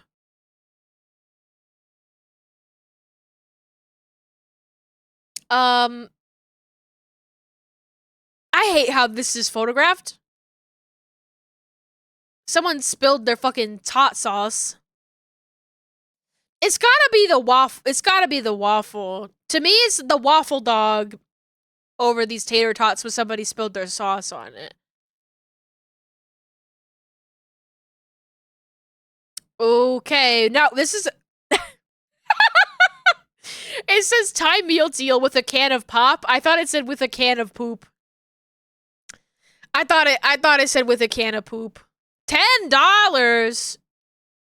This looks better than that. Though there's something about this sauce that is a little... I won't say. No! Damn it. Okay. Oh, I don't want to eat either of these. Is that Grokey? What's this? No, I was thinking of Grinky. The Grinky chips?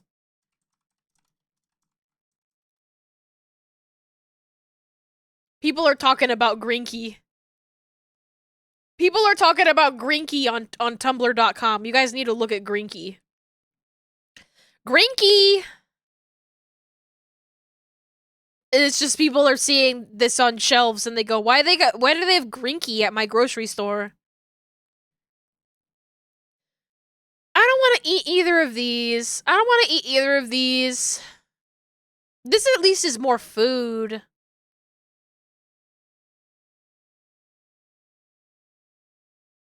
Hot dog.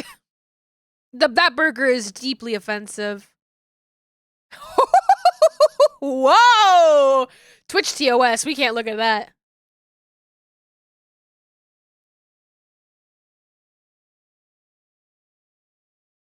We're not allowed to look at that.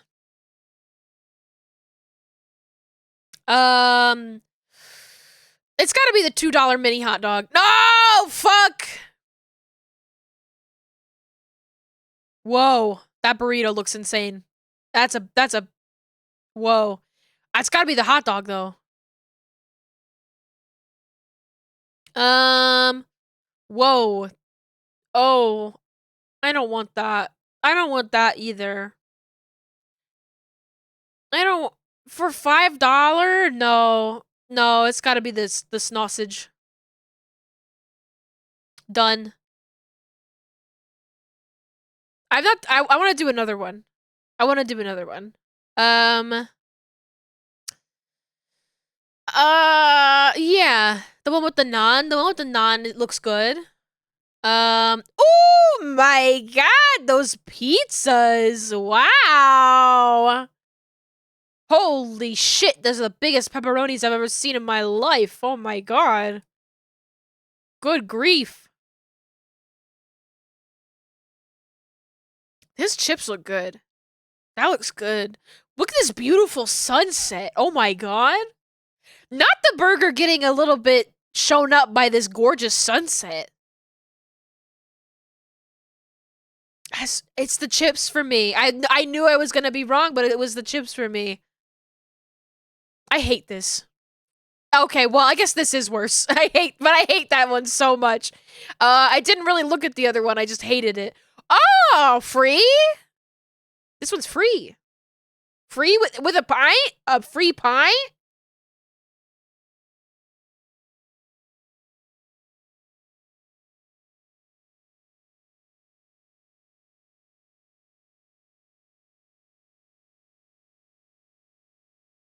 I don't like I don't. Oh,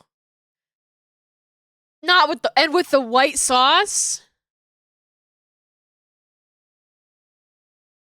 And no, I'll get it off my screen.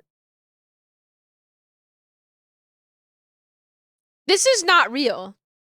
I mean, it's a promo photo, so it is real. But like, this is not something that somebody ate. That's the image they have of it. So it's gonna be the Korean chicken. Where am I?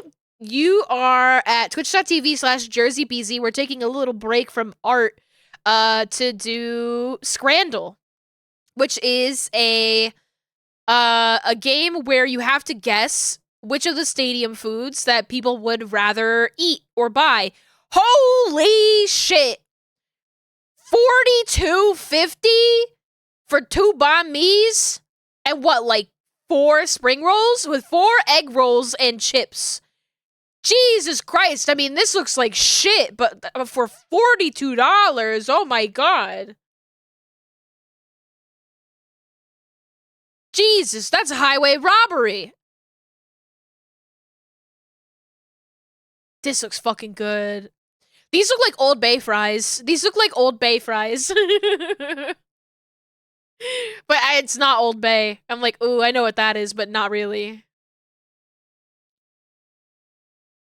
A good-looking bacon cheeseburger, I think. Well, this one has a pint. These look good. Okay, I'm not crazy. The fish and chips look good.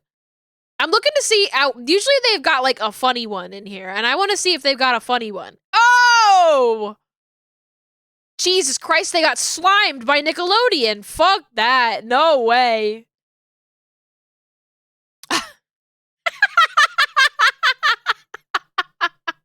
Prime and a hot dog.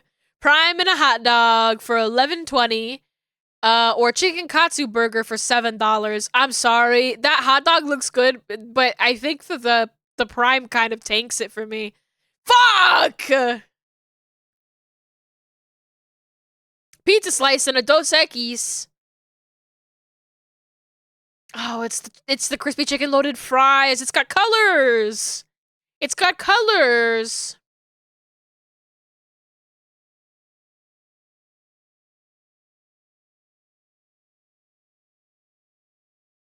I'm upset. I'm upset by these. I don't like these. I don't like looking at these.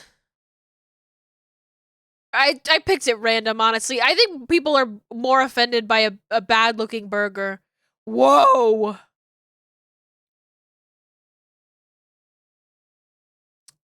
This looks a little dry. This could use like a sauce. And this looks a little wet. But with this, I can get like a whole idea of what's in it, you know? But it does look pretty good. They're about the same price. I mean, there's a difference of $2, but £2. I feel crazy, but I think I might go for this. Fuck! Bought a can of Rainier at the GameWorks here a few months back. They don't list the price, but Rainier is cheap beer. How bad could it be? It cost you $9.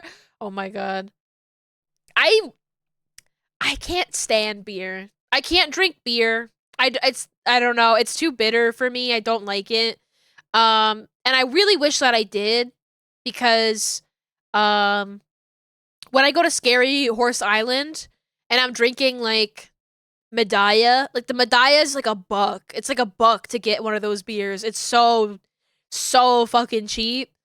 It's cheaper than water basically. And I can't stand it. I hate it. Like, ew. I feel bad. I feel bad being like, can I please get a rum and coke? Like, can I please get a rum and coke instead? I can't. This looks good as fuck. I don't care. This is $10. This looks good as fuck and I want to eat this right now. There's some factors that can affect it. There are times where I'll drink one beer and like it, and others where it's just bitter and disgusting, like drinking soap. Temperature is one of them. Temperature is a huge factor of it. I think it's really interesting when they, I mean, this is true of like soda too, not just beer, but you'll find that, like sort of the closer to the equator you get, you'll get smaller bottles and smaller cans for beverages because they don't want to serve drinks that are going to taste bad when you finish them. They just make it smaller so it tastes good the whole time. And that, because you can kind of time how quickly you get through like a Coca-Cola, you know? And they make it smaller so you don't have to drink it warm. What the hell is a chicken goujon? Goujon. Girl, those are chicken nuggets. What the hell are you talking about? This versus a cheesesteak sub? Fuck off.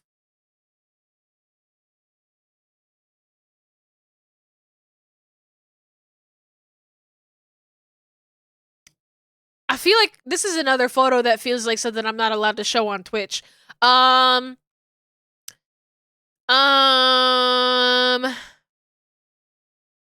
Cheese meat and bread slop. This is cheese meat and bread slop. This is fish batter and potato slop. Goujon comes from the French word for gudgeon. Does that?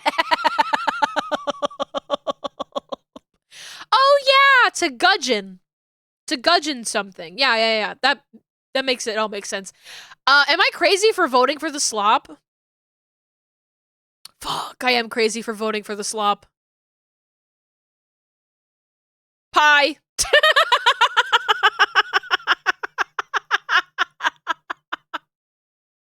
There's something really funny about this pie. This looks delicious. Not the mid ketchup droplet burger. Pie mash and liquor. This I hardly know her. This insults my sensibilities as an American.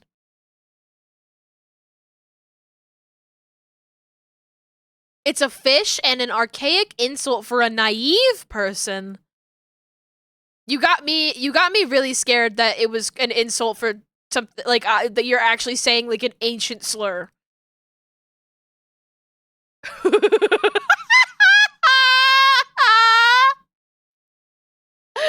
A burger with gherkins. It's really...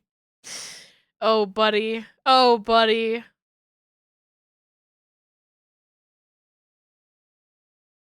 It's a slur for gatherers? Like for cavemen? like for cavemen? What? Damn, 10 sausages with chips? Hell yeah. This is the issue. They need to up the quantity of the sausages, and then I'll fuck with more of these. This looks honestly pretty fucking good. This looks sloppy as fuck. I like it. This Philly cheesesteak is insulting my sensibilities. I don't care. It's insulting my sensibilities. Ew. No, what the fuck do you mean you're eating the wet bean pie? This kind of looks good. I'm getting hungry. This was a bad idea. Why did I do this? What's wrong with me? I'm losing my aura. Why is so tiny? They're always taking pictures of their hot dogs like they're dick pics.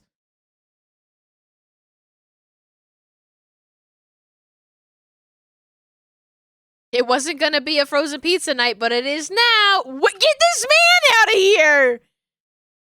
What do you mean skin on chips? I'm offended by that. Ooh, it's because of elote. Hi, man. Hey, how's it going? I love elote. I love elote. I love esquites. Other thing that I love that I've just thought of, I love coquito, which is Puerto Rican eggnog, and I'm like, fuck, I should make some for the holiday season. This hot dog is bad, dude. This brisket slider is bad too. They're like missing a bun, but I don't. That looks like it's gonna give me food poisoning. Okay. All right. It's a theme song time. It's theme song time. We're guessing the theme song. Oh, I spoiled myself. I spoiled myself for this one, but we can listen to it. Oh wait, we did this one already. These are like results from a few days ago. Yeah, that's He-Man. Yeah, that's He-Man. That's He-Man. We listened to that one. Okay, did we know this one? This was the Beverly Hillbillies. This is the Beverly Hillbillies. Yes. Okay. These ones are all just like results from before. We might have listened to them. I might have listened to them off stream. So it's all in one ear.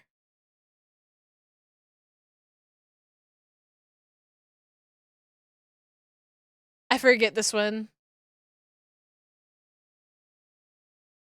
I like it though.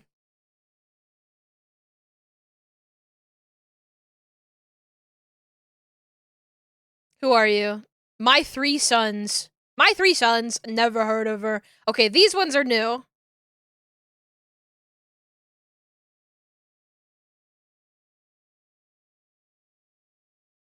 Okay, why do I know this? This is Black Adder?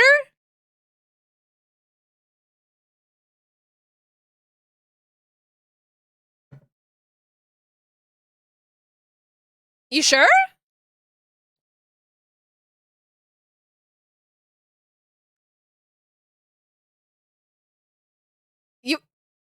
You answered so quickly that I'm like, you might be right. I think I saw Black Adder on here recently though.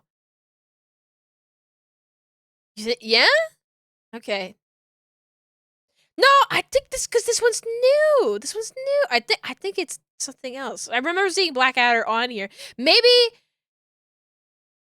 Black Adder has multiple theme songs. Maybe it has multiple theme songs, and that's why I saw it on here before.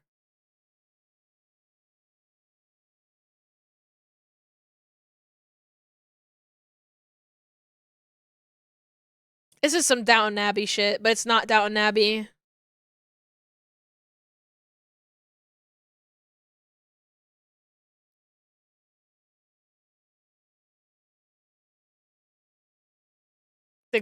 The Great British Bake Off. I got nothing.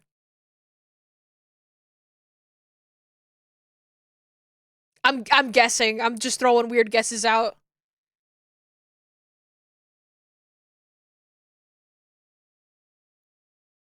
Gun to my head, I could not tell you what the theme song for the Great British Bake Off sounds like, so it just sounds very British. It sounds like a British garden show. It does. I wouldn't be surprised if it was the Great British Bake Off.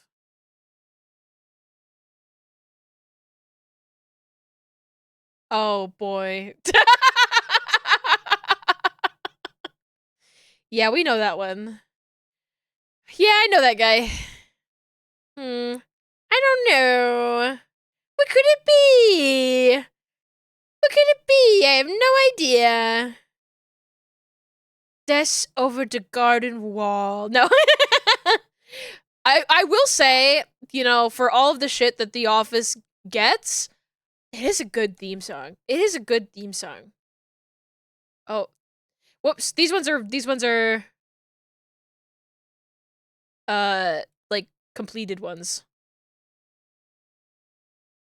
Oh yeah, what were you? Get Smart? Yes! Okay, that's Get Smart. Okay. I remember that one now. Okay. 184. What's this one? Ah!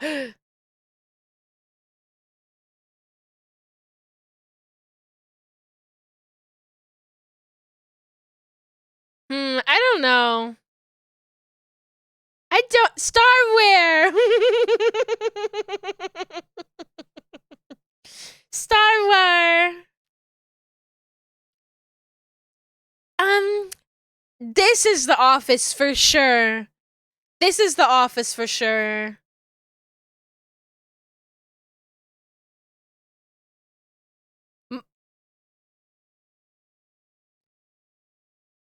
My favorite part of that theme song, which is Star Trek the original series, is I love the woman choir. The choir is like a underappreciated part that should be in more Star Trek theme songs, in my opinion. In my opinion, because I like singing along with the ladies.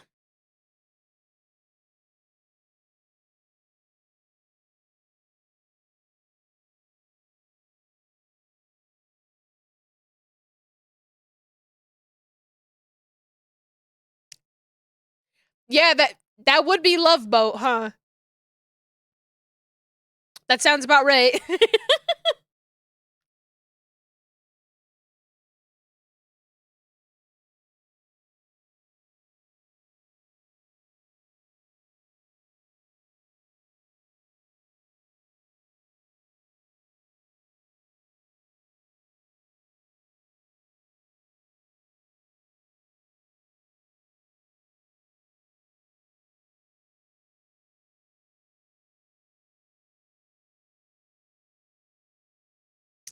You're gonna bomb Bug's stream with this? Good. Good. This is kind of a Bug stream kind of vibe though. I think so. Bug does love like that disco-y kind of sound. All right, what do we got here? Sorry, that was loud.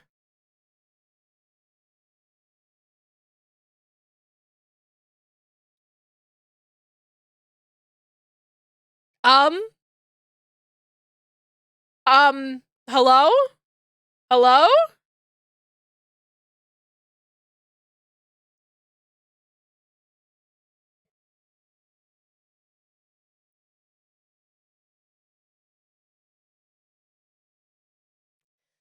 The L word?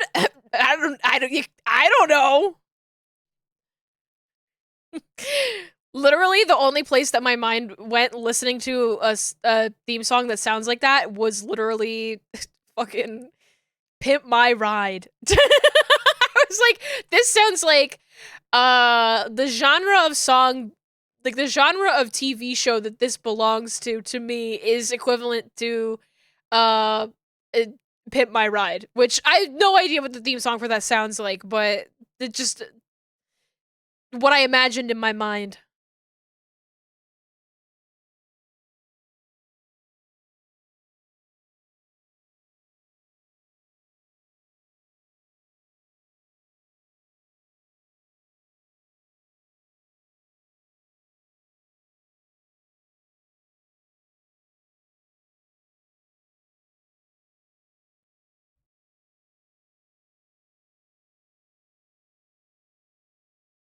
I might know this. But like I would know that not from me watching it myself. It feels like something I maybe would know through like osmosis. I like it. I did like it. That was nice. Oh, these are the this was the Batman one. This was the Batman one. Um this one was Super Jail. Hold on. I need to listen to this one again. We listened to this one and I was like, "What is this?"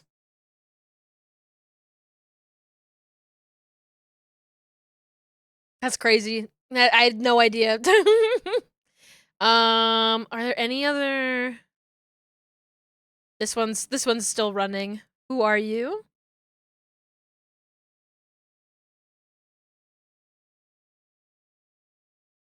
That's simpin'. I'm me playing with the volume slider. Girl, that's simpin'. Girl, that's simpin'. I know her. That's friend. That's friend. Ah, ah, ah.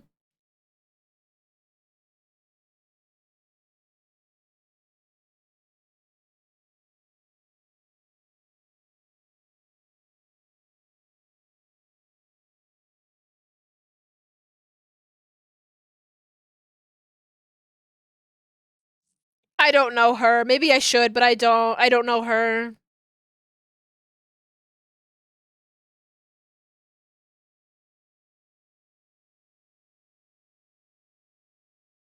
It's 2010. Yeah. I agree. I agree. Guys, I want to listen to a Christmas playlist.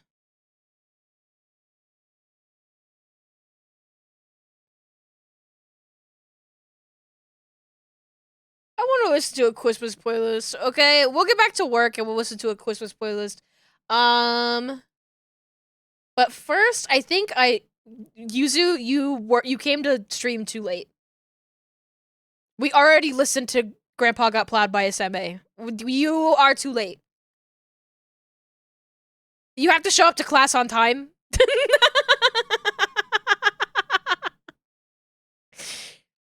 You have to show up to class on time if you want to listen to Grandpa Got Plowed by a Seme. Just kidding.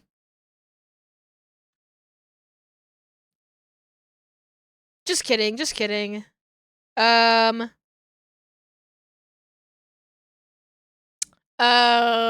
my YouTube history?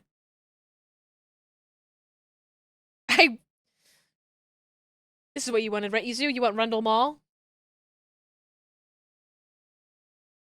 Rundle Mall? Rundle Mall? Is Callum even still here? Yeah!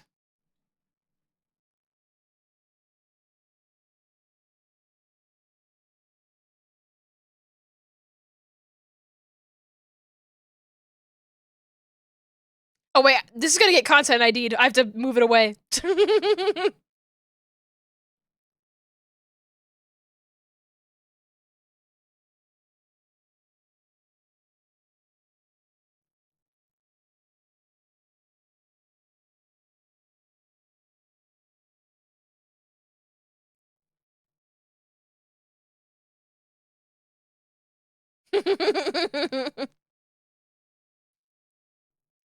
Okay, I'll play the song for you, but I'm gonna run ads so I can use the restroom. So enjoy. I'll be back shortly.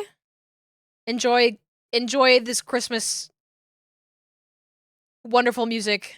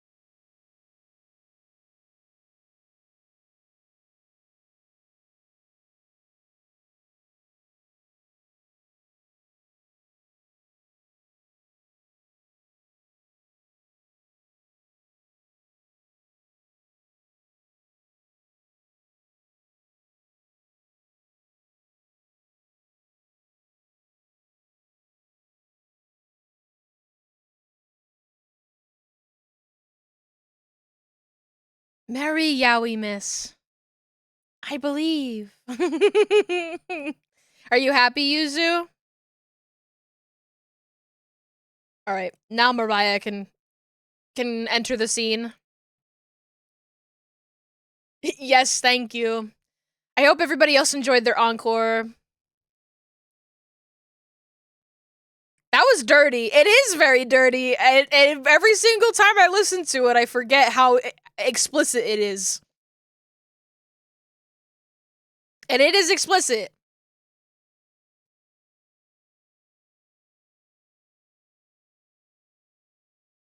Okay. I'm looking at this eye shape, and I'm like, how do we want to do this? How do we want to do this? We're really talking about Grandpa taking it like a champ. That it's kind of insane. It's kind of insane.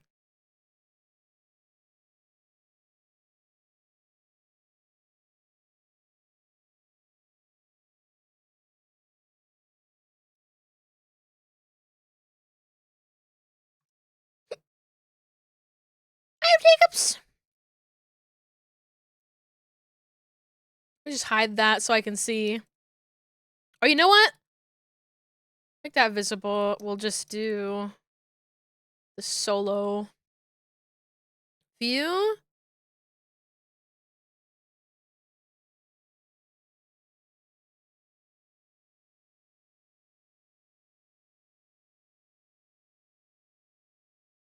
I'm gonna just work with this one.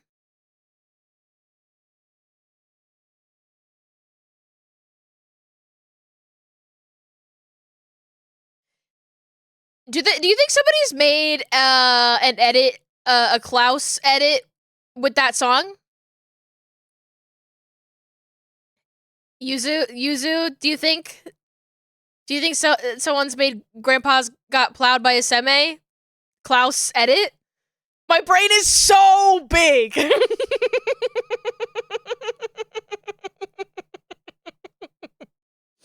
I'm literally so smart.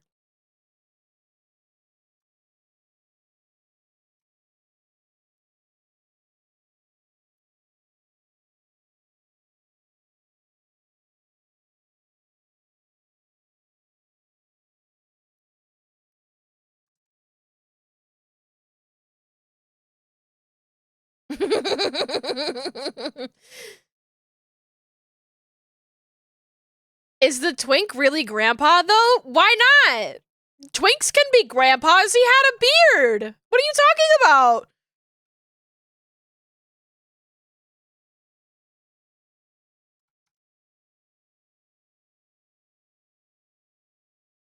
Have you seen Kronos? Yeah, Kronos is the ultimate twink grandpa. And he's like 10 feet tall. 10-foot tall twink. What is this? Get out of here. No. This is why I'm like, I am very particular about my Christmas tastes. Oh wait, there's no way.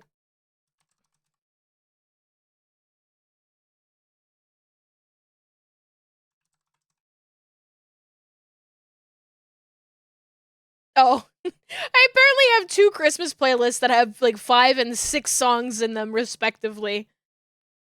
I don't like this either. This is the Christmas hits playlist? This sucks.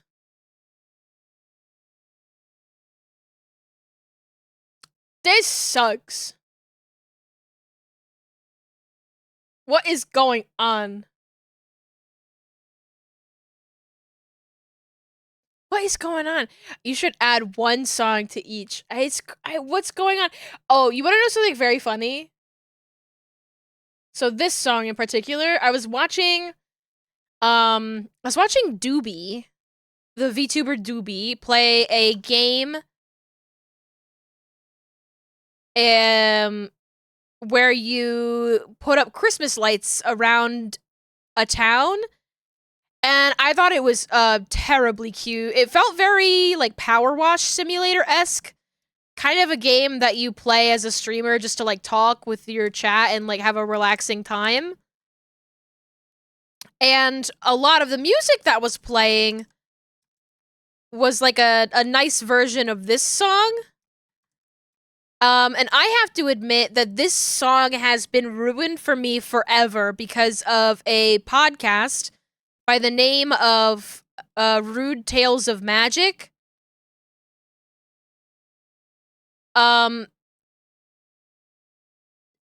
There's a character in that podcast that changes the lyrics very drastically. I wonder if I can ruin this song for you guys too. Let's see if I can find it.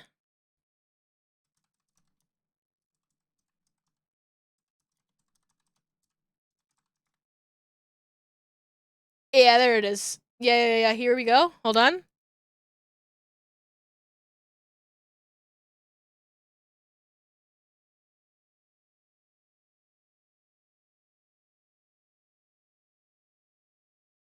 This is a D&D podcast.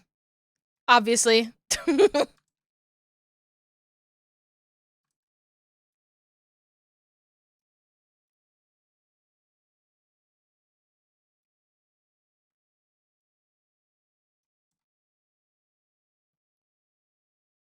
Turn this up.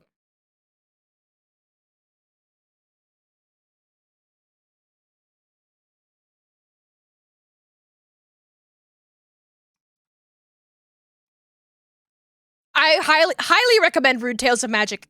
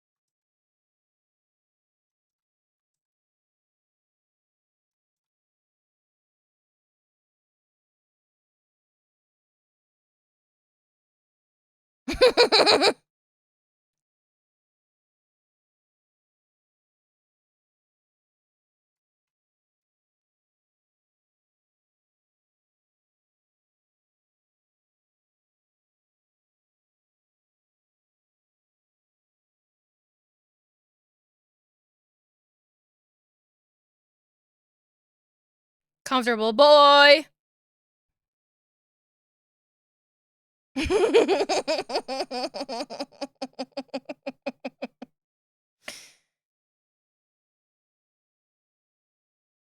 That's all. That's basically all you need to know. And so now I can't listen to this song anymore. so now I can't listen to this song anymore. Show it. It's right here. Show it. It's right here. Show it. It's right there. And now I've ruined this song for you too. And that's the best thing I can really share with the world is a curse. A curse upon ye. Comfortable boy. To finally be a comfortable boy. I love receiving curses. I can share them with more people. Yeah! That's what strange magic is to me.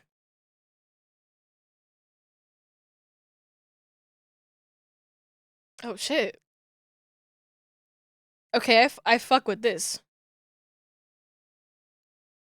Oh, shit.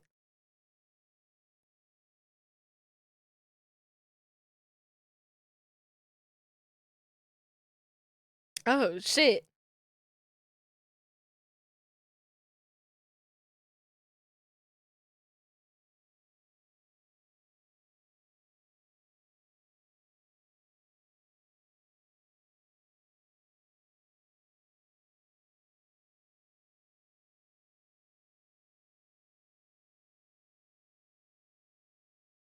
I fuck with this. I fuck with this. I've never heard this song before, but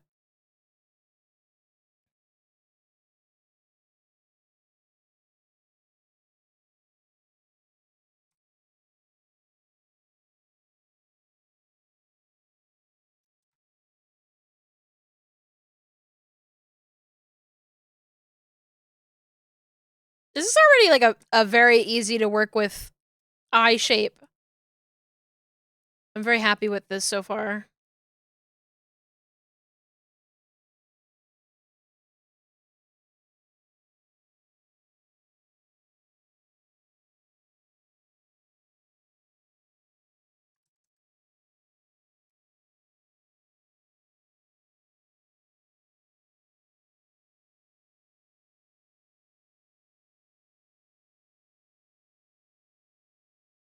Might just push it a little bit more to make it a little bit more round.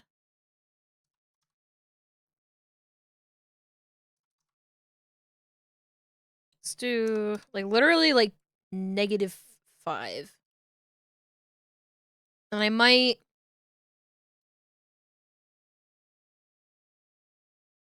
stretch it in a bit and that. There we go.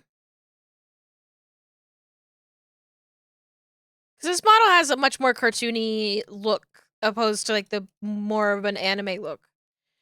And I kind of just always add a little bit of a tooniness to my rigging. Oh, this is very nice and easy eye rigging for me, actually, because there's only, like, one main top lash. And then this one...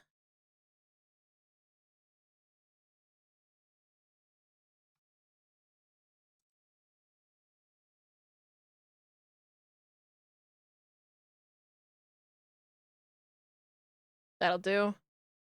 Those eyes are gonna be really cute closed? Yeah! Especially with the little eye smile. Oh, this model's so cute. I think, like, when a character model has, like, a, like the droopy eye shape, it just is inherently really cute.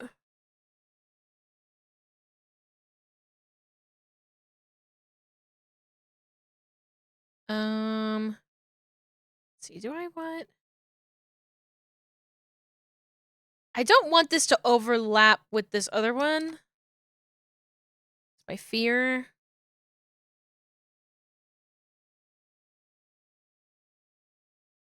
And I do want to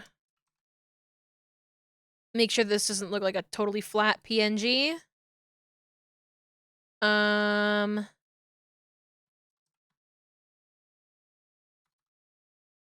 1K. So I'm gonna take this, drop it behind here.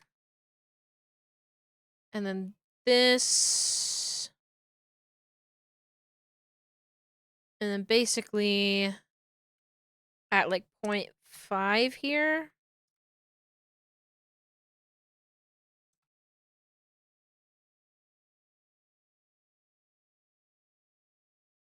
Or you know what? Let's take both of these. Like 0.8. Have it like that at 0.5.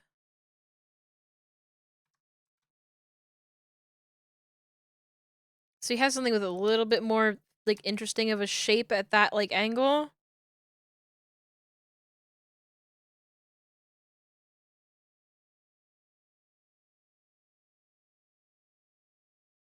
Do think I need to pull that out a bit, and then this also can move that up a bit. I might...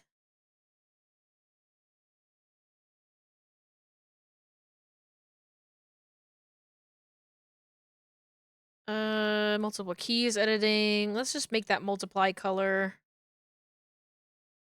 black. Okay.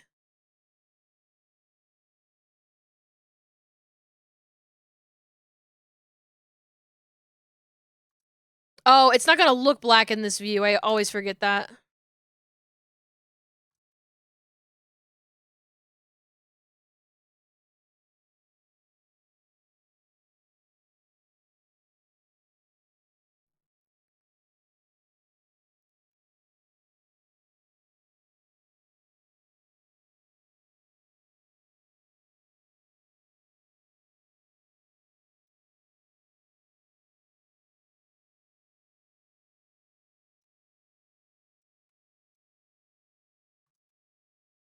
I'm gonna bring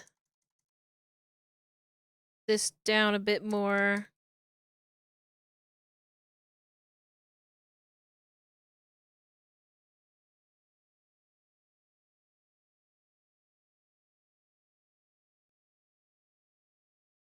Hmm.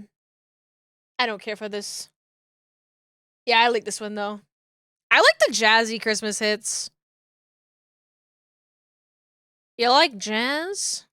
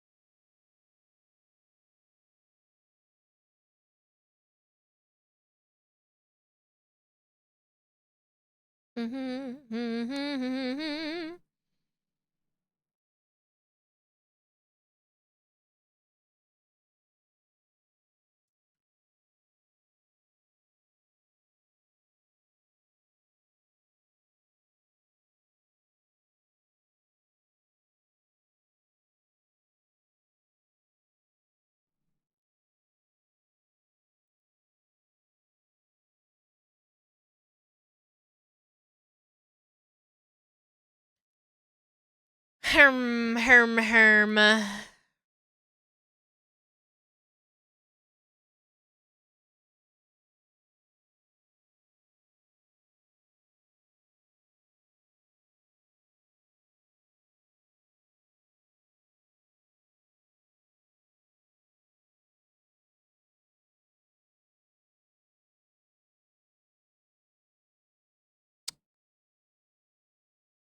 Hmm. I think it's fine. I think it's fine. I think with these eye shapes, it's always most important. Like this particular eye shape is not super important because you're not really gonna be closing your eyes like that. It's only like a blink pass. It has to just look good in motion. I don't know. I don't want it to look too flat. I can always come back to it and punch it up.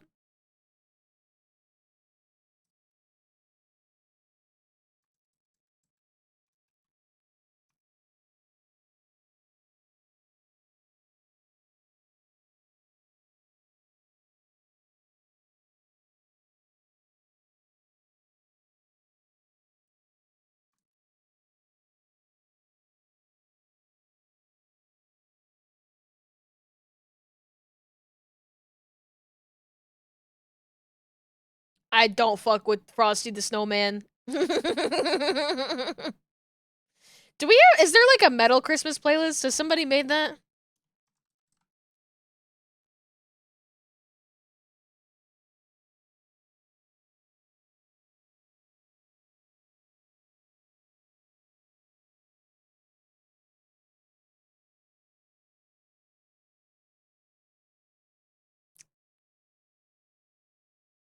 And it's also in this song, so this song's a little bit ruined for me too.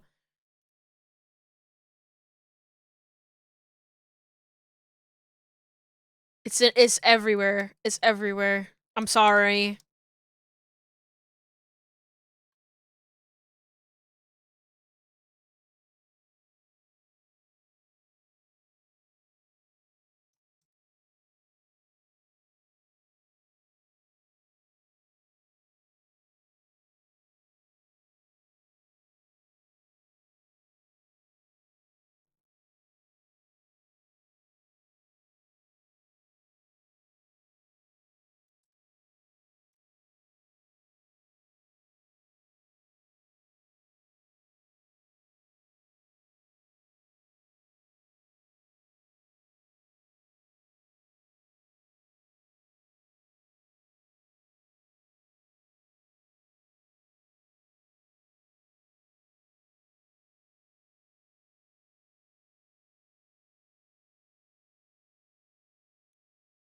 Not even the Trans-Siberians will leave me alone.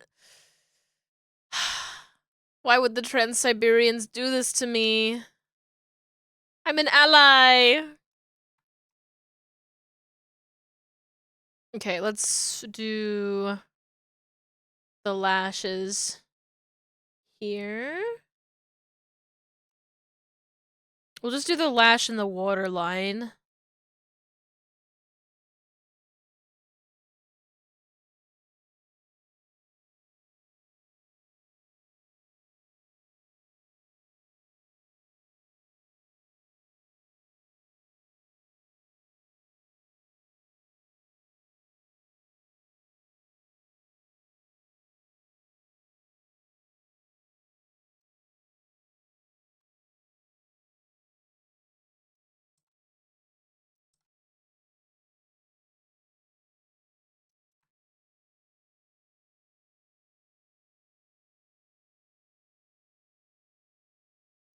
Oh, gonna look so tired.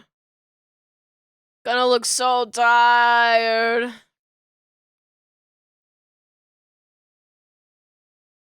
Most of these lashes, I think, will mostly just be, like, honestly, like, rotating.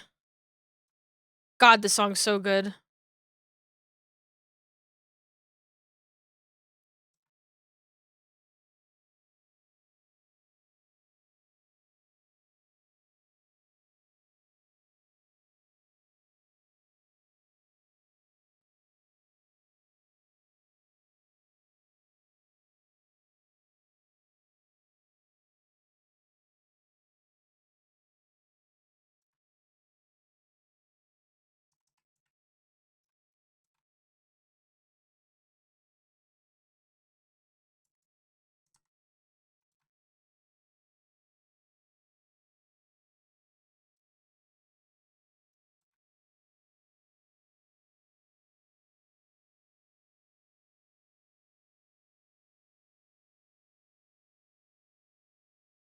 I'm gonna make this one a little too...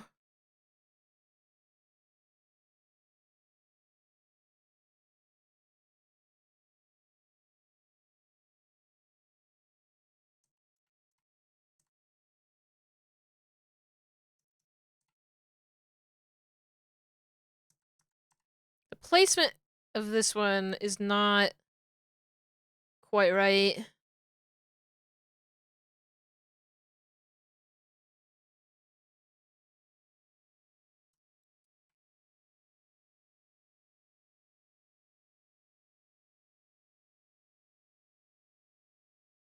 I'm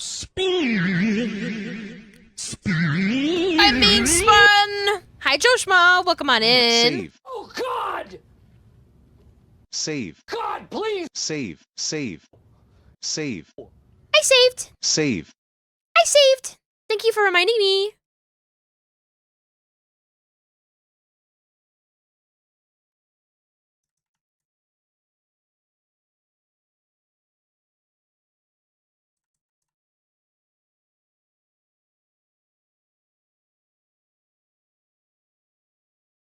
Okay, I'm gonna bring this over this way. That's my favorite rigger slash artist slash gremlin. I'm doing so good. I hope you're doing good too. Ow, shucks. That's me? Stop, stop. Keep going.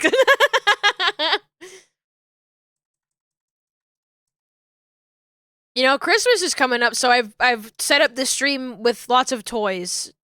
Chat requested toys, and there are many funny little GIFs and PNGs on the screen, and that makes me very happy.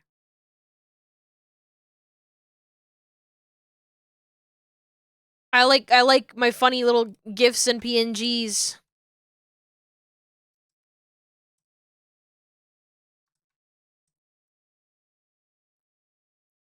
Did you just notice some of the goodies? The bottom left what's concerning?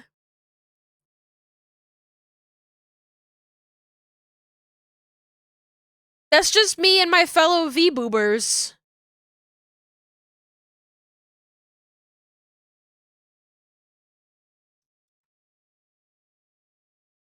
as I was going through my VTube Studio, well, these aren't in VTube Studio. All of my transparent GIFs and PNGs, that one was one that was on my desktop, but it wasn't transparent, so I asked Yuzu to make it transparent because I found it too funny. I wanted it on my stream. And so now it is here. You don't like it?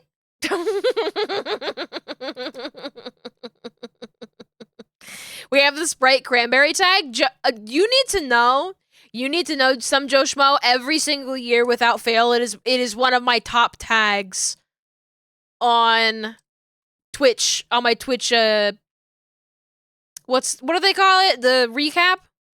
I almost called it rewind. It's not, they don't call it the rewind. It's the YouTube rewind.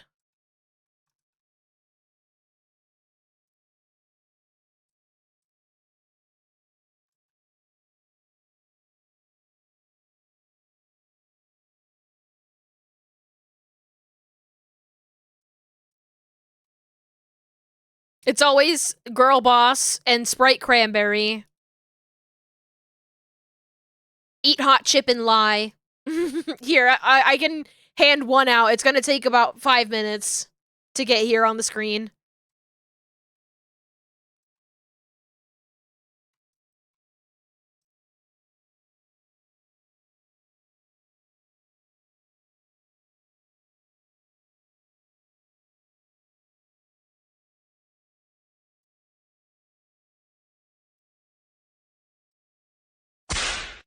That scared me. I did that and it scared me.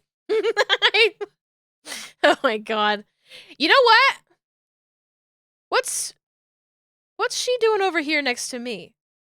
Want a Sprite Cranberry? Oh, you're Prime Man. Thank you so much. Well, you can have this Sprite Cranberry. I hope you were quick enough to get it. I have to move Sice Noodles over. At this point, it looks like Tony is attacking the girls. Why would he do this? You know what? Wait, let's put her over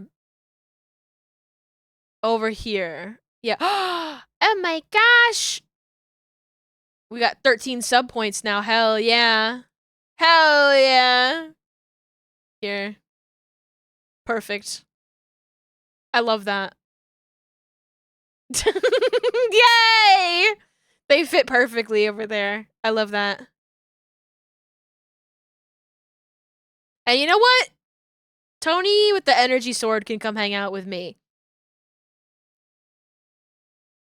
There we go. And in case you didn't notice, I do still have Spencer in my other hand. He is not gone anywhere.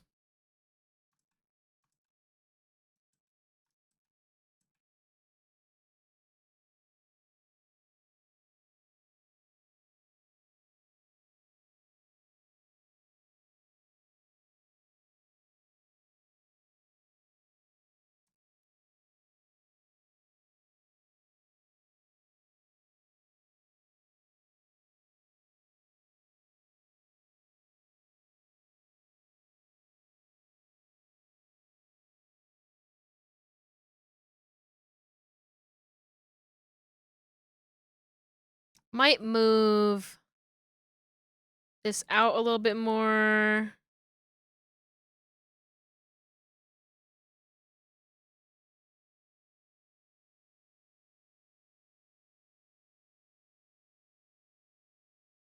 I think I don't like the bottom lash moving up that much. I guess it doesn't need to because it's covered by so much of the eye already.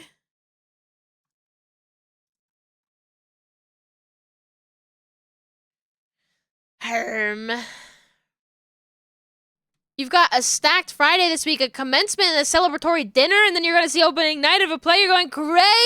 Oh my gosh. That sounds like a lot of fun stuff, though, at least.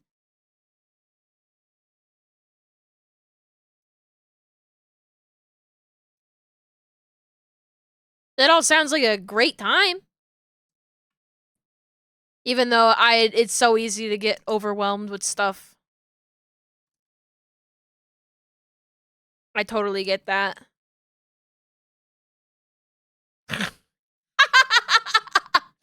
I'm so sorry. We can't. I can't.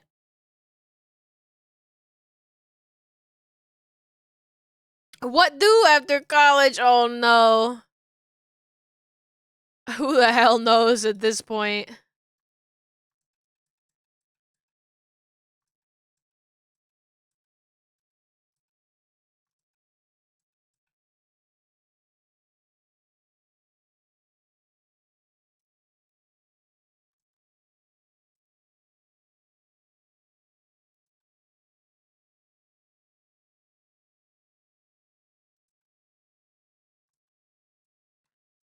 There is like no fall off on this brush here.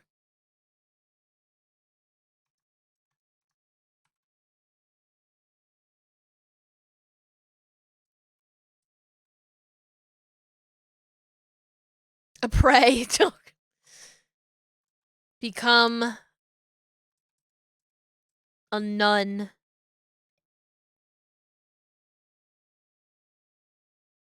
Did the Knives Out movie release on streaming yet? Can I talk about it yet?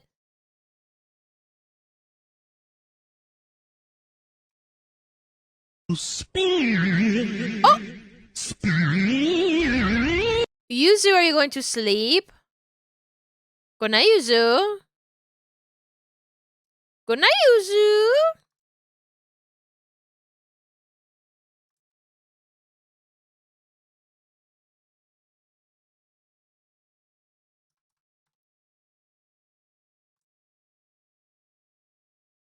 Good night. Good night. Sleep tight. Don't let the bed bugs bite.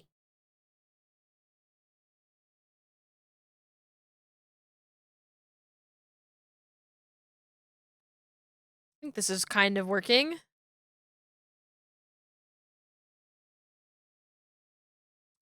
think I need to like just sort of like shimmy it a little bit more this way.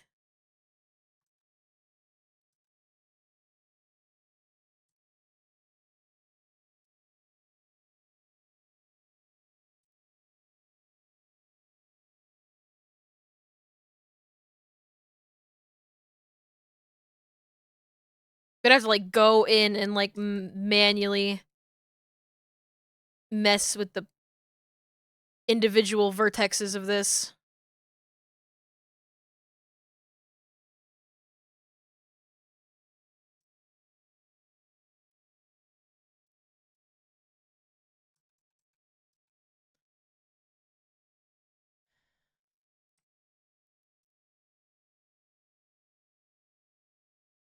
Let's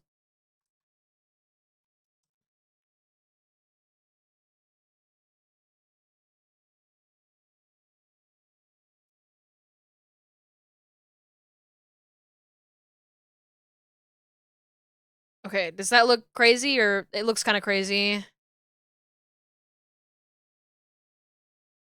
Arr.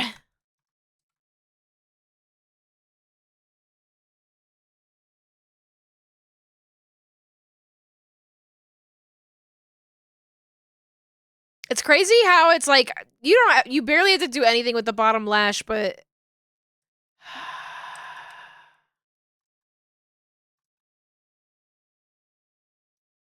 I'm just gonna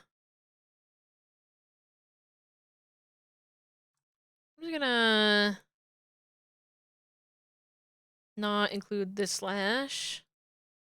Ooh, don't take the eyelid. No.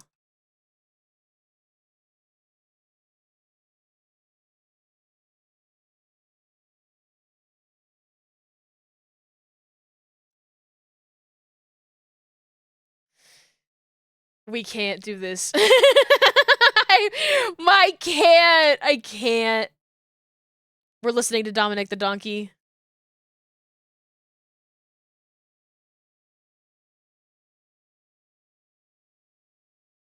We're listening to Dominic the Donkey. The Italian Christmas donkey, la la la la la la la la la. La la la la la la.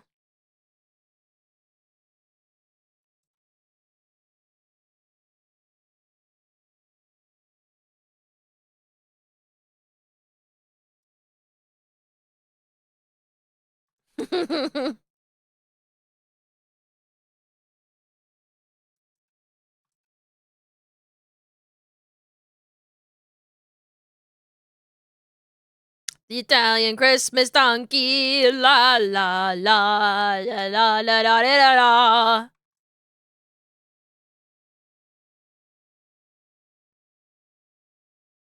Oh, it crunched. Like it crunched it.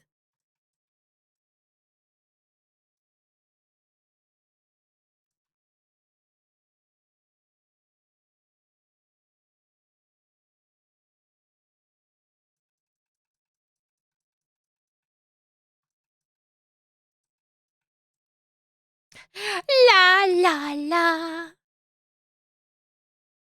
La la la la. This song is so la la. La la la. La la la la la.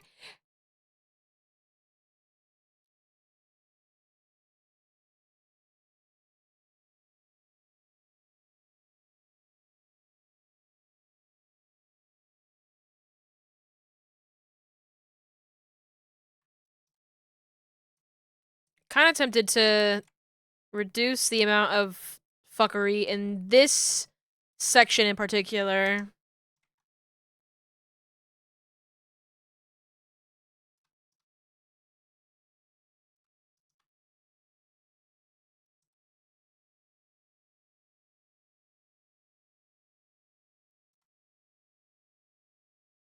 Okay, enough of that. It's VTuber time. It's Miku time. It's Miku time.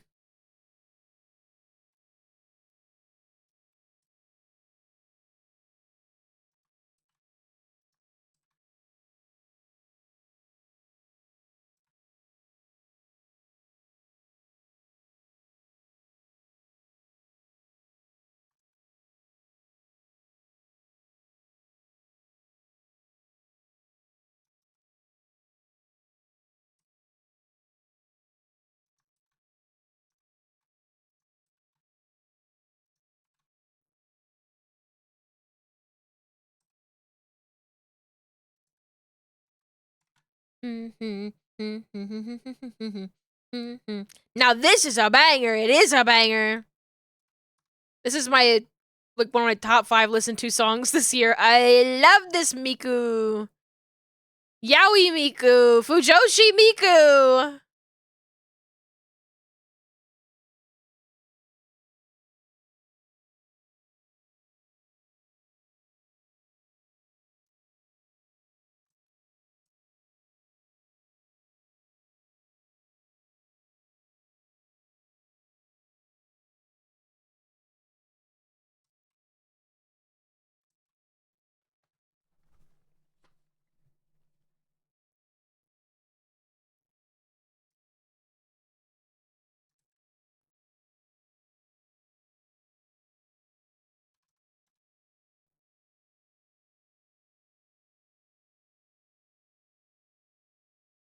I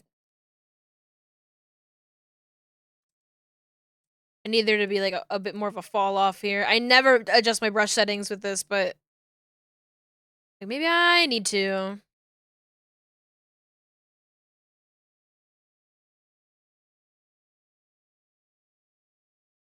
Okay. Sclera, this one.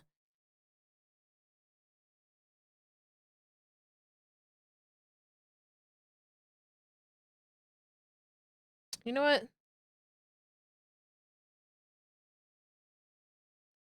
Be our angel, could you lead us to the light? We'd all be disciples of her love and driven by. Hold on, I don't actually need any of that. I don't need any of that. We're doing this.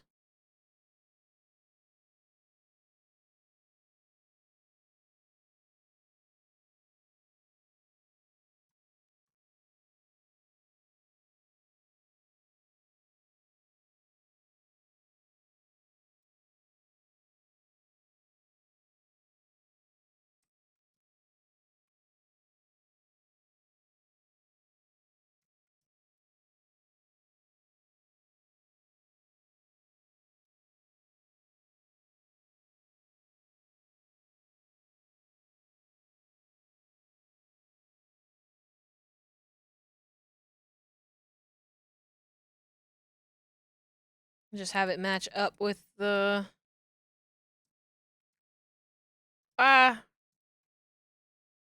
bottom lash here.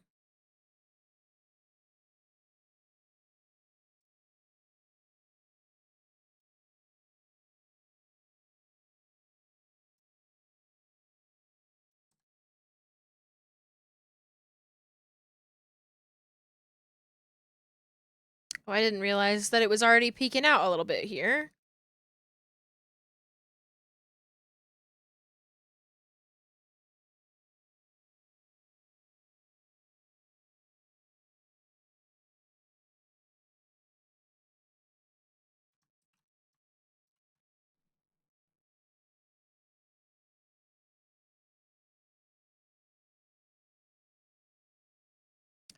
Now, does this need to necessarily be that aggressive?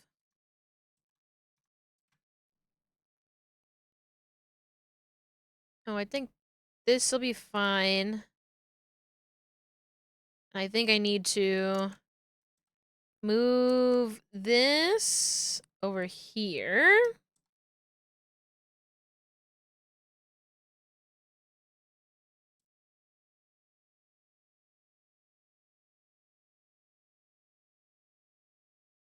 Oh, you know what? I should take this and then these. Actually, all of these, we'll just bring it in a little bit. And then with this, I'm going to bring this portion out a little bit.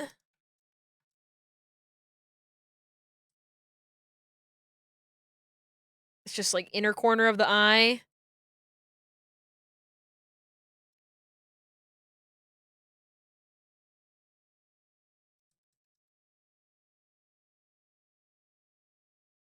Ooh, that with the eyelid looking like that so far, I'm like, eek.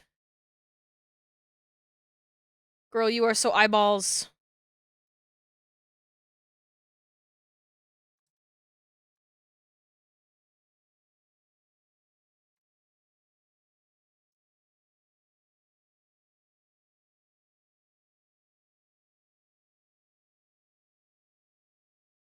It's always a little difficult with this if you're not like cross-referencing it. The skin tone is so light. It's easy to miscalculate the placement.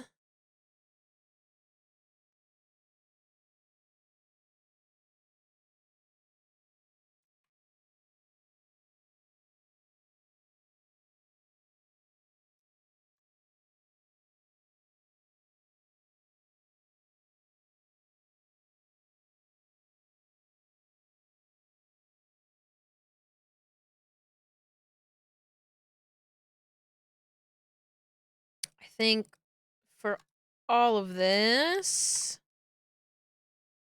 I can pull a lot of this to that way.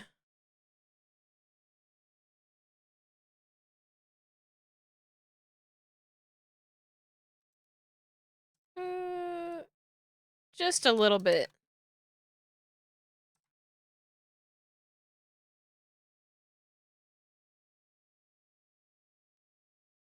I should have like turned the eyelid off. There we you get a little bit better of an idea there. I'm gonna clean up this a little bit. That's so cute. That's so cute. Okay. Do I need to I think I need to pull up this edge here to cover the other side. So stinking cute. And I think I might...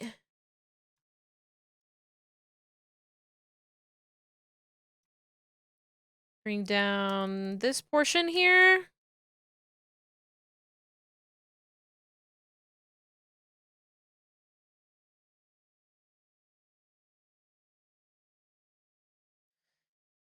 Herm.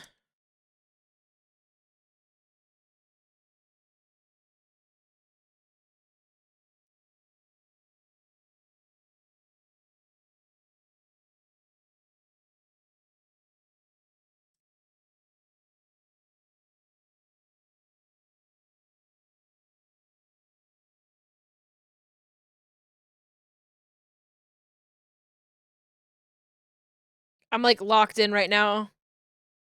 It's the locked in portion of the stream.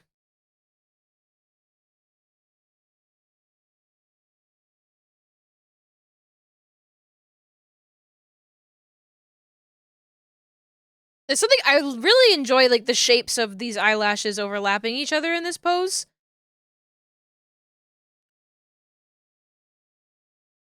I think I want to just push. See, this like scrunches in too much on this side with this barely moving. I think I just need to push this in a little bit. I might move this in to match. Okay, maybe I did it a little too much.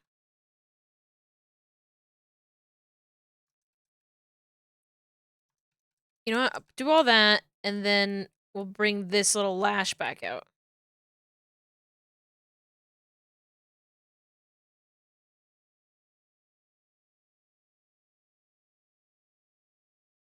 I fucking love this song. It's so cool. Love the lashes. Yeah. And they're also gonna, you know, have their physics as well. So they're gonna be bouncing around and it's gonna be all nice. Do the best, do the each bun way. Bring bum bum, bring bum bum, bring bum bum bum.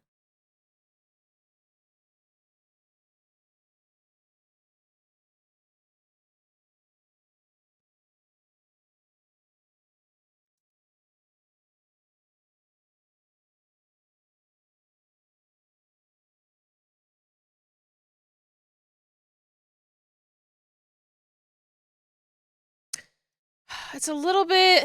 I wish I could just, like, very quickly and easily, like, smooth things out. Because it feels like... movement doesn't really feel as smooth as I want it to be.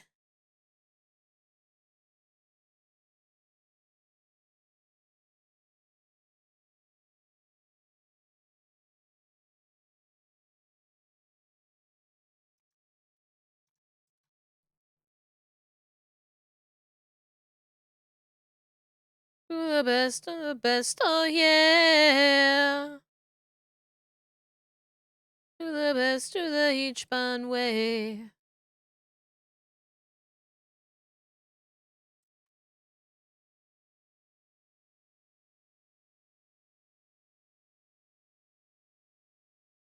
Okay, let me make sure that this lines up with the sclera still. It's a little bit off in this corner. We're pretty much good. Okay. Okay, okay, let's do the eyelids next, I think. Ooh. So both of these.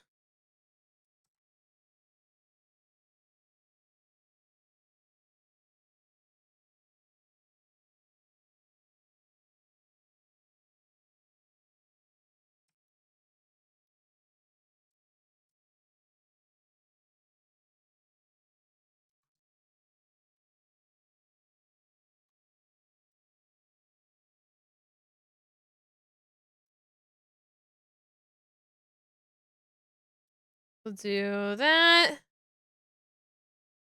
Okay, hold on. Let me do this better.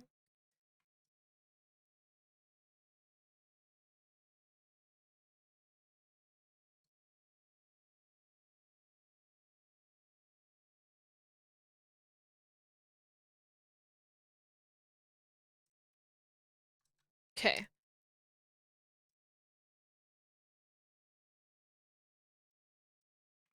Bring this.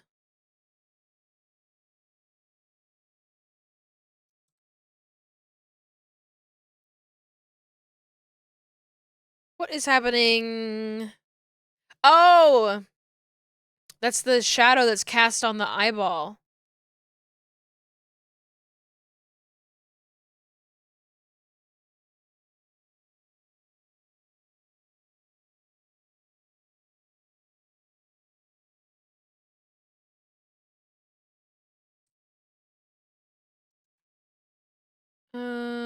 This over here.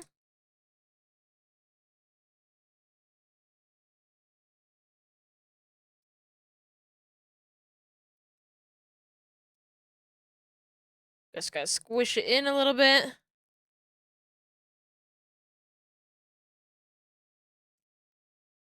I usually drag the eyelid out a little bit to the side to make the eye look more round.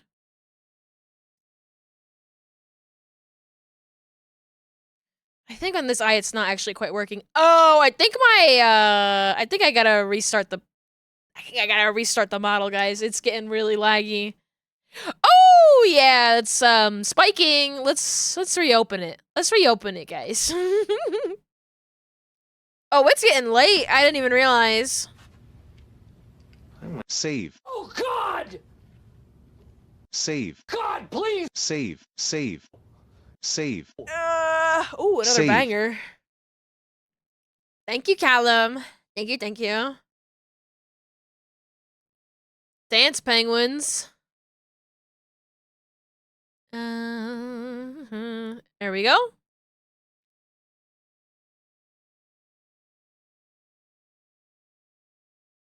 Green. Your elemental power is green. Reese.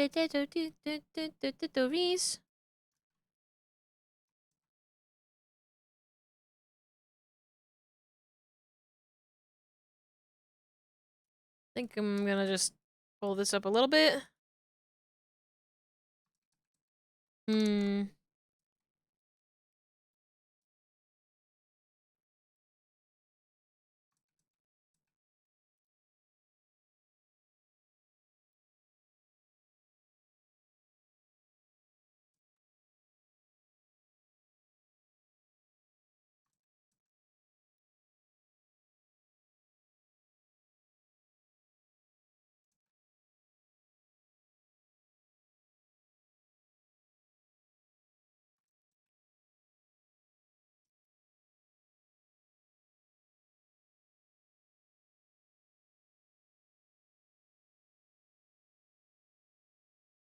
Gonna bring this on the side down a little bit.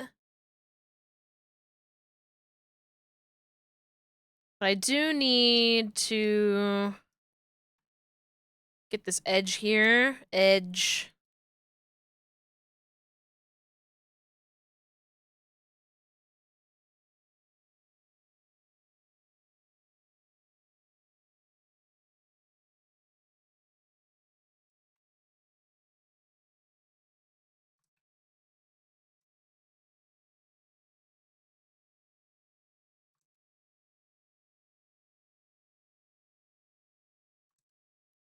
Maybe the best thing here is to just soft select and then literally just drag it where I want it to go. Piggy dipping. Piggy At the piggy dipping pond? At the piggy pond. Don't mind if I do. Thank you. Thank you for the hydration.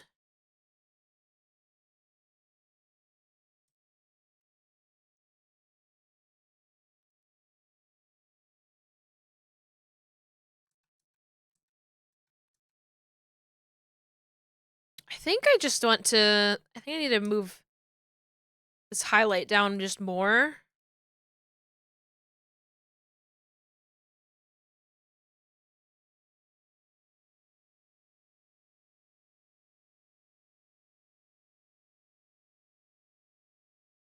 You know what I would like to do with this highlight in particular is really good for this. Let's see if I can make it work.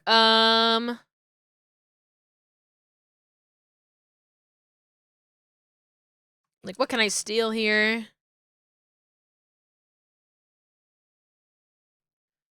Eyelid, shine.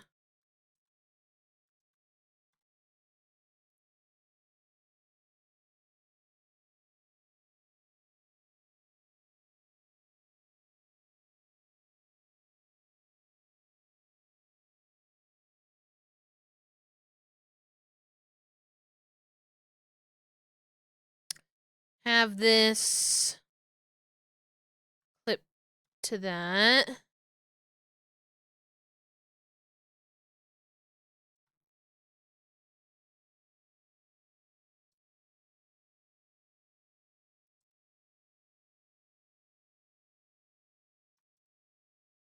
How do I want to do this, though?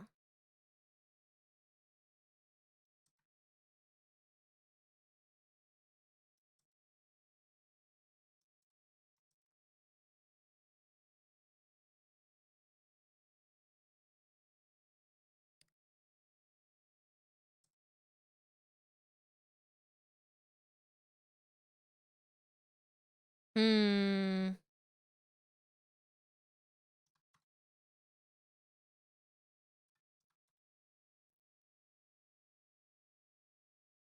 Here it has to be 0.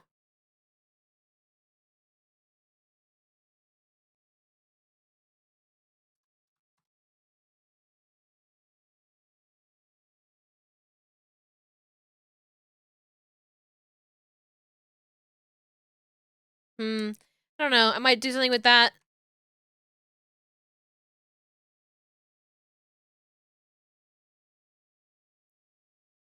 think it probably is better in this case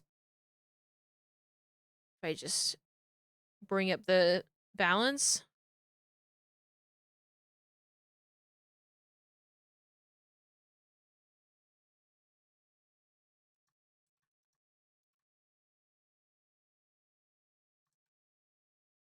I think that's fair.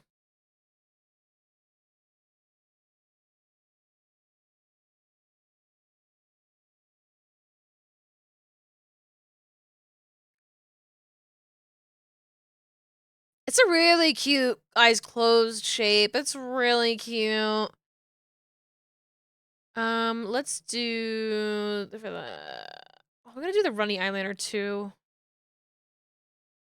Because I can just grab them both at the same time. Um,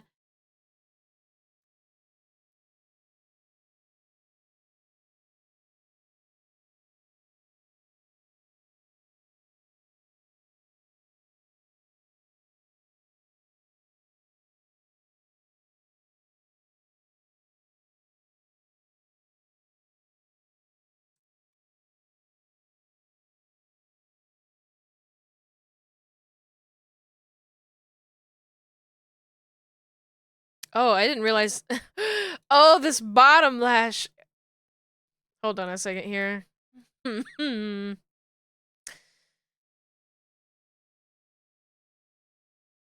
So it needs to come down on the sides.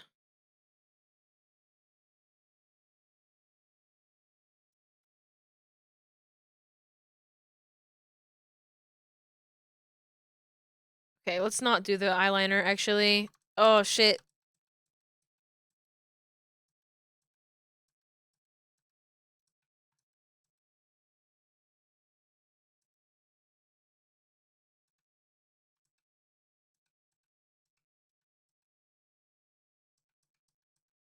Oh, no.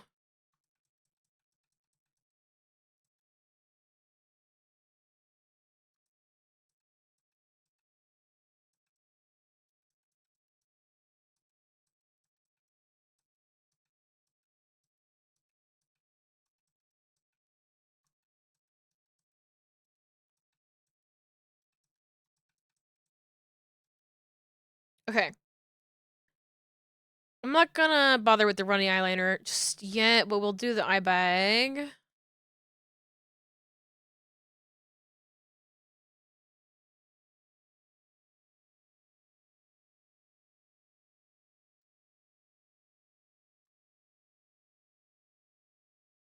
Okay, this...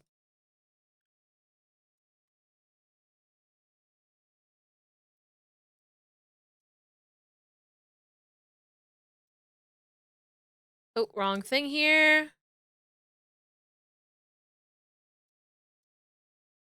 I'm crazy! I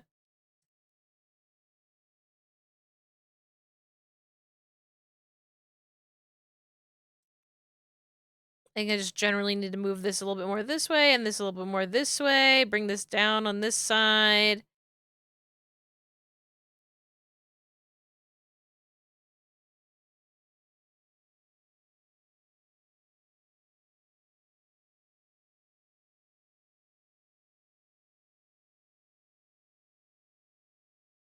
Okay. I'm gonna go back in and all of this. Keep it in place.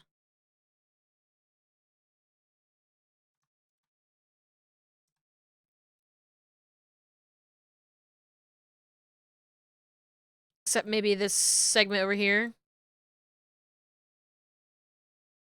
This segment over here we can move a little bit.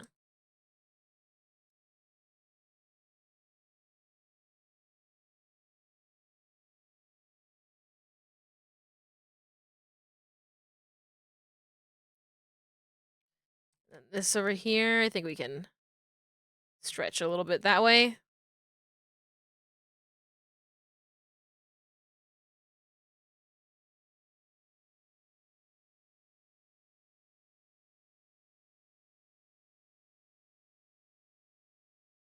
Cute, cute. Okay, I'm gonna do the eyeliner as well, but I don't think I have to do that much to it, actually. Oh, this I didn't do any meshing on, so I'm gonna leave that alone. We'll get to that when we get to that. It's fine. It should be totally simple to, because it's on the bottom eyelid. Um...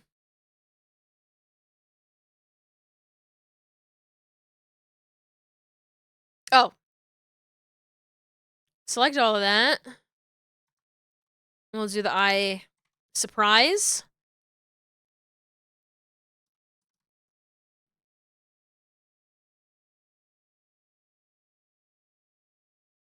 It's pretty cute.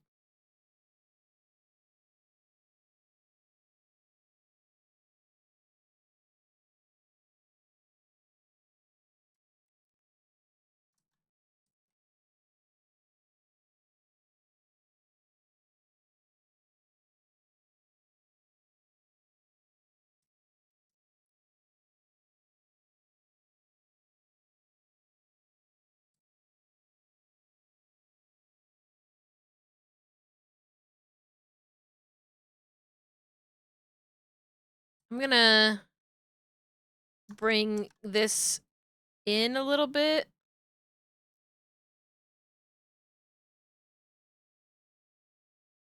And then this sclera also needs to come in a little bit over here. But I think that's pretty good. And then, oh, we got this eyelash disconnecting a little bit, looks like. Wrong one. There we go.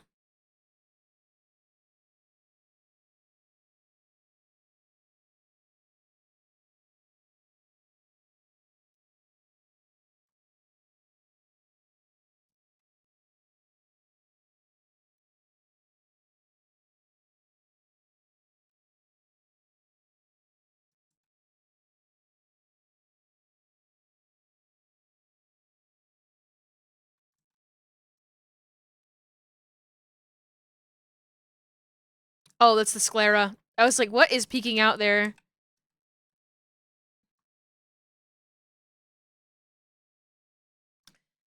This...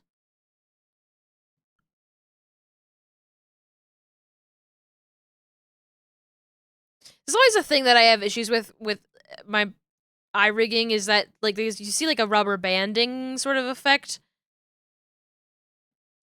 when it goes to the eye open pose.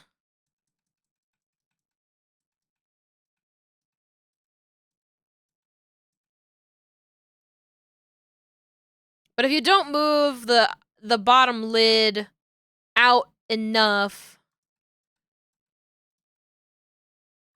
it's just not cute. It just doesn't look right.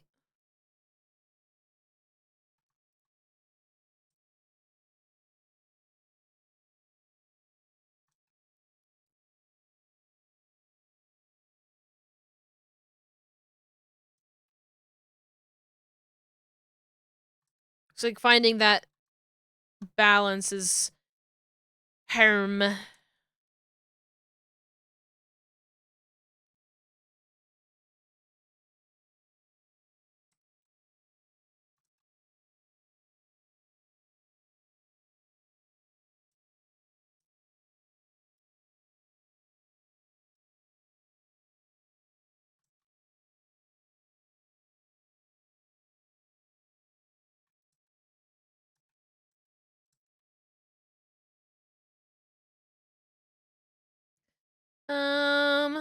Can I take like this portion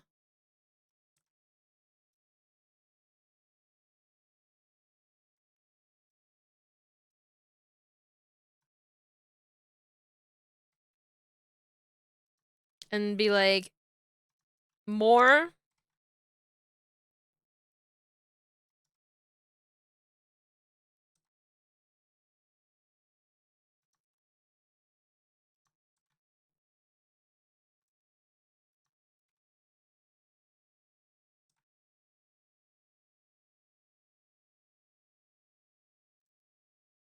Hmm.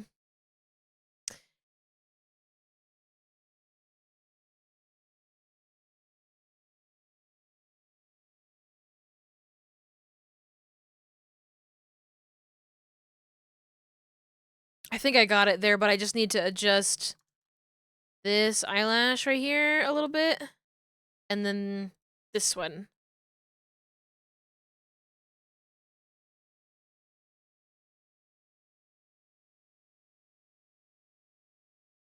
We've got a little bit.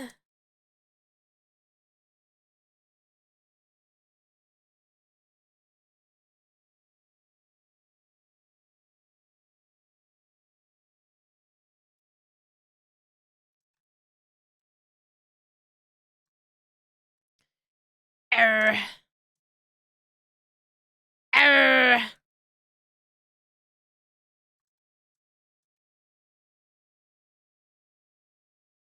Kind of want to bring this up a little bit. I really like the surprised shape. I think it's very cute. Okay, I think with this, I think it's good. I'm gonna attempt to add a little bit of ellipse interpolation onto it.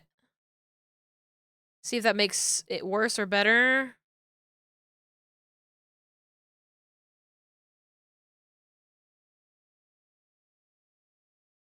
Okay, there's issues with this spot in particular.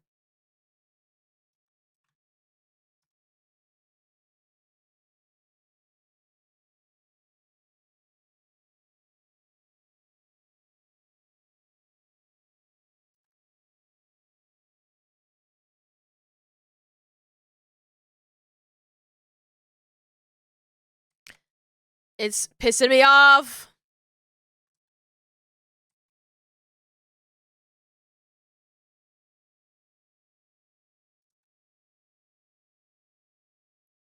In a way that nobody else is gonna notice except for me.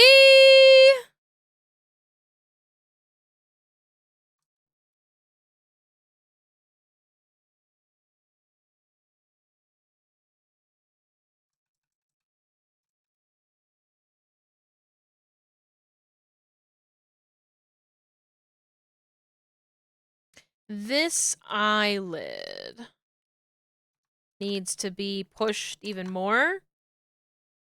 Oh, what's happening there?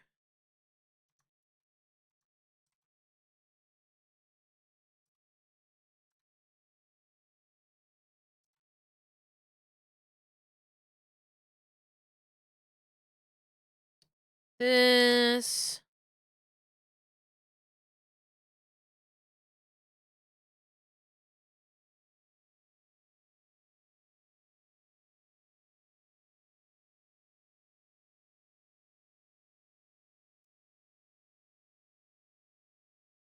Bring this up. That looks cute.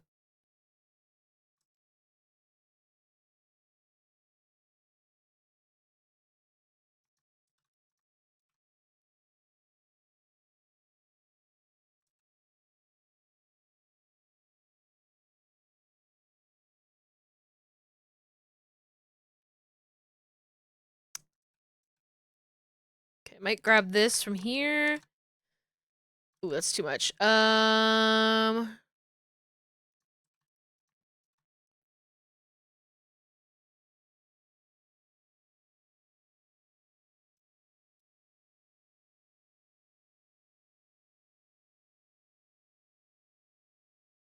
Bring this in.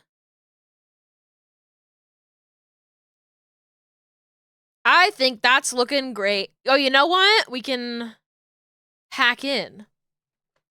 I forgot about the Rugrats hairstyle that I did on this. The despicable haircut that I've set up.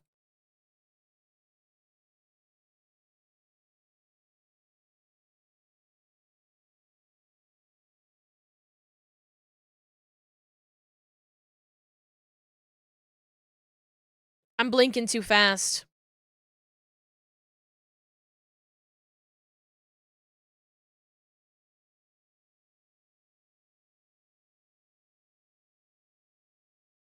Oh, my eyes on this model, they're not set up to have like a surprised eye, or it's not on the same parameter level. Hold on. I'll be. Who am I gonna be? Who am I gonna be? Oh gosh, who have I rigged recently that I could steal the identity of? Um. Um. We'll be Pickle. I think Pickle is set up like this. I'm Mickey's mascot right now.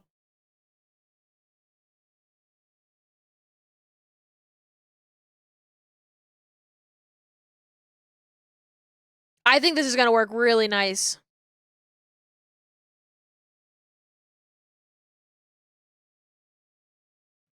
But I need to do physics.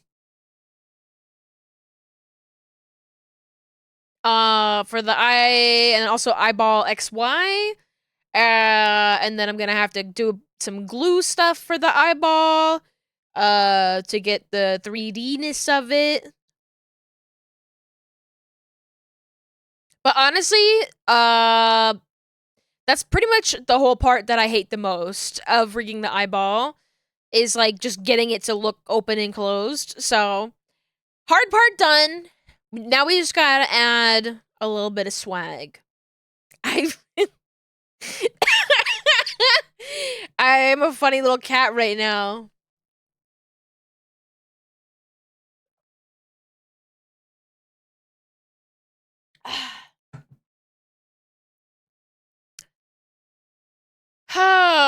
Okay, and then this model also will need some V-Bridger stuff too. Like the smile and the squint. I usually do those with the V-Bridger.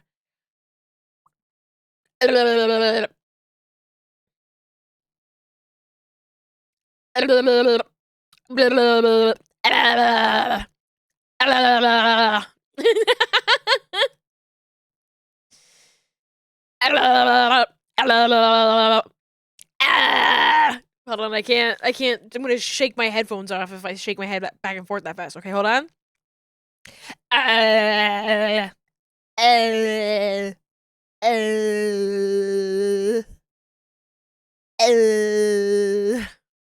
Blah, blah. His model is so funny.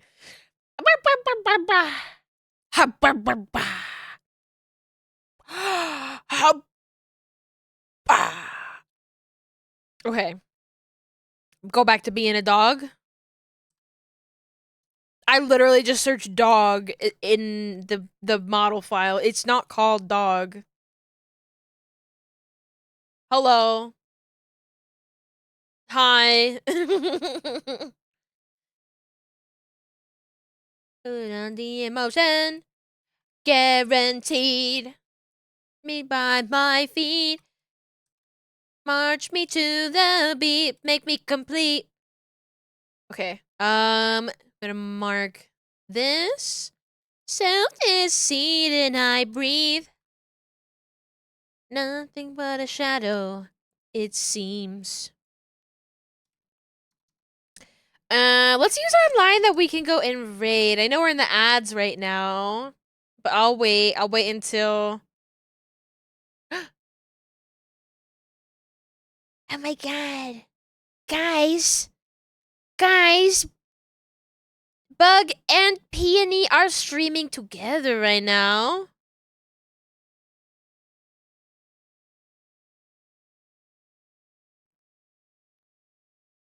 Or maybe, I don't know if they're still yapping or not. Because I know that they were ranking rodents. They might be done now. I don't know. I'm only seeing Bug on the screen. So I might have missed it all. Did I miss it all? Did I miss all of it? That would make me so sad. That would make me so sad. I'll go raid anyway. I'll go raid anyway because I can at least say we were working on Peony's model. So, raid.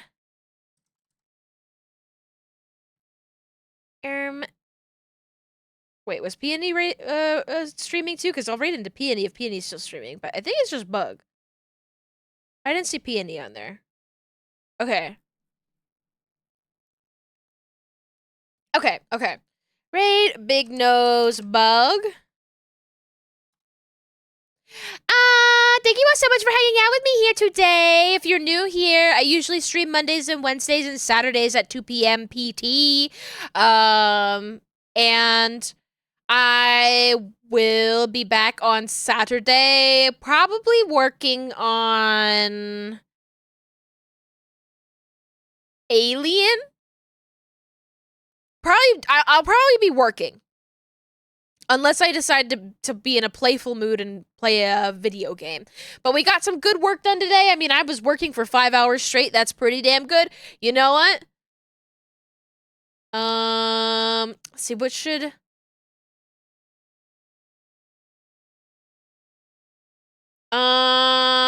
You know, no, Apple Parade emote good. I don't want to make it look like we're running over the cute little rat. So, Apple Parade... raid message.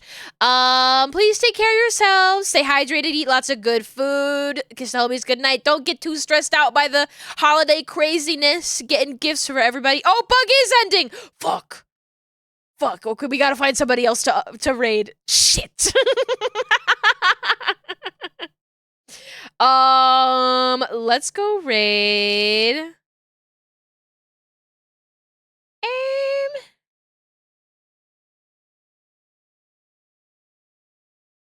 Get baited, idiot. No!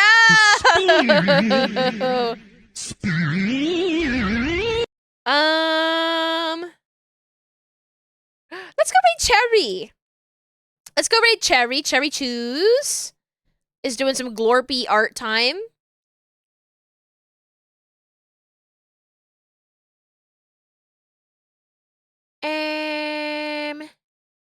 Raid Cherry Choose. There we go. Same raid message. Oh, yeah.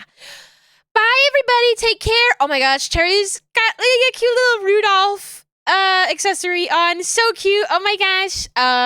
Yeah. Take care. Have a good rest of your week. I'll be back on Saturday.